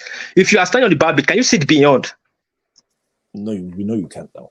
So tell me how the people how the people in the island can we sail that wave and go beyond where Benin discovered as a coast today? You take it on mighty ships from outside Eko to enter Eko at then. And like you were saying, that when they were coming back looking for a way, because Benin was looking for how to get to the mouth of that Mago groove. They couldn't for years. Then one day they were able to say, in the Portuguese journal in Lisbon, accredited to Oparogboa. I don't know why we come here without repeating history here, because we just want to add this thing to it. Are you happy for us to move on? I think we've been an hour and a half on this. Yeah, you can move on, one man. But people should advise Kulata to learn and relearn his history. No, there's nothing I'm gonna Sorry, one piece. There's nothing I want. You know, I'm an Egyptian guy now. We know the. How can you be telling me a Russian man wrote history that you are reading? Can I talk to one man? The Russia even came to Nigeria, Africa. Okay, we don't hear. Can you imagine where you get your source from? So there's an academic book, one man, that reassesses the all this historicity of Benin, and it brings up documentation from Portuguese documents, British sources, Nigerian sources, and analyzes all this story. And then what I like about it, it talks about migration pattern. I mean, you know, when Sahara was drying, the migration pattern of these people, what influenced them, the exchange of art, and the linkage between Ife and Benin, it trashes everything out properly. The best part of it that I like, the famous story that one piece comes to talk about, Ekaladera. It talks about that, and it talked about it being a 1970s invention, a respin of history. So if you have time, one man, it's not long. It's just 24 pages. It's in your Gmail. Sorry, I'm baby like you now. Sorry, I'm baby like you. Sorry, I'm baby like you now. Sorry, I'm baby like you. No, sorry, I'm baby like you. No, sorry, I'm baby like you. Continue. You said in your book. Continue now. I know. You said in your research. One man is in your inbox. Oh wait, I know. You said in your research, the man said the cardinal spinning came in 70s. Even your William Jones, the first person to produce book in 1922, I've wrote about the cardinal and Benin. Even this guy that later described himself, what is called this Benin Ondo guy that wrote his own in 1932. I didn't mean that wrote in 1940s. And now you are saying a Russian man. Wait, hold on now. Sorry. I know you sent to watch my man. So this kind of book send it. Let's not stop. I mean, no. You know, when you need to shoot, don't talk. When you have the book, no. Kulata, I can write anything. I can bring people and write anything. I'm making a hardcover. I'm making a hardcover and send it to you. Now, I will send you. I will give you a little bit of assignment. If you want to know about Benin history, go to the Portuguese, go to the Dutch, go to the Germans, and a little bit of France. All of them are four people. Hold on, no. Those are the people. Hold on now. These are from 14th century to 17th century. Go get your facts from there, then come back and talk to me. Not all these Russian people that never ever came to Nigeria. Not people that wrote Bible after Jesus Christ have died 2,000 years. That's the thing you are saying. It's funny. Well, thank you. Yeah, thank you. Obaship, I disagree. There's Oba of Jeba, there's Oba all over the place. They're nowhere nearby what we're talking about. So I totally disagree. There's a lot of shared culture and history, but we'll end it there. All right. Prince Daddy, are you still there?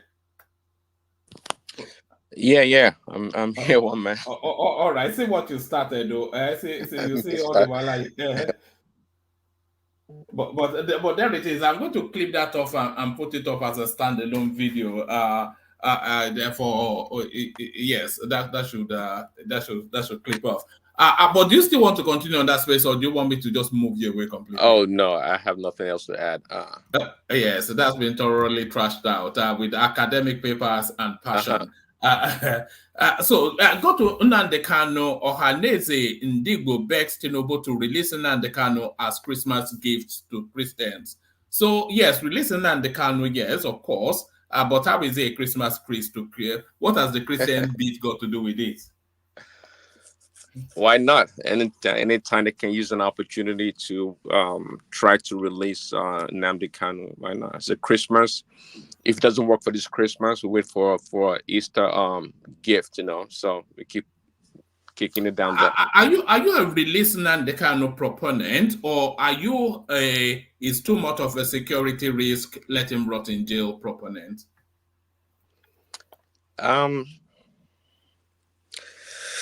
So, well, what is the court saying, or the courts? I mean, as long as the government is not trampling on the court's ruling, that's what matters. Are they breaking the law and holding Nnamdi Kanu in prison against his will, or what the law says? That's what it boils down to, quite frankly. I heard somebody earlier say the tribunal, is that what it said? Or the appeal courts granted him bail, and the government is still holding on to him. So there's a stay on execution on that judgment. So they're not holding him outside of the law. Is that right? Okay. Yeah. Well, they have to, at the end of the day, it would be nice to release the man. And was he ever charged on terrorism? Yes, that was one of the first charges, yes. Okay. So that's a big one. That's a big one. Now, yeah, if there's a way they can come to an agreement, right, whereby, it stops the agitation, and if things can go back to normal. But I think you suggested earlier, and I think Emeka agreed to it, that look, it has become an enterprise, a venture in the Southeast and perhaps around the country, that even if Nnamdi Kanu is released, the business side of it will continue, because it appears that a lot of people are making a lot of money. It is profitable. So that's what it comes down to. But to Canada, if we improve the security in the country, that'd be great. If they can get a consensus from Nnamdi Kanu, right, to stop the agitation and become a normal citizen of the country, and even promote the country one way or another, then that'd be fine. So really, again, to me, it boils down to whatever the court says. If it's released officially, it should be released and let go. But they just don't, not in a frivolous way, Christmas present to whomever. And now, but There's a bit of a sense of deja vu to that headline, by the way, Prince Daddy. If you time portal back to this time last year, it was the same headline. So Biafra, let Nnamdi Kanu's release be your Christmas gift. HURIWA charges Buhari. So maybe next Christmas it will be the same headline again. So there it is. There's a sense of deja vu to all that. Yeah, I thought so. I thought it's something they've used before, and again, yeah, it should continue. It should continue. I mean, I don't want the man to rot in jail for sure. I mean,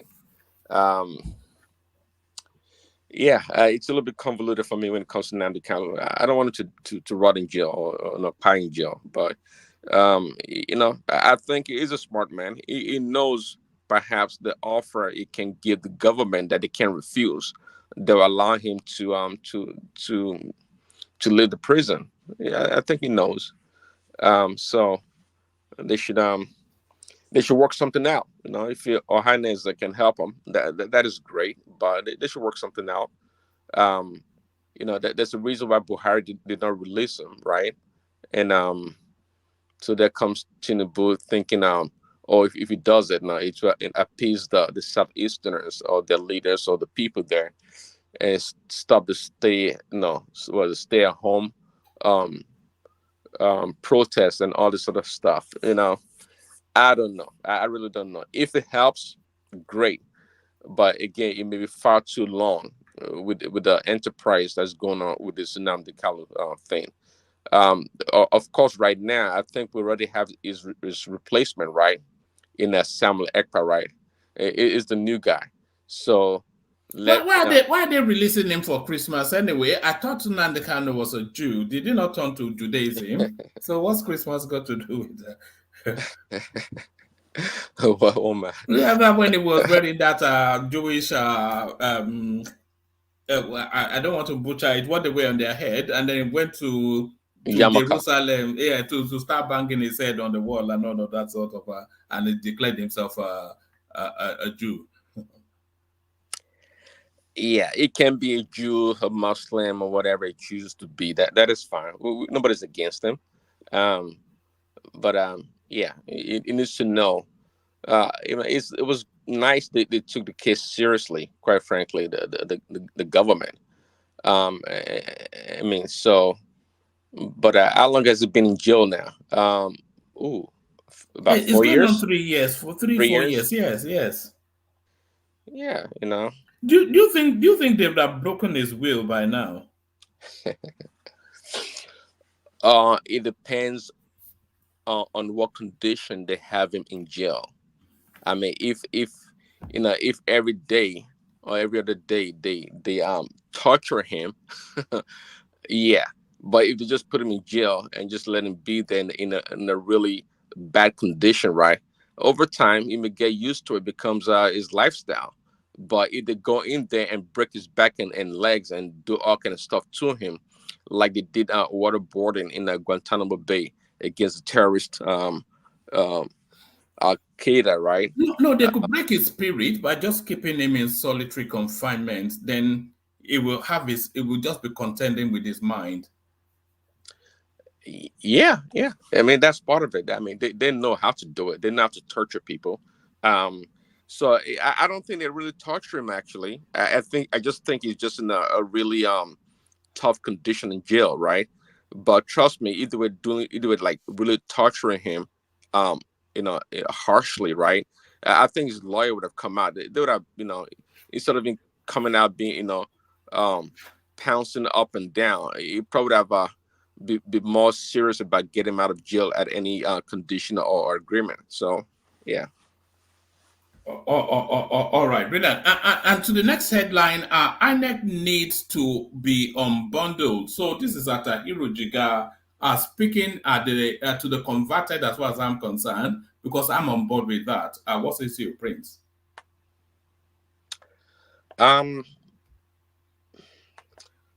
Unbundled and give I don't know the entirety of the narrative, right? But if they do that and give the power to whom, the judiciary to be the one to select the INEC chairman.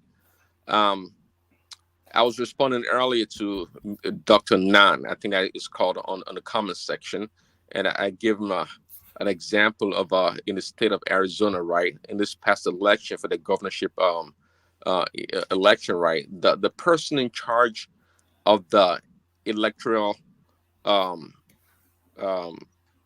do you call it? The election in the state, the person in charge of it, Katie Obbs, also ran as the governor for the Democrat against her opponent, of course. And before the election, the challenger, what's the name? Carrier, that's the right thing. Yeah, the Republican was trying to get her to relinquish her position as the head of the election in the state because of the conflict of interest and all this other stuff. I think they maybe can't remember if they went to courts, but anyway, Katie Up did not. She did not relinquish her position. She stayed on, and she was fully in charge. The electoral commission goes by what she says. She's the final authority. Imagine that one, man. In America, yeah, just past election a few months ago, she was in charge of the election that she was running under. Guess what? She won. They played a shenanigans and she won. On the day of election, it was magic. On the day of the election, miraculously, it would say the machine, the voting machines, the paper that the right size paper that was supposed to go to the machines were the wrong size. Guess what? Where were they? They were mostly concentrated in areas mapped out to be MAGA or Republican favorite areas. And it's so and they came out after the election, even during the election. So it's about 6% or 10% of the votes will be affected. After the election was documented, like over I think close to 50% of the votes were affected in that area. And guess what? They still went ahead and certified the votes, and she became the governor, and she's still the sitting governor here in America. So, it's nothing strange.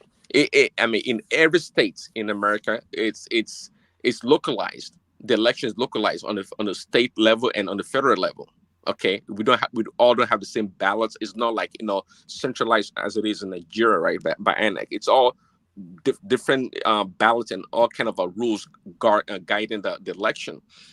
And if you have and that's when this past election, Trump was crying foul, rightfully so, because if you have a democratic state or city, guess what? It's tough to penetrate. No, they can do all kinds of shenanigans and do their magic, and nothing's going to happen. The federal government can't do nothing about it. The power lies in the hands of the states, mainly the legislators in those states. They are the ones that can actually make amendments to the laws that guide election in that state. But guess what? These institutions of the people in charge, just like federal bureaucracy, the people in charge of actually planning the election and executing the election, they become so powerful that they have more power than the legislators in those states. It happened this past election, especially in Pennsylvania. So, my point here is that it would be nice to have separation of what we call power between the voting of the election and the presidency, sure. But the point here is that it's nothing new. It happens, at least in America, that I know. All right, brilliant. Let me take you to this space. I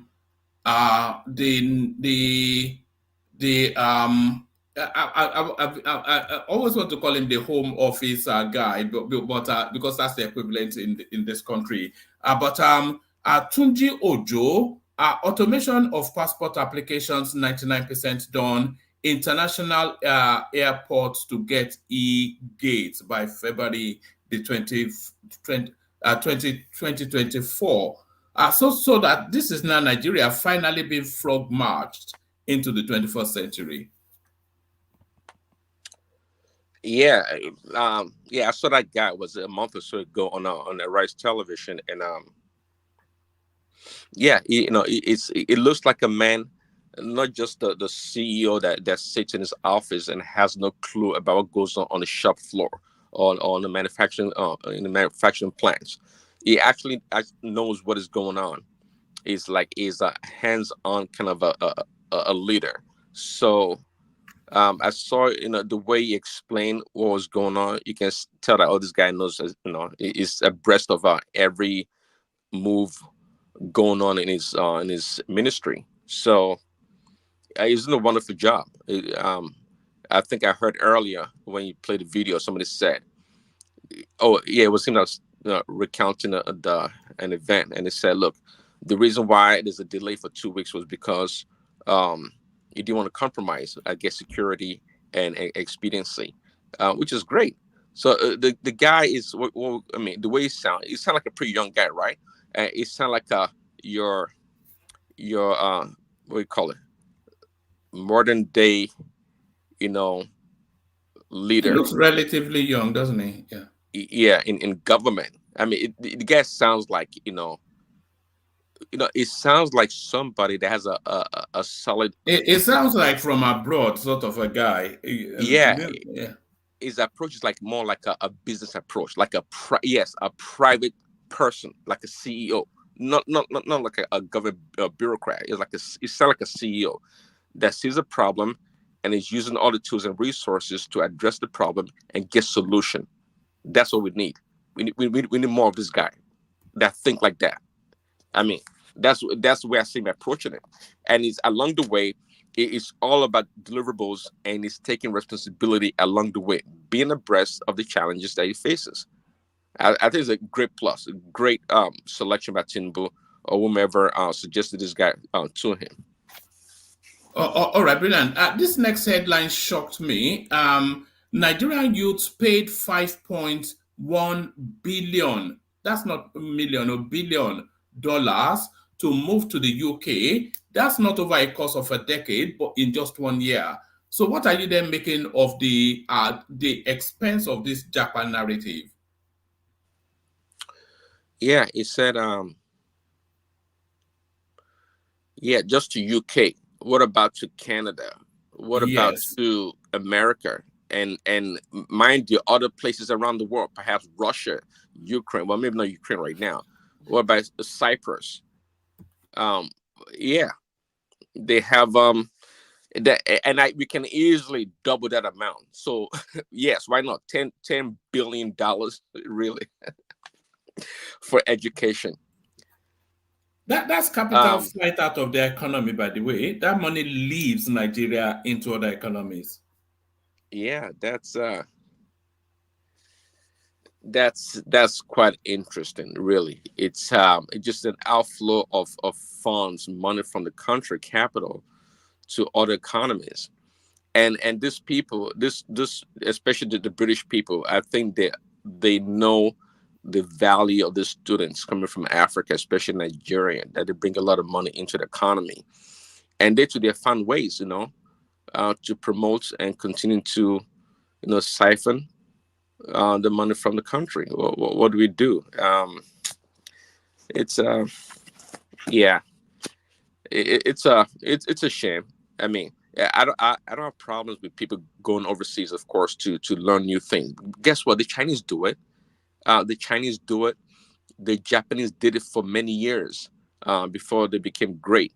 They learn from learning is not in isolation. You learn from everywhere and from every culture in different countries, and so it's not really unique to Nigeria. Our problem is that we don't have a return plan for these people, nor do they want to go back, because most of these people, it's money they cough out from their own pocket, their own personal fund. What's the incentive to go back? I mean, you get that education, and then you go, that gives you an entry into sort of like a middle class experience in a first world country. Why would you give that up to go and live in Nigeria? Waiting you carry, open your boots. Yeah, we just there's so much. I mean, trust me, there's waste everywhere, even America and around the world. There's so much waste. But there's one thing to waste and another thing to waste, and you don't have it. We don't have it in Nigeria. I mean, we're not really poor, but as a country, right, we're not poor, but we don't really have that luxury to be wasting money and resources in that country. We treat everything like raw material. Our thinking is raw material. Our behavior is raw material. Everything we do is raw material. We don't think. I can interject. Prince Daddy, how are you? How you doing, man? Prince. Oh, did he drop? Oh, no, he dropped. Yeah, Carry On is back, but Carry On, he can hear you. Yeah, Prince. Oh, Prince, are you there? Yeah, he's back now. Oh, okay. No, I just wanted to check. You were saying that raw materials, which is interesting, and you're right. A lot of focus on raw materials, but these individuals that one man is referring to, they're actually the finished product. They're the value added product. You look at this platform, the one man's, yourself, the man with the data, world peace. These are professional individuals with experiences, skills. Listen, I'm not trying to boost the one man platform. Trust me, my natural inclination would be to take away from it. But a lot of the people on this platform could do what this minister did if they're put in that position. If they just dig their heels in, roll their sleeves up, and get to work, they'll do it. So the point I'm trying to make is that, and this guy, don't correct me if I'm wrong, was abroad as well. The salvation to Nigeria is in our diaspora. And I think, woman, you're asking, what gives them the incentive to want to come back? Well, that onus is on the government. They're the ones that have to create the environment. They have to create the economic empowerment opportunity for people like you and me to say, you know what? This new thing just popped off in Nigeria. I'm going back to put my time and my effort into it. And when they realize that their strength, the strength and the true salvation of this country is in its finished products that have gone abroad, I think we're going to wake up. Agree. But you are banking on the nationalistic fervor of the average person, because no matter what the Nigerian state does, they would not still be able to insulate enough, sufficient enough to the level of life. And I was just citing the example. Woman, if I stop now, I can drive to France and hop on the Euro. Nothing, no concerns outside of petrol. Woman, I'm banking on pure and simple human greed.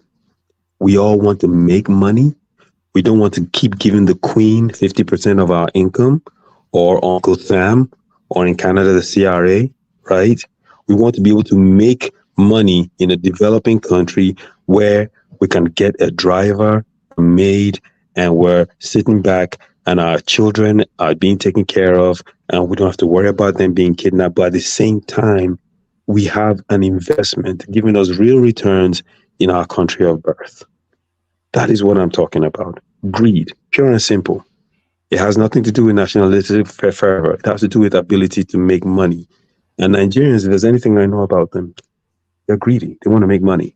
So if our government creates that window for them to say, we are going to go back because here's a real economic opportunity for not even necessarily go and live, but just to invest based on all the things we have.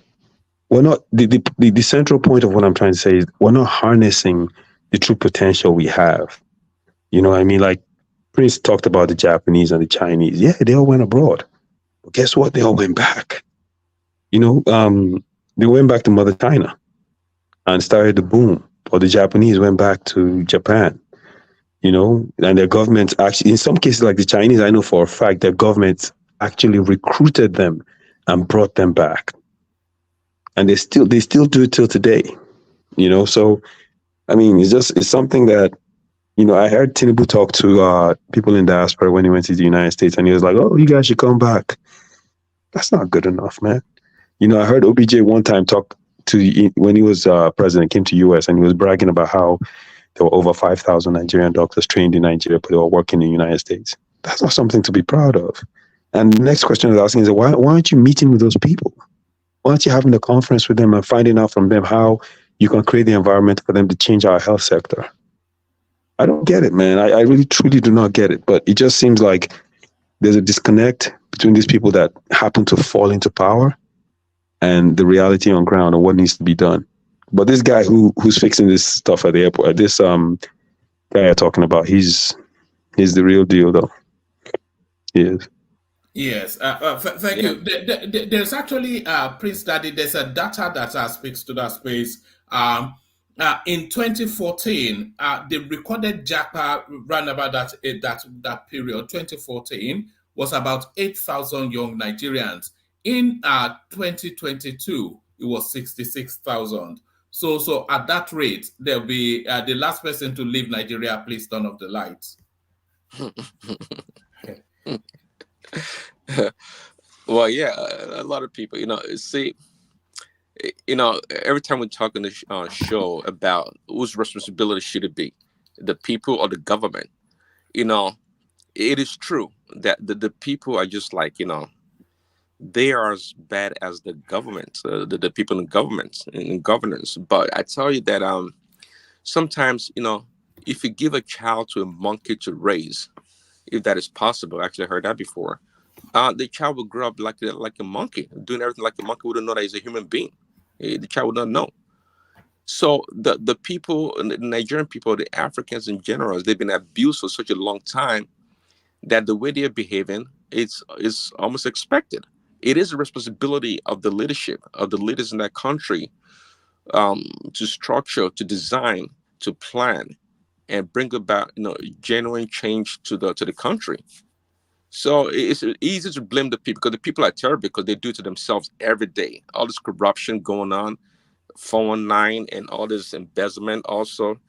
People do it to themselves, but that's the way they've been trained. Why should we expect them to do any differently when the governments, the people in government, they're not doing any better? They're not doing any better. So, you know, there has to be, you know, our orientation has to change greatly. We have to become a different people. And I'm telling you, it all starts from the school, from the kindergarten, primary school. That's where it starts. That's where it starts. That's when the real teaching starts for this, you know, for the citizens. But I don't think. You know, I've often thought that the one ministry that we're missing in Nigeria is a ministry of civics.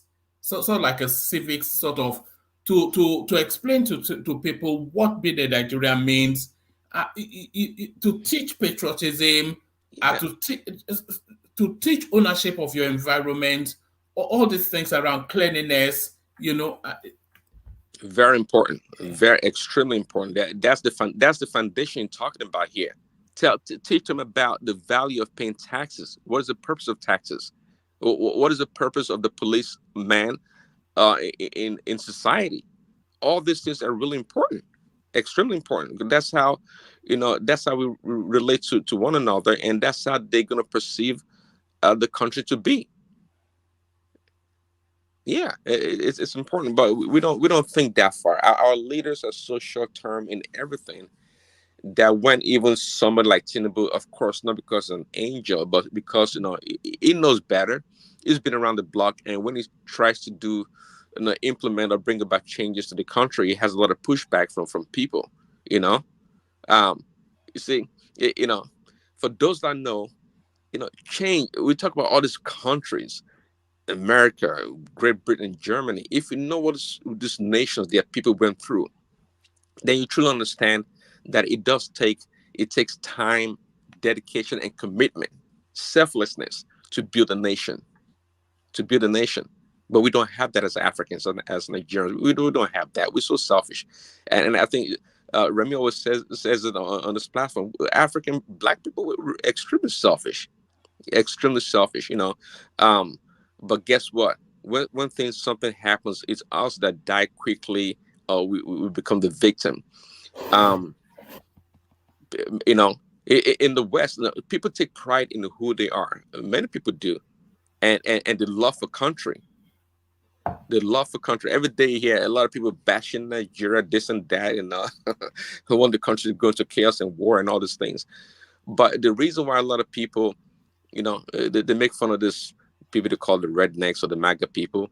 I mean, I don't know what is wrong in loving your own. What's the equivalent of a MAGA within the Nigeria? Are the obedience our MAGA? So sort of the deplorables, as Hillary Clinton calls the deplorables.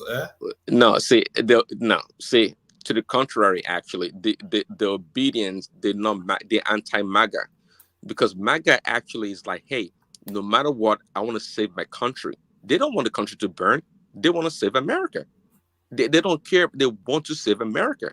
I mean, yeah. I mean, a few months ago, so this, I think it was an MMA fighter from one of these, you know, small cities in America was talking about if he, I can't remember what the question that was posed to him. It was like, you know what? He doesn't care. All he cares about is defending America. Defending America. He said, "We'll put down everything, his money or whatever he has, and carry a gun and go defend America at all costs." That kind of mentality. And there are plenty of people like that person, that guy in this country. They love their country and they would do whatever. So this when this people have this perception about this MAGA people or people that love their country in a negative way is kind of comical. And these same people that are mocking them, they themselves will not fight for their own country. They won't do nothing for Nigeria. They're going to talk about it. They won't do nothing. They won't do nothing for the country. So we're so far behind. The love for country, sacrifice. We don't have that. It's a long way. Sometimes I wonder how things work in Nigeria. Really, it baffles me. It really does how things work, because the way things are, like, how do we get things done? How do we do anything at all? But somehow, some way, we survive. You know? People still make it. Prince Daddy, I want to challenge one comment. You're talking about MAGA people and their patriotism. I differ on obedience. I think obedience are very patriotic. And if you look at the cross section of obedience on this platform alone, right? I consider myself obedient. Was it Russian? Well, Russian, I may not be obedient, but Ekene, Morris, Joel of Nashville, were not You forgot unreasonable. Well, he's an outlier, but we're not we're not unreasonable. You know, people that want to just watch Nigeria burn. No, we want the best for Nigeria, and there's frustration and anger that's manifesting itself in what you guys see, right? I'm not even on X, so I don't participate in all that stuff. But you know, have you surrendered to calling it X as well? It's not Twitter anymore. Oh man, everything I go do now. Yeah, we know. that Boa has taken over and he has manipulated the things. So I might as well call it X.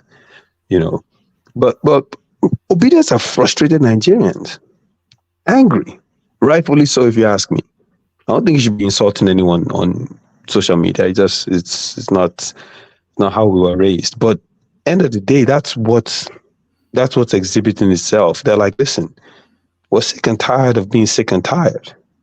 That's what you're saying.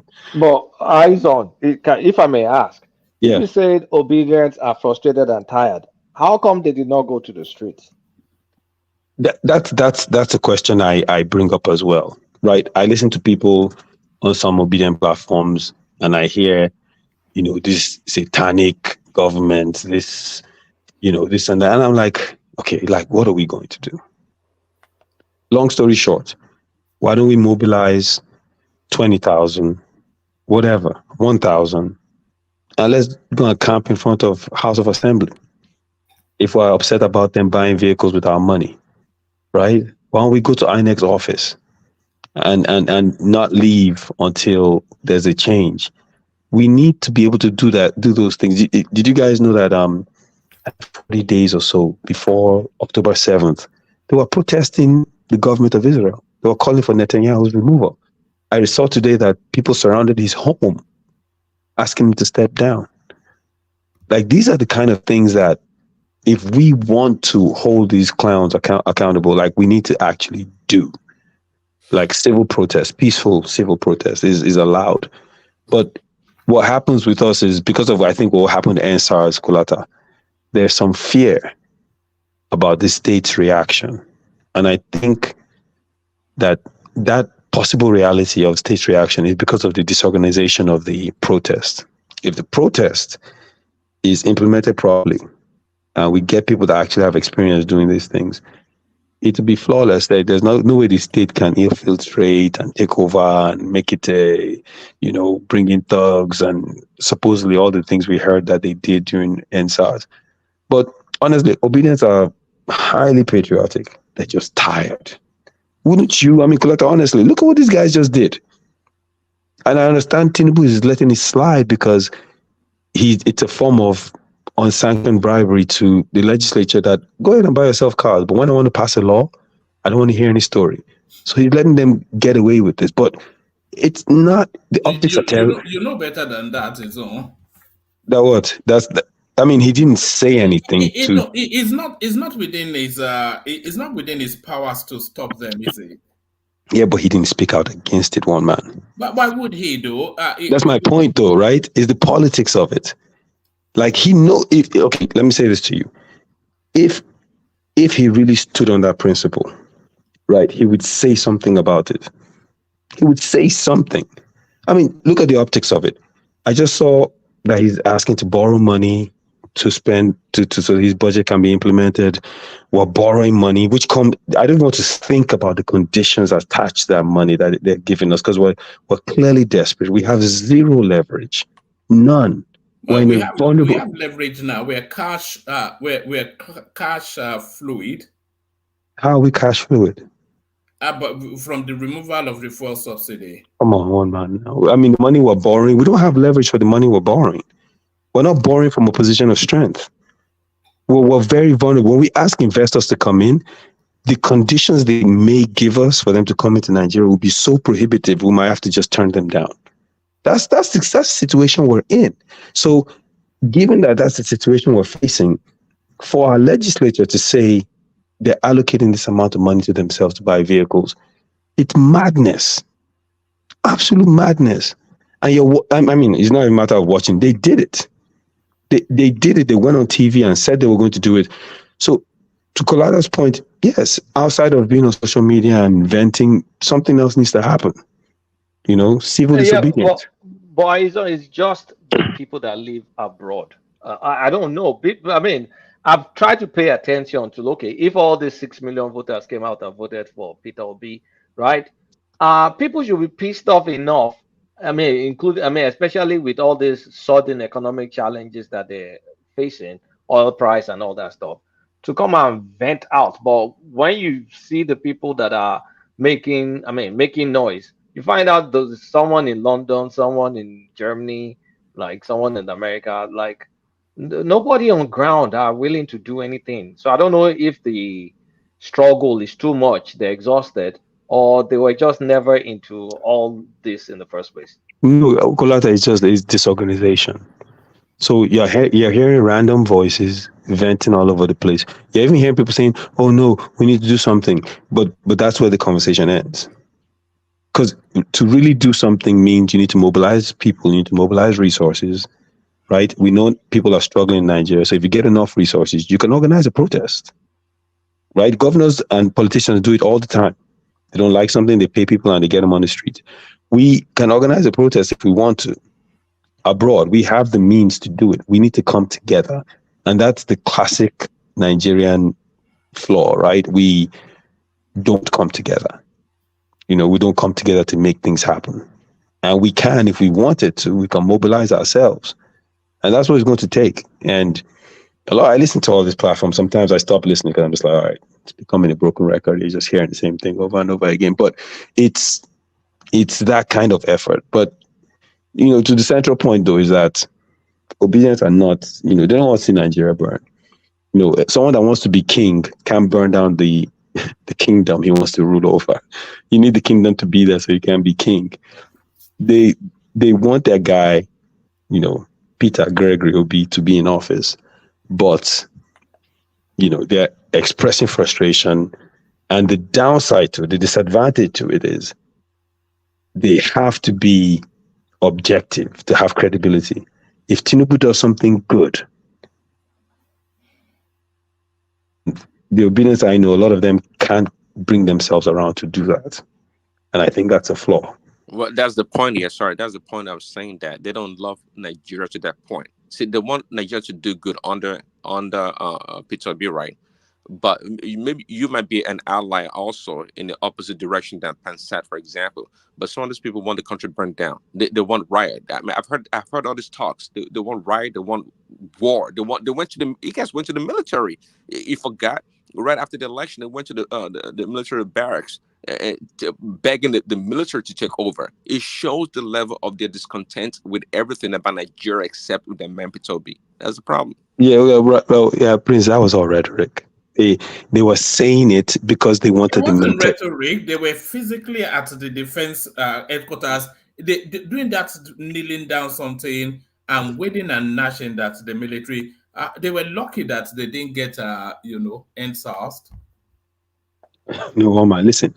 The real obedience, when you listen to them speak, okay, now the memo that has gone out to obedience is we're going to be an opposition party, right? Obedience, I'm not talking about Labour Party. But no one really knows what that means, right? What does it translate into being an opposition party? There is no direction at this moment. No one has said, here's what we're going to do, here's how I'm going to mobilize. There's no obedient in action group on ground. Some people may not like Serap, but I have a lot of respect for those guys. They don't mess around. Something comes out they don't like, they put it out, they take people to court. Those guys work. Serap works.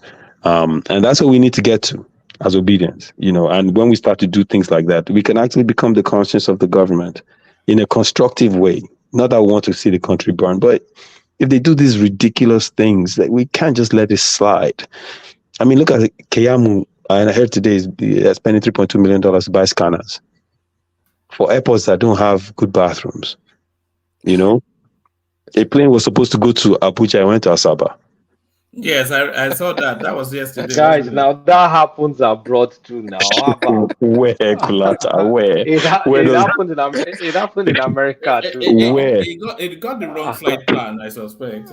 Yeah, the wrong flight plan. Let me see. I read it somewhere. It happened. Please, Kulata, tell me where and which airline, so I know not to fly that airline.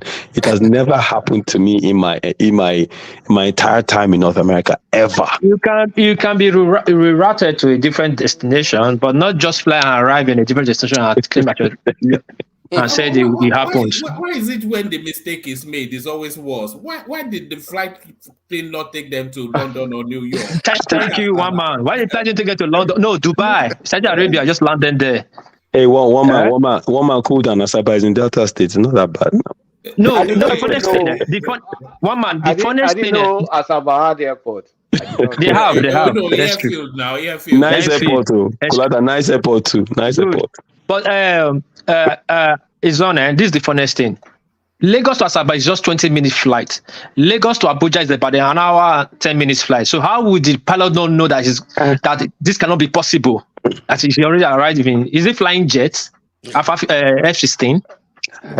Well, you guys don't be hard on yourself. Look, I found it. British Airways flight lands in Edinburgh instead of Dusseldorf by mistake. British Airways. One man. Dusseldorf and Edinburgh. How was the difference? How was the different? What's the difference? Is in Germany, one is in Germany, one is in Scotland. Different countries. He flew from where? That could be understandable. That is the national flight. How is that understandable? No, hold on. What I'm trying to say, that is far. What about local? Is this local? Lagos to Abuja is 1 hour. At least minimum is 1 hour. For crying out loud, landing Asaba is 20 minutes. How can you not say the person supposed to understand like, no, this manifest is not correct. It cannot just be in Abuja in 20 minutes. The flight will tear apart in the sky. Wait, Kulata, are you trying to give soft landing to this? I don't understand. It's a common thing now. I mean, no, Kulata, no. There's no common here. Come on, man. So if British Airways can do it, come on, man. Why can't we do it? No, that's international. It's coming from another space to another space. But this is local. Worse.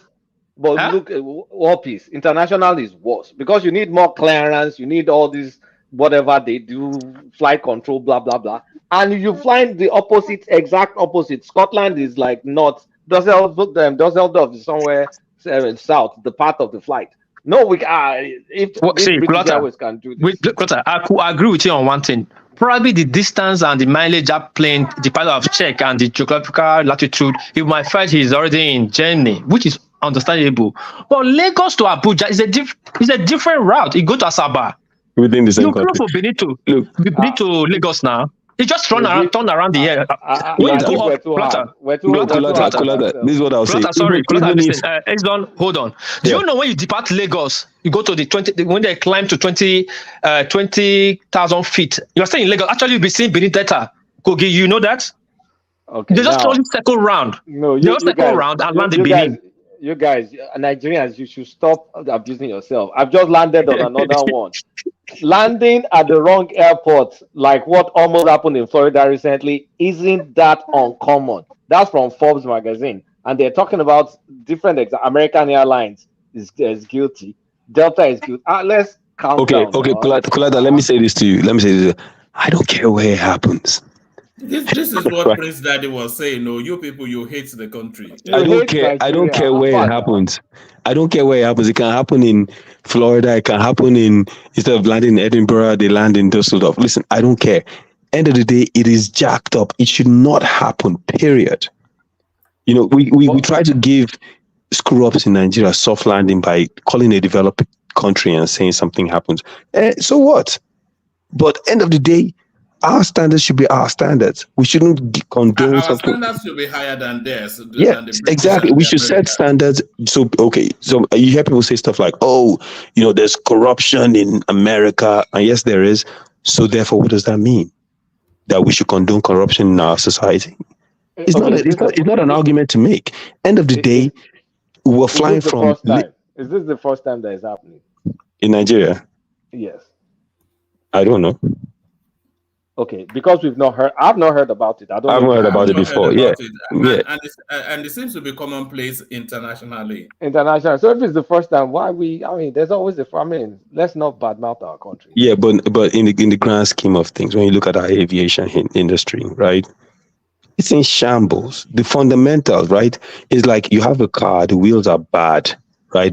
But you're spending the value of the car on tinted windows. No, that's what he's doing now. I listened to his press conference today. He was saying how people have been telling him how uncomfortable it is that they're searching inside their bag. So he's going to spend $3.2 million on scanners. And I think the thing is this, you know, our people in government, they don't necessarily have a revenue generating mentality from what I've seen. It's really about spending. If I was to ask any of these people, I'll be like, what's your plan to help the agencies under you generate revenue? Like, what are you going to do? Because governments generate revenue across the world. A government actually should be generating revenue. That should be its focus. But if you look at most of these guys, correct me if I'm wrong, but I haven't seen it. Right? I haven't seen them say, here's our plan for how we're going to work with the Nigerian populace to make sure that we're bringing in funds. Hey, to that point, real quickly, I think it was a woman that read yesterday, an agency that gets 100% funding from the government could not report any profit or revenue, and they make that was billions. The lottery fund. Yeah, that was what? The National Lottery Commission. And they made billions of naira, right? And they did not report, and that's amazing. They recorded the deficit without remitting. They made 2-point-something billion in. Of course, who doesn't make money on a lottery commission? Yeah. They made 2-point-something billion. They remitted zero amount to the national coffers and recorded a deficit of 200 and something million in their books. And they are fully funded, if I'm not mistaken. They are fully funded, yes. It's crazy. How do those three spaces come together? You are fully funded, so that means your expenses are covered. You generated income, it disappears into thin air, and then you recorded a deficit. How can you marry those three spaces together? Only in Nigeria. I swear to you, if I was to ever sit down with any of these ministers, that's the question I'll ask them. Like, seriously, I just want to know. This is the financial condition of your ministry now. If you leave in 4 years, what will be the financial condition of your ministry? And I want to hear what the answers would be, if they even know what that should be. I don't know. You touched on something that it's very important. No, all these ministries and parastatals, there's no strong drive for revenue collection, because when you look around you in America, you know they have quota, police has quota they need to meet. So at some point in time during the month, just make sure you don't drive nonsense, because they're eager to give you a ticket. Parking space, they have quota. Tax collector, everybody has quota, and their performance is based on, a lot of their performance is based on the revenue or the fees they can charge you. In Nigeria, we don't have such mentality. The mentality we have is if they put Kulata in this, in this agency, it means I'm just supposed to go and eat it to death. Like whatever they make, I'll pocket it, I'll share it amongst the directors that work for me, and that's it.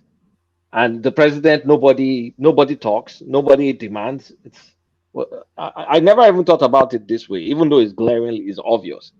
Well, it's a culture that needs to change. Yeah. Let me give you an example, Plata. There's just because I pay attention to like sports industry and stuff, right? I did a comparison of the U.S. Soccer Federation and the Nigerian Football Association or Football Federation, as they're called now.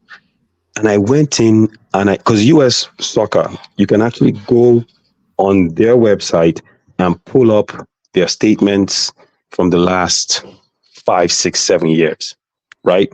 You pull it up, you see exactly how much they made, where their money came from, everything. These guys don't get a dime from government, not a single dime.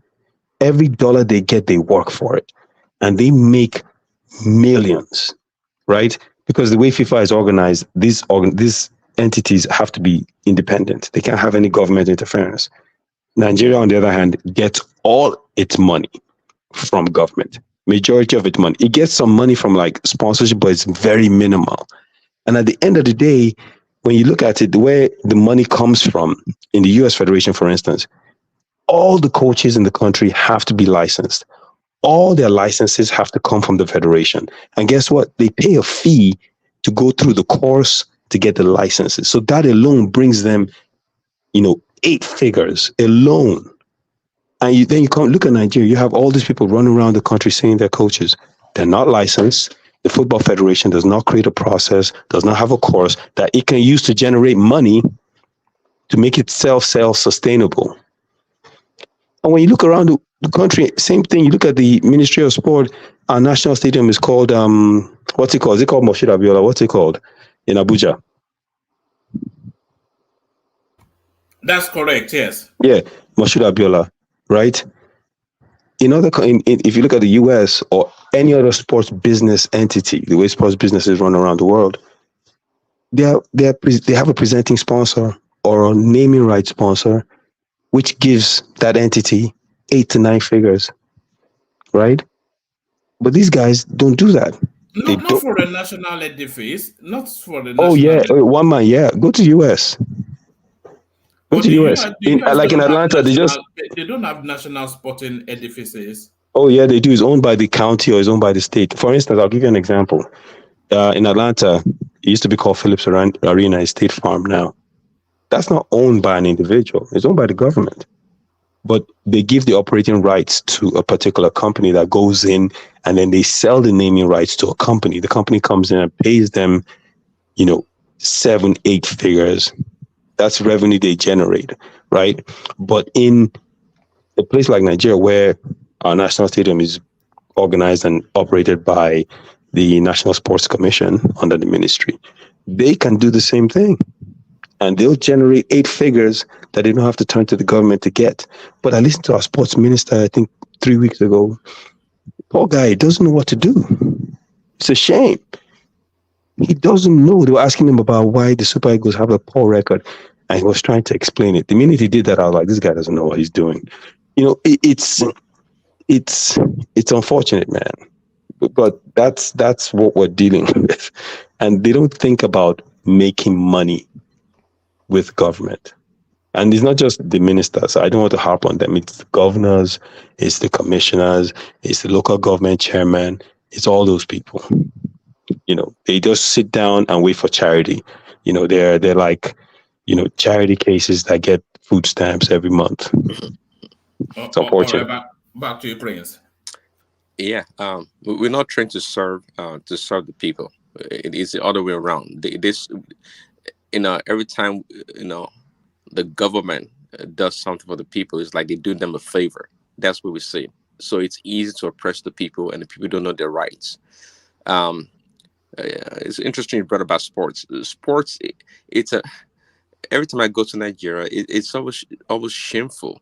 And when I see people wearing all this Manchester, Chelsea jersey with passion. You guys support their teams, passion, and you spend. I mean, I know people that spend a lot of money buying their jerseys. Okay, but the sports industry in Nigeria is nothing. And the reason why, you know, that I, to me, a successful country is a country that has a sports culture like America. You know, left to the government, the American government, to the mess up big time. They're so wasteful. But the sports industry in America is so huge. We talk about trillions of dollars, trillions of dollars. I mean, the last time they purchased a basketball team, the Los Angeles Clippers, the guy that bought it was a former Microsoft guy, Balmer, for $2 billion. And many of this, just like I think it was Eisen talking right now, many of these facilities that it build is usually a partnership between the city or the county and the sports private sports company. There's been many times the city they cough out like $500 million to build facilities. Yeah, because they know the revenue that the city is going to generate from these sports, and they're going to make their money back over time. So that partnership, we don't have that. I mean, it's so shameful and painful that we've not developed our sports industry. If they just try with soccer, football, that'd be okay. But every time talking about Manchester United and all this other sport, it's just like, wow. As much as we love sports, we can't develop ours. Again, it goes back to what? That raw material mentality. The way we think, we do things, so raw material like. Everything we do. Everything we do. I mean, by now, Nigeria should have like a robust premiership, or whatever you want to call it, a sports league, a football league, that all the countries, other people from Africa come to play. That best players come to our country to play. We should have been at that level by this time. By this time, we should have, but we have a zero sports industry, and that's one of the reasons also that there's a lot of challenges financially in that country, because it's opportunities to build. If you see the kind of sports this white people just put out that they create in that country, it will baffle you, and they make so much money. Kids, different ages, be it skating or whatever X sports, they make a lot of money, and we're missing out big time. And we have the talent, the raw talent. We have them plentiful, but we can't do nothing with it. Anyway, what's next? Or next person?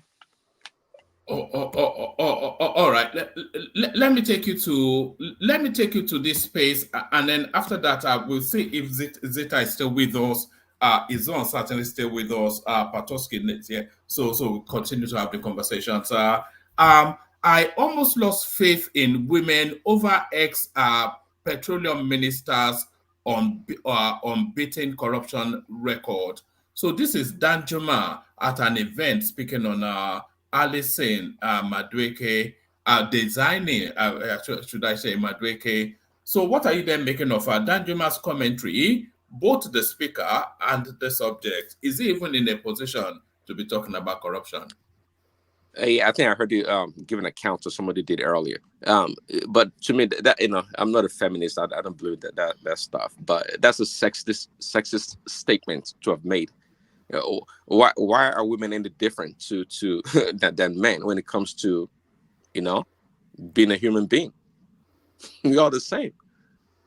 Why should we expect women to steal less than men? Why? So I don't understand that comment or that statement he made. It doesn't make sense to me. We're all human beings. People will always. But do you not feel overall that women are more reliable in terms of handling money, those sort of narratives, and doing things in the proper way? No, because again, women just like men we're all human beings equally. The only reason why it appears to be so because they have less opportunity. Less opportunity than men, especially in the African setting of society, and that's the reason why. But it has proven right now. No, I don't think anybody twisted Madueke's hands to steal the funds, the money she stole. Nobody did. It's human nature. Greed is not a man's attribute only. No, it's a human nature. So I'm not surprised that she did. I don't know why we should expect more from women to be more decent than men. It should be the other way around. If you're a Men believer, should be more decent than women. Are you joking? that what? That men should be more decent than women? Why not? Or what do you mean by the other way around? Well, men carry more responsibility in society than men, But they are more dubious than by women rather. nature, though. Huh? Are they not more dubious by nature? Men? Yes. I agree. Absolutely, I agree. And You know, if because you go into the prisons, most of the women in prison are there for crimes of passion, but most men are there for criminality. yeah, well, I don't disagree. But again, if more women were exposed to the same level of exposure that men have in different industry in life and things, they would behave the same way. I don't know if you heard about this young lady. I can't remember her name, but she founded a company called Theranos. I think maybe Colata would know, or somebody else. Theranos. It was supposed to be a biomedical company. Yeah, I know her. 419er. Uh-huh. That 419 woman, Uh-huh. Yeah. Yeah. Elizabeth Holmes or something like that. Is it Yeah. Elizabeth Holmes? Yeah. HBO did a special on that whole thing. It's crazy, man. Yeah. She was a woman, a young woman. Do we question why she did it? No, she listen. We are all, when it comes to in life, when we are put in a certain condition situation, we all, men or women, are likely to behave the same way. In fact, we behave the same way. That lady, the reason why she did what she did was because she was trying to uh, prop up a company and present a false image about what she stands for, what the company can do. So, and she was embezzling money, lying to the investors, and doing all kind of shenanigans. And she's not new to it. Men have done it numerous times. And this is what it tells me, that if you have more women in such position, they will behave equally as bad. That's where I see it. I don't make the distinction. So what this Danjuma guy said, is sexist as far as I'm concerned. You shouldn't hold her to a high level than men. No, that's silly. All right, brilliant. Stay where you are, Prince Daddy. Let's hear from Hizon. Sorry, let's hear from Hizon. Sorry, let's hear from Zita, just to break up the testosterone, or however that word is. But I suspect Zita is probably built on us mentally, if not physically. Zita. Yes, I knew it. All right, so Zeta is in the land of the nod, as it nodded off. Izon, you can speak to the topics, or you can just flow through it. I think we've exhausted round and round the topics, but let's hear from you, Izon. Yeah, woman. I think. Yeah, yes, sir. Nice, nice one. The marquee of wherever you are in Canada. Oh man, Canada is too cold, man. These are the times we want to go home. You know. It's just even this, but as your body not, I like it when it's a bit chilly. I don't know why, but no, man. As your body not adapted to the weather there. Yeah, it's just, here's my issue with this is that during winter you have to take vitamin D pills, right? Because you're not, we're built to get sun because of the melanin in our skin. And the longer we stay here, if we're not getting sun, the impact is going to be higher on us, on Black people, because we have melanin to help protect us from the excess sun, because we're raised in an environment where we're supposed to get excess. So now you're in a place where you're not getting any at all, and you're covered up 9 times out of 10. So you can actually start to take. How many IUI do you take? I don't take vitamin I D. take. I have this thing where it's just one a day. I've forgotten exact. I can't remember the IUIs, but I take 10,000 IUI a day. Summer, winter, anytime. Because I don't go out, and I work from home. So when I travel, I'm in airports or something. So I take vitamin D daily. So Kulata, don't you just sometimes when you're working from home, don't you just say, you know what? You know, I'm going to go out and buy that tomorrow. I didn't know I was meant to But be when taking you it. buy, just don't buy the D. Make sure it has K2 in it. Yeah. Vitamin K2. Yeah, woman, you need to take it, man, because it affects. Listen, and it's crazy. It affects your immune system, your mood, your bone density, your level of testosterone. Like it really impacts everything. As a matter of fact, during everything. during COVID, they said it's a steroid actually. Yeah, they said during COVID that they found out that a lot of the black people, and this was in the US, that were getting COVID were all vitamin D deficient. So their immune systems are not working at its optimal level. And then for people like us that live in this, at least Kulata is not as bad. He stays in Atlanta, I used to be in Atlanta. Atlanta is nothing. If you Kulata, if you want, you can walk away from your desk and go for a walk in the sun. And you get your vitamin. But the timing, it has to be morning sun. Yeah, if morning it's afternoon sun is useless. And It's not the I have same, to yeah. take my I need to take my shirt off. You want me to scare my neighbors? You want to excite all the babes. Look at that. They'll come running. No, man, but one man is needed and badly, because especially black people, because Nobody told me this, though. How come I'm not aware of this? Oh man, you should have. As black people, this is not our natural habitat. At We're all. supposed to be living in a tropical place in Africa that we will never lack vitamin D. So we've been removed from it. If you check your vitamin D right now, I will not be surprised if it's like 20 something or less than that. Yeah. As a matter of fact, next time you do your physical, just ask them to check, and they will tell you. It's so that's one of the downsides.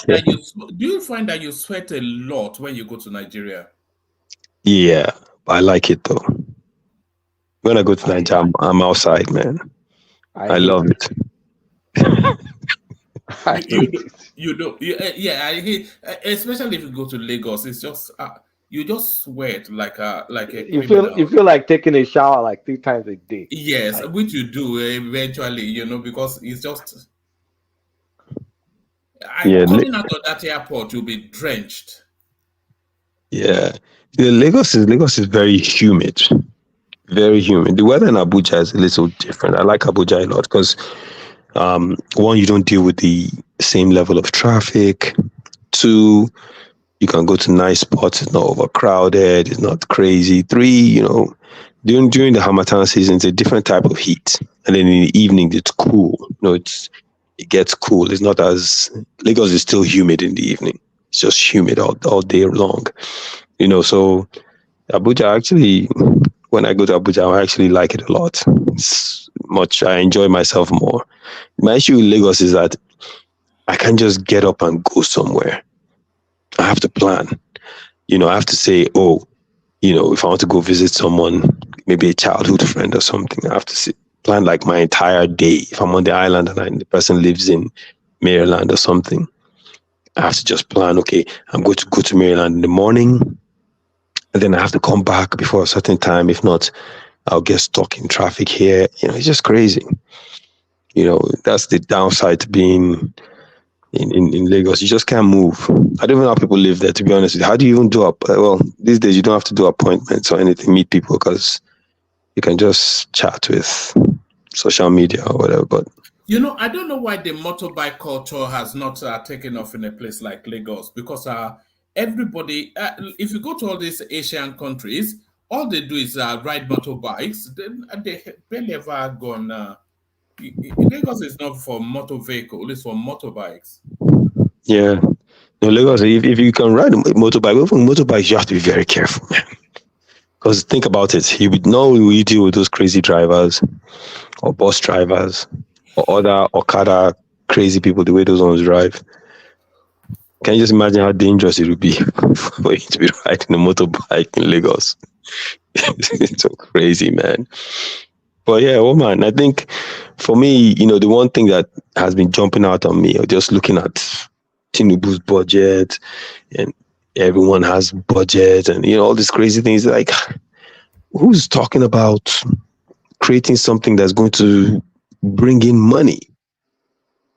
It really baffles me. I don't see or try to understand. That's the one thing I will give them in Lagos that they did. They made government generate revenue, right? I can't take that away from them. Who did? Who did? Oh God, I know you want me to say it, okay? But they made, but he's not doing it now. I know it's different. This is federal. It's more difficult, right? Government has to generate money. Look, I'll give them that in Lagos. They generated ridiculous money with taxes. Ridiculous. And they're actually almost at a point where they can implement any development project they want.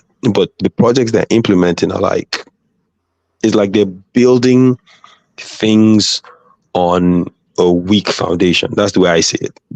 I think they're doing things, but the fundamentals, as they say in American football, the basic blocking and tackling needs to be done. So that way, when you add all these things, it'll be strong. And I just feel the level of, and let me not lie, I don't even have a solution for how they would do it, right? I will need to understand more about the problem, but the sewage system, the trash disposal system, it has to be done at the local government level in Lagos across the board, but that has to be fixed. And they need to create more options for transportation. The waterways, they have to, I know people use it right now, but not enough. You mean they should introduce something like a metro system in Lagos, like trains, like is that what you're talking about? Well, they already have. There you are. They already. But I'm saying, like, even the waterways, but even the trains, that hasn't been enough, though, right? I know they're introducing it. I don't know where they are right now because they're building the whole structure from everything is being built from ground zero. So. That waterway, I've always thought that I'm not quite sure why they've not explored that sufficiently enough, just to have jetties all over the space, so you can just ferry hop around the, Yeah, I know there's someone I know who was telling me, one of his bosses, an expat, gave me some white guy that comes, and the guy rides his boat to work every day in Lagos. So yeah, it's there. They can use it, and if you use it, you don't have to hop on the road. You just take your car to a certain place, park, hop on the boat, boom, you're on the island.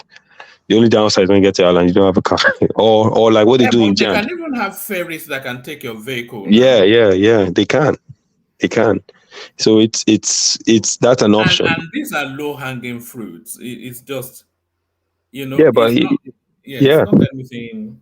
No, it's not heavy lifting, but I will give them the credit though that they did find a way to generate money from government, right? They did create a system, not perfect, but it was able to bring them a lot of revenue.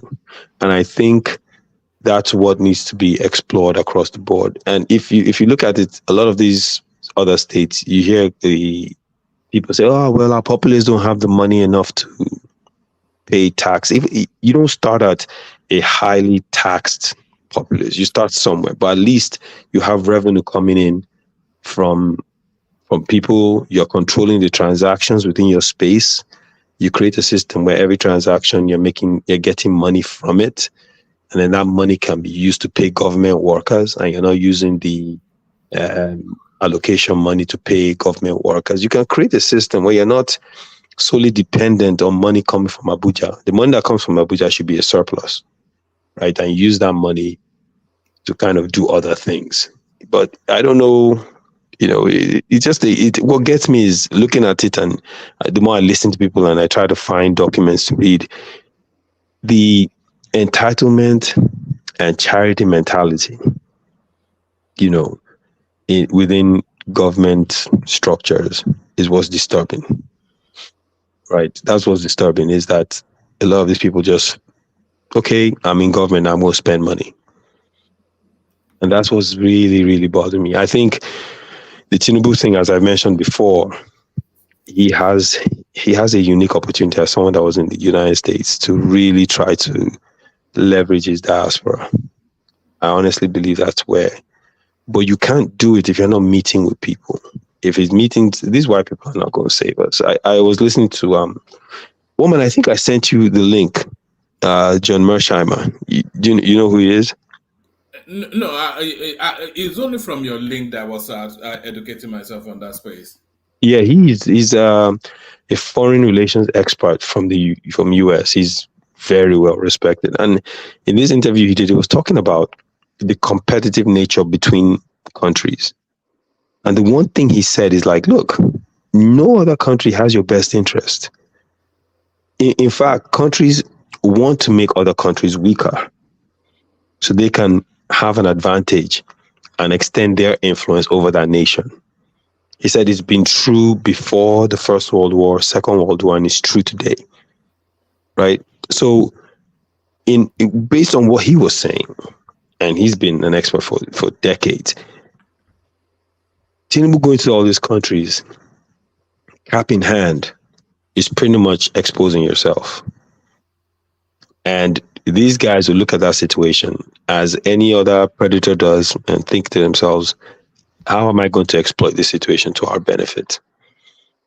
They don't have our best interest. And I think for us, those countries or those companies coming in, they're not necessarily going to develop our space. It's all about what they can get. And if they don't get it, they just pull out, like the way all these companies have recently pulled out. And it doesn't seem like we learned any lessons from these companies pulling out. There are people and there are individuals around the world that are experts. I'll give you an example. So if, for instance, let's say, I'll use Kulata from Osun State, Osun Gold, right? If we say, if a determination is made that, okay, we want to mine the gold in Osun State. Okay, we don't have the infrastructure, we don't have the experts, we don't have the money, but we have people, Nigerians, who are wealthy enough who can get access to the capital. Those are the people the president needs to be sitting down with and having conversations with them about how they'll be the major shareholders in this company, and they will generate the capital. They will hire the experts around the world that understand how to mine gold, and they'll build the infrastructure and get it done. You don't have to bring a company that's going to take the money out. You create a Nigerian company and you hire foreign experts if you have to, but that money stays in. So that's always the thing I struggle with, is I don't understand why any project that comes up, instead of thinking about hiring the experts, they think about hiring the companies. You want to build a road? Oh, let's get a Chinese company that's going to bring Chinese workers, and they take the money back to China. Why not just create a Nigerian company and hire foreign experts that know how to build roads, and they'll tell you the machinery to get and get it done? I don't understand that. That's the one space that I've never really. In fact, who knows the topography of Nigerian land better than a Nigerian? All of these are universities that we boast of. University of Ibadan, University of Lagos, Anzuka, all of these spaces. Is it beyond the width of their engineering, whatever it is, for them to be able to build roads in Nigeria? Anytime you see Seyi Makinde, the governor of Anambra, anywhere, there's always some Kora guy. Anytime they're inspecting some road project, it's either some Arab guy or some Eastern European or a China man that is always that ornates the picture. What's all this nonsense? We can't even build roads. And we prance around the world, patting ourselves on the back. Look how clever we are. We are educated, we speak English. Ridiculous. Well, man, I know it's weird. If we look, I can almost promise you there are Nigerians out there somewhere working in companies abroad that build roads every day. In every field, we have them. The Nigerian top-notch architects in the United States and builders. I'm serious, man. In every field. So, in essence, if you wanted to, if the focus was, okay, I'm going to keep this money in-house. Okay, because if you think about it, okay, I borrow 300 billion from the World Bank. and I take all that money and give it to the Chinese government. Isn't that madness? Like, why would I take a loan that we have to pay back, and I want to build what? A power plant and a road. And I turn around and give that money to the Chinese government. And I pay the loan back. And the Chinese government hires Chinese workers, and that 300 billion, essentially you just borrow 300 billion and put it into the Chinese economy. That's what you just did. Where, on the other hand, if you say, fine, we're going to establish whomever, a Nigerian company, hire the best experts, technical experts that know how to build a road. They'll tell you what you need to get to build it. And you build it, but that money stays inside. It circulates within the borders of that country.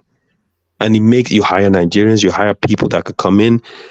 The money stays with the Nigerian company. It kills me. I don't understand it, man. I don't know, Kulata, maybe you can explain it to me, because when I look at this situation, I think it's just pure madness. What situation? Sorry. Situation of us getting cash or wanting to implement a project, and we turn around and give the money to a foreign company who then takes that money, puts it in their economy, gives jobs to their workers, and comes to our country to implement the project. Why don't we figure out a way to get our wealthy people or whomever to hire the best minds around the world to come into the country to implement the project? It's still your company. I'll give you an example. So, if I have a company and I say, I don't know what your field of expertise is, and I say, okay, I want to, create a small power plant in Osun State. Kulata, you're an electrical engineer. You've done it before abroad. I don't need to know anything about it. I'll hire you. You get it done. But guess what? You're still working for me. That money still stays with my company. And if my company is Nigerian, that money stays in Nigeria. We don't think like that. We don't think that way. Why not, though? I don't understand. It's not like I'm not. Listen, I sat down and I thought about it. Like, listen, I'm not that smart. So I know these guys know these things. There's no way they don't know it. It's not like they don't know it. Like, when you think, look at them, a mind of a normal Nigerian, right? First things first is they want that money. They want it quick. They want to spend. That we have a disease of instant gratification, number one. There's also the issue of, okay, all my money, keeping it in Nigeria with all the the basketballs going on. Is it safe? So there's also that safety aspect, because it's almost like self-indictment. You know you're stealing the money. So why will I keep the money in this kind of environment that allows me to steal money? Why don't I keep it in a sane environment where I know nobody's going to steal the money? Do you understand what I'm saying? Yeah. I get where you come from. We create a terrible environment for ourselves, so we don't even feel secure in it. So we steal out of it and we take it to safety. And then we want now floss. We now want to ball. It's a mentality that only God knows. It's God that created us. Because Gola, if you turn the tables, right? Let's say in the UK, the British government finds a new whatever of gold ore in the Midlands or something. They find this huge stash of gold ore. What do you think they would do? Let's just turn those tables around for a second. And with all the complaints from the British populace about jobs, about opportunities, about leaving the EU, do you think they would turn around and bring some Chinese company to make money off that opportunity? No way. No way. That's how ridiculous it is. Like, we have all these things under our feet, and you hear Nigerians say this, like, you hear like Nigerians that have been in government, oh, just get a Chinese company to come in and they'll just do the thing for you. And I'm like, you're joking, right? But they're not. They're serious. But that's the problem. You're essentially just not creating any economic empowerment or opportunity for your people. Could it be also the fact that because we don't feel like we feel like we're not in one country? It's almost like a unconscious feeling that this is artificial, it may fall apart. So there's no sense of ownership of the country, like a detached feeling. It's just there for the taking. Take yours, take mine. It's your turn. Take yours, take mine. And then there's no patriotism, no sense of responsibility, trying to do the right thing, trying to keep. Nobody thinks like that in Nigeria. I mean, I'm not. Let me not say nobody. Few people think like that in Nigeria. That could also Yeah. be it because it doesn't feel. Well, it feels like a country when we're watching soccer, right? Hey, up Nigeria, or when you are teaching your kid that you are from Nigeria, or you are Yoruba, you are Kineko, you are from Osun and Delta State. When you do, but outside of that, for a normal Nigerian guy, it's like the environment. The environment doesn't look safe. It doesn't look like a place. You have to almost intentionally do something unnatural to say that I want to keep money here. This is where it belongs. This is where it's going to grow. Let's not lie to ourselves. It feels out of it doesn't feel normal. Yeah, yeah, no, Wow. it doesn't. It doesn't, and I think that's the thing. It's like I've always, And that was quite pronounced under the last administration. There was a sense that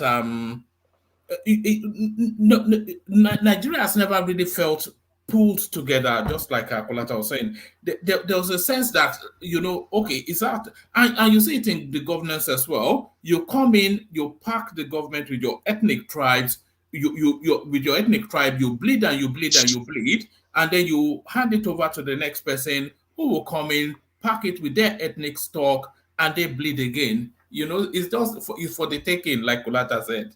yeah, woman. Have you? I heard during the same Kulata. I mean, I said Kulata, Keyamo's interview. Yeah. You're back. Yeah, carry on. Okay. During the Keyamo interview, I heard him what do you call it? Talk about this Ethiopian deal that they had with the Nigerian Air. Do you know this guy, the last aviation minister, gave them a deal and said they weren't going to pay taxes, right? When they're charging the Nigerian airlines taxes, they were going to give this Ethiopian airline zero taxes. The Ethiopian airline was then going to come into Nigeria, drop its prices really low. So Nigerians would then fly with them. They'll put the Nigerian airlines out of business, right? And then when they're the only show in town and they have a monopoly, then they'll jack up the prices. And he was explaining, he was like, what he was saying was that it's crazy. He said he's received a report on it and he sent it to Tinubu, and he's not going to say anything about it because he can't, I guess, go against his president.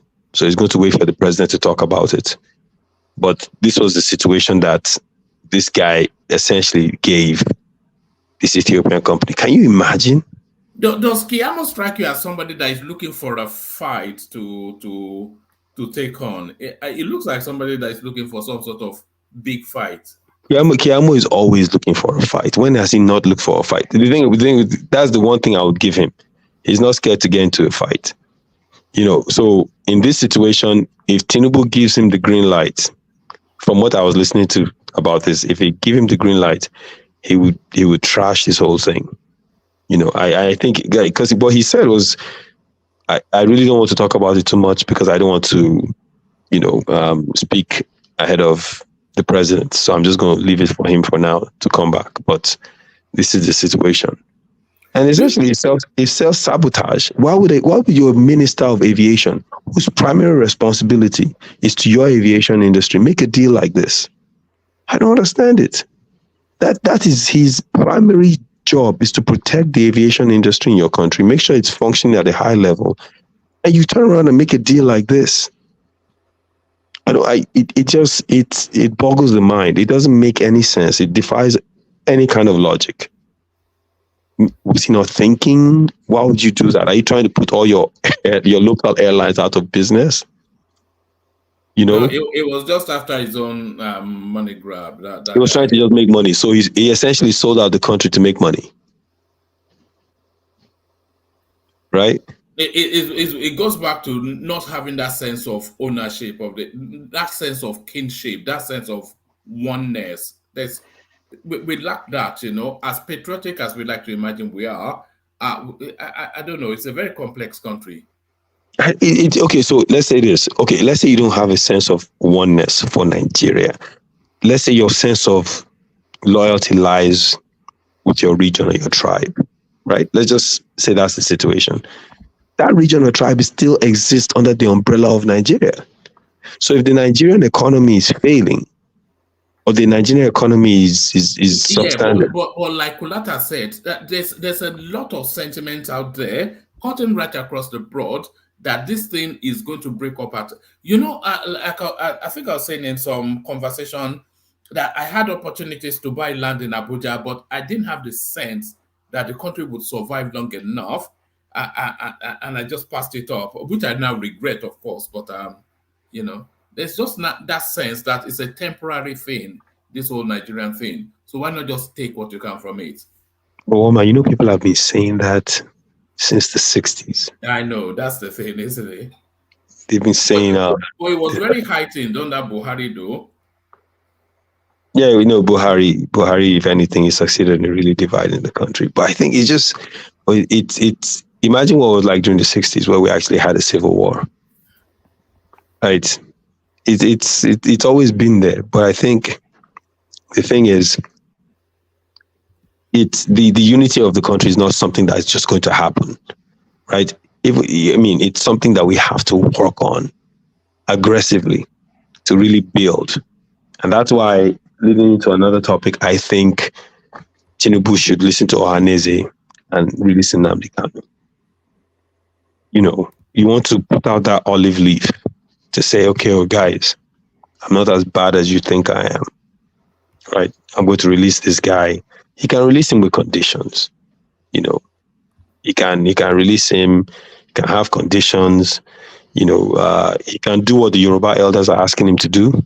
Actually come up with restructuring, or he can meet with all the aggrieved groups in Nigeria. But those are the things that are going to build unity. You can't get into Abuja and just say, okay, these guys are going to fall in line. If they don't fall in line, here's what's going to happen. That's not going to build unity. He can. I think he's the one that has the opportunity to really build and make up all these things. If he does that, that unity will grow. And to actually make his presidency easier. I've said this from day one. From the day he, won the court cases, he's in a position now where he can just say, okay, look, we've moved forward. This thing has happened now. Let's govern the country. And reach out to certain groups. And some people are actually going to start supporting him. And once that happens, he won't even have to worry about getting reelected. It will happen automatically. So yeah, man. That's all I have. All right, brilliant. Kulata, you want to come into the conversation? I think I already had my fill. I just came to argue with World Peace. Yes. All right. I think we start to wrap it up, unless anybody has anything else to.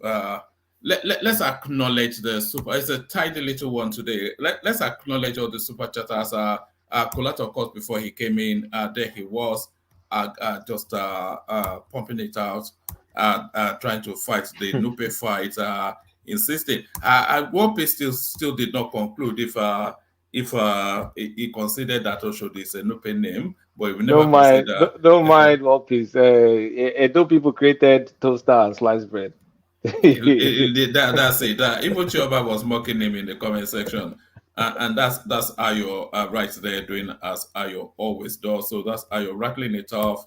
The light will never be switched on unless Ayo is doing that. So that's Ayo right there, and then Crown comes in with the final one right there. So there it is. A nice little tidy session. Thank everyone. We'll do it again. Look at this guy.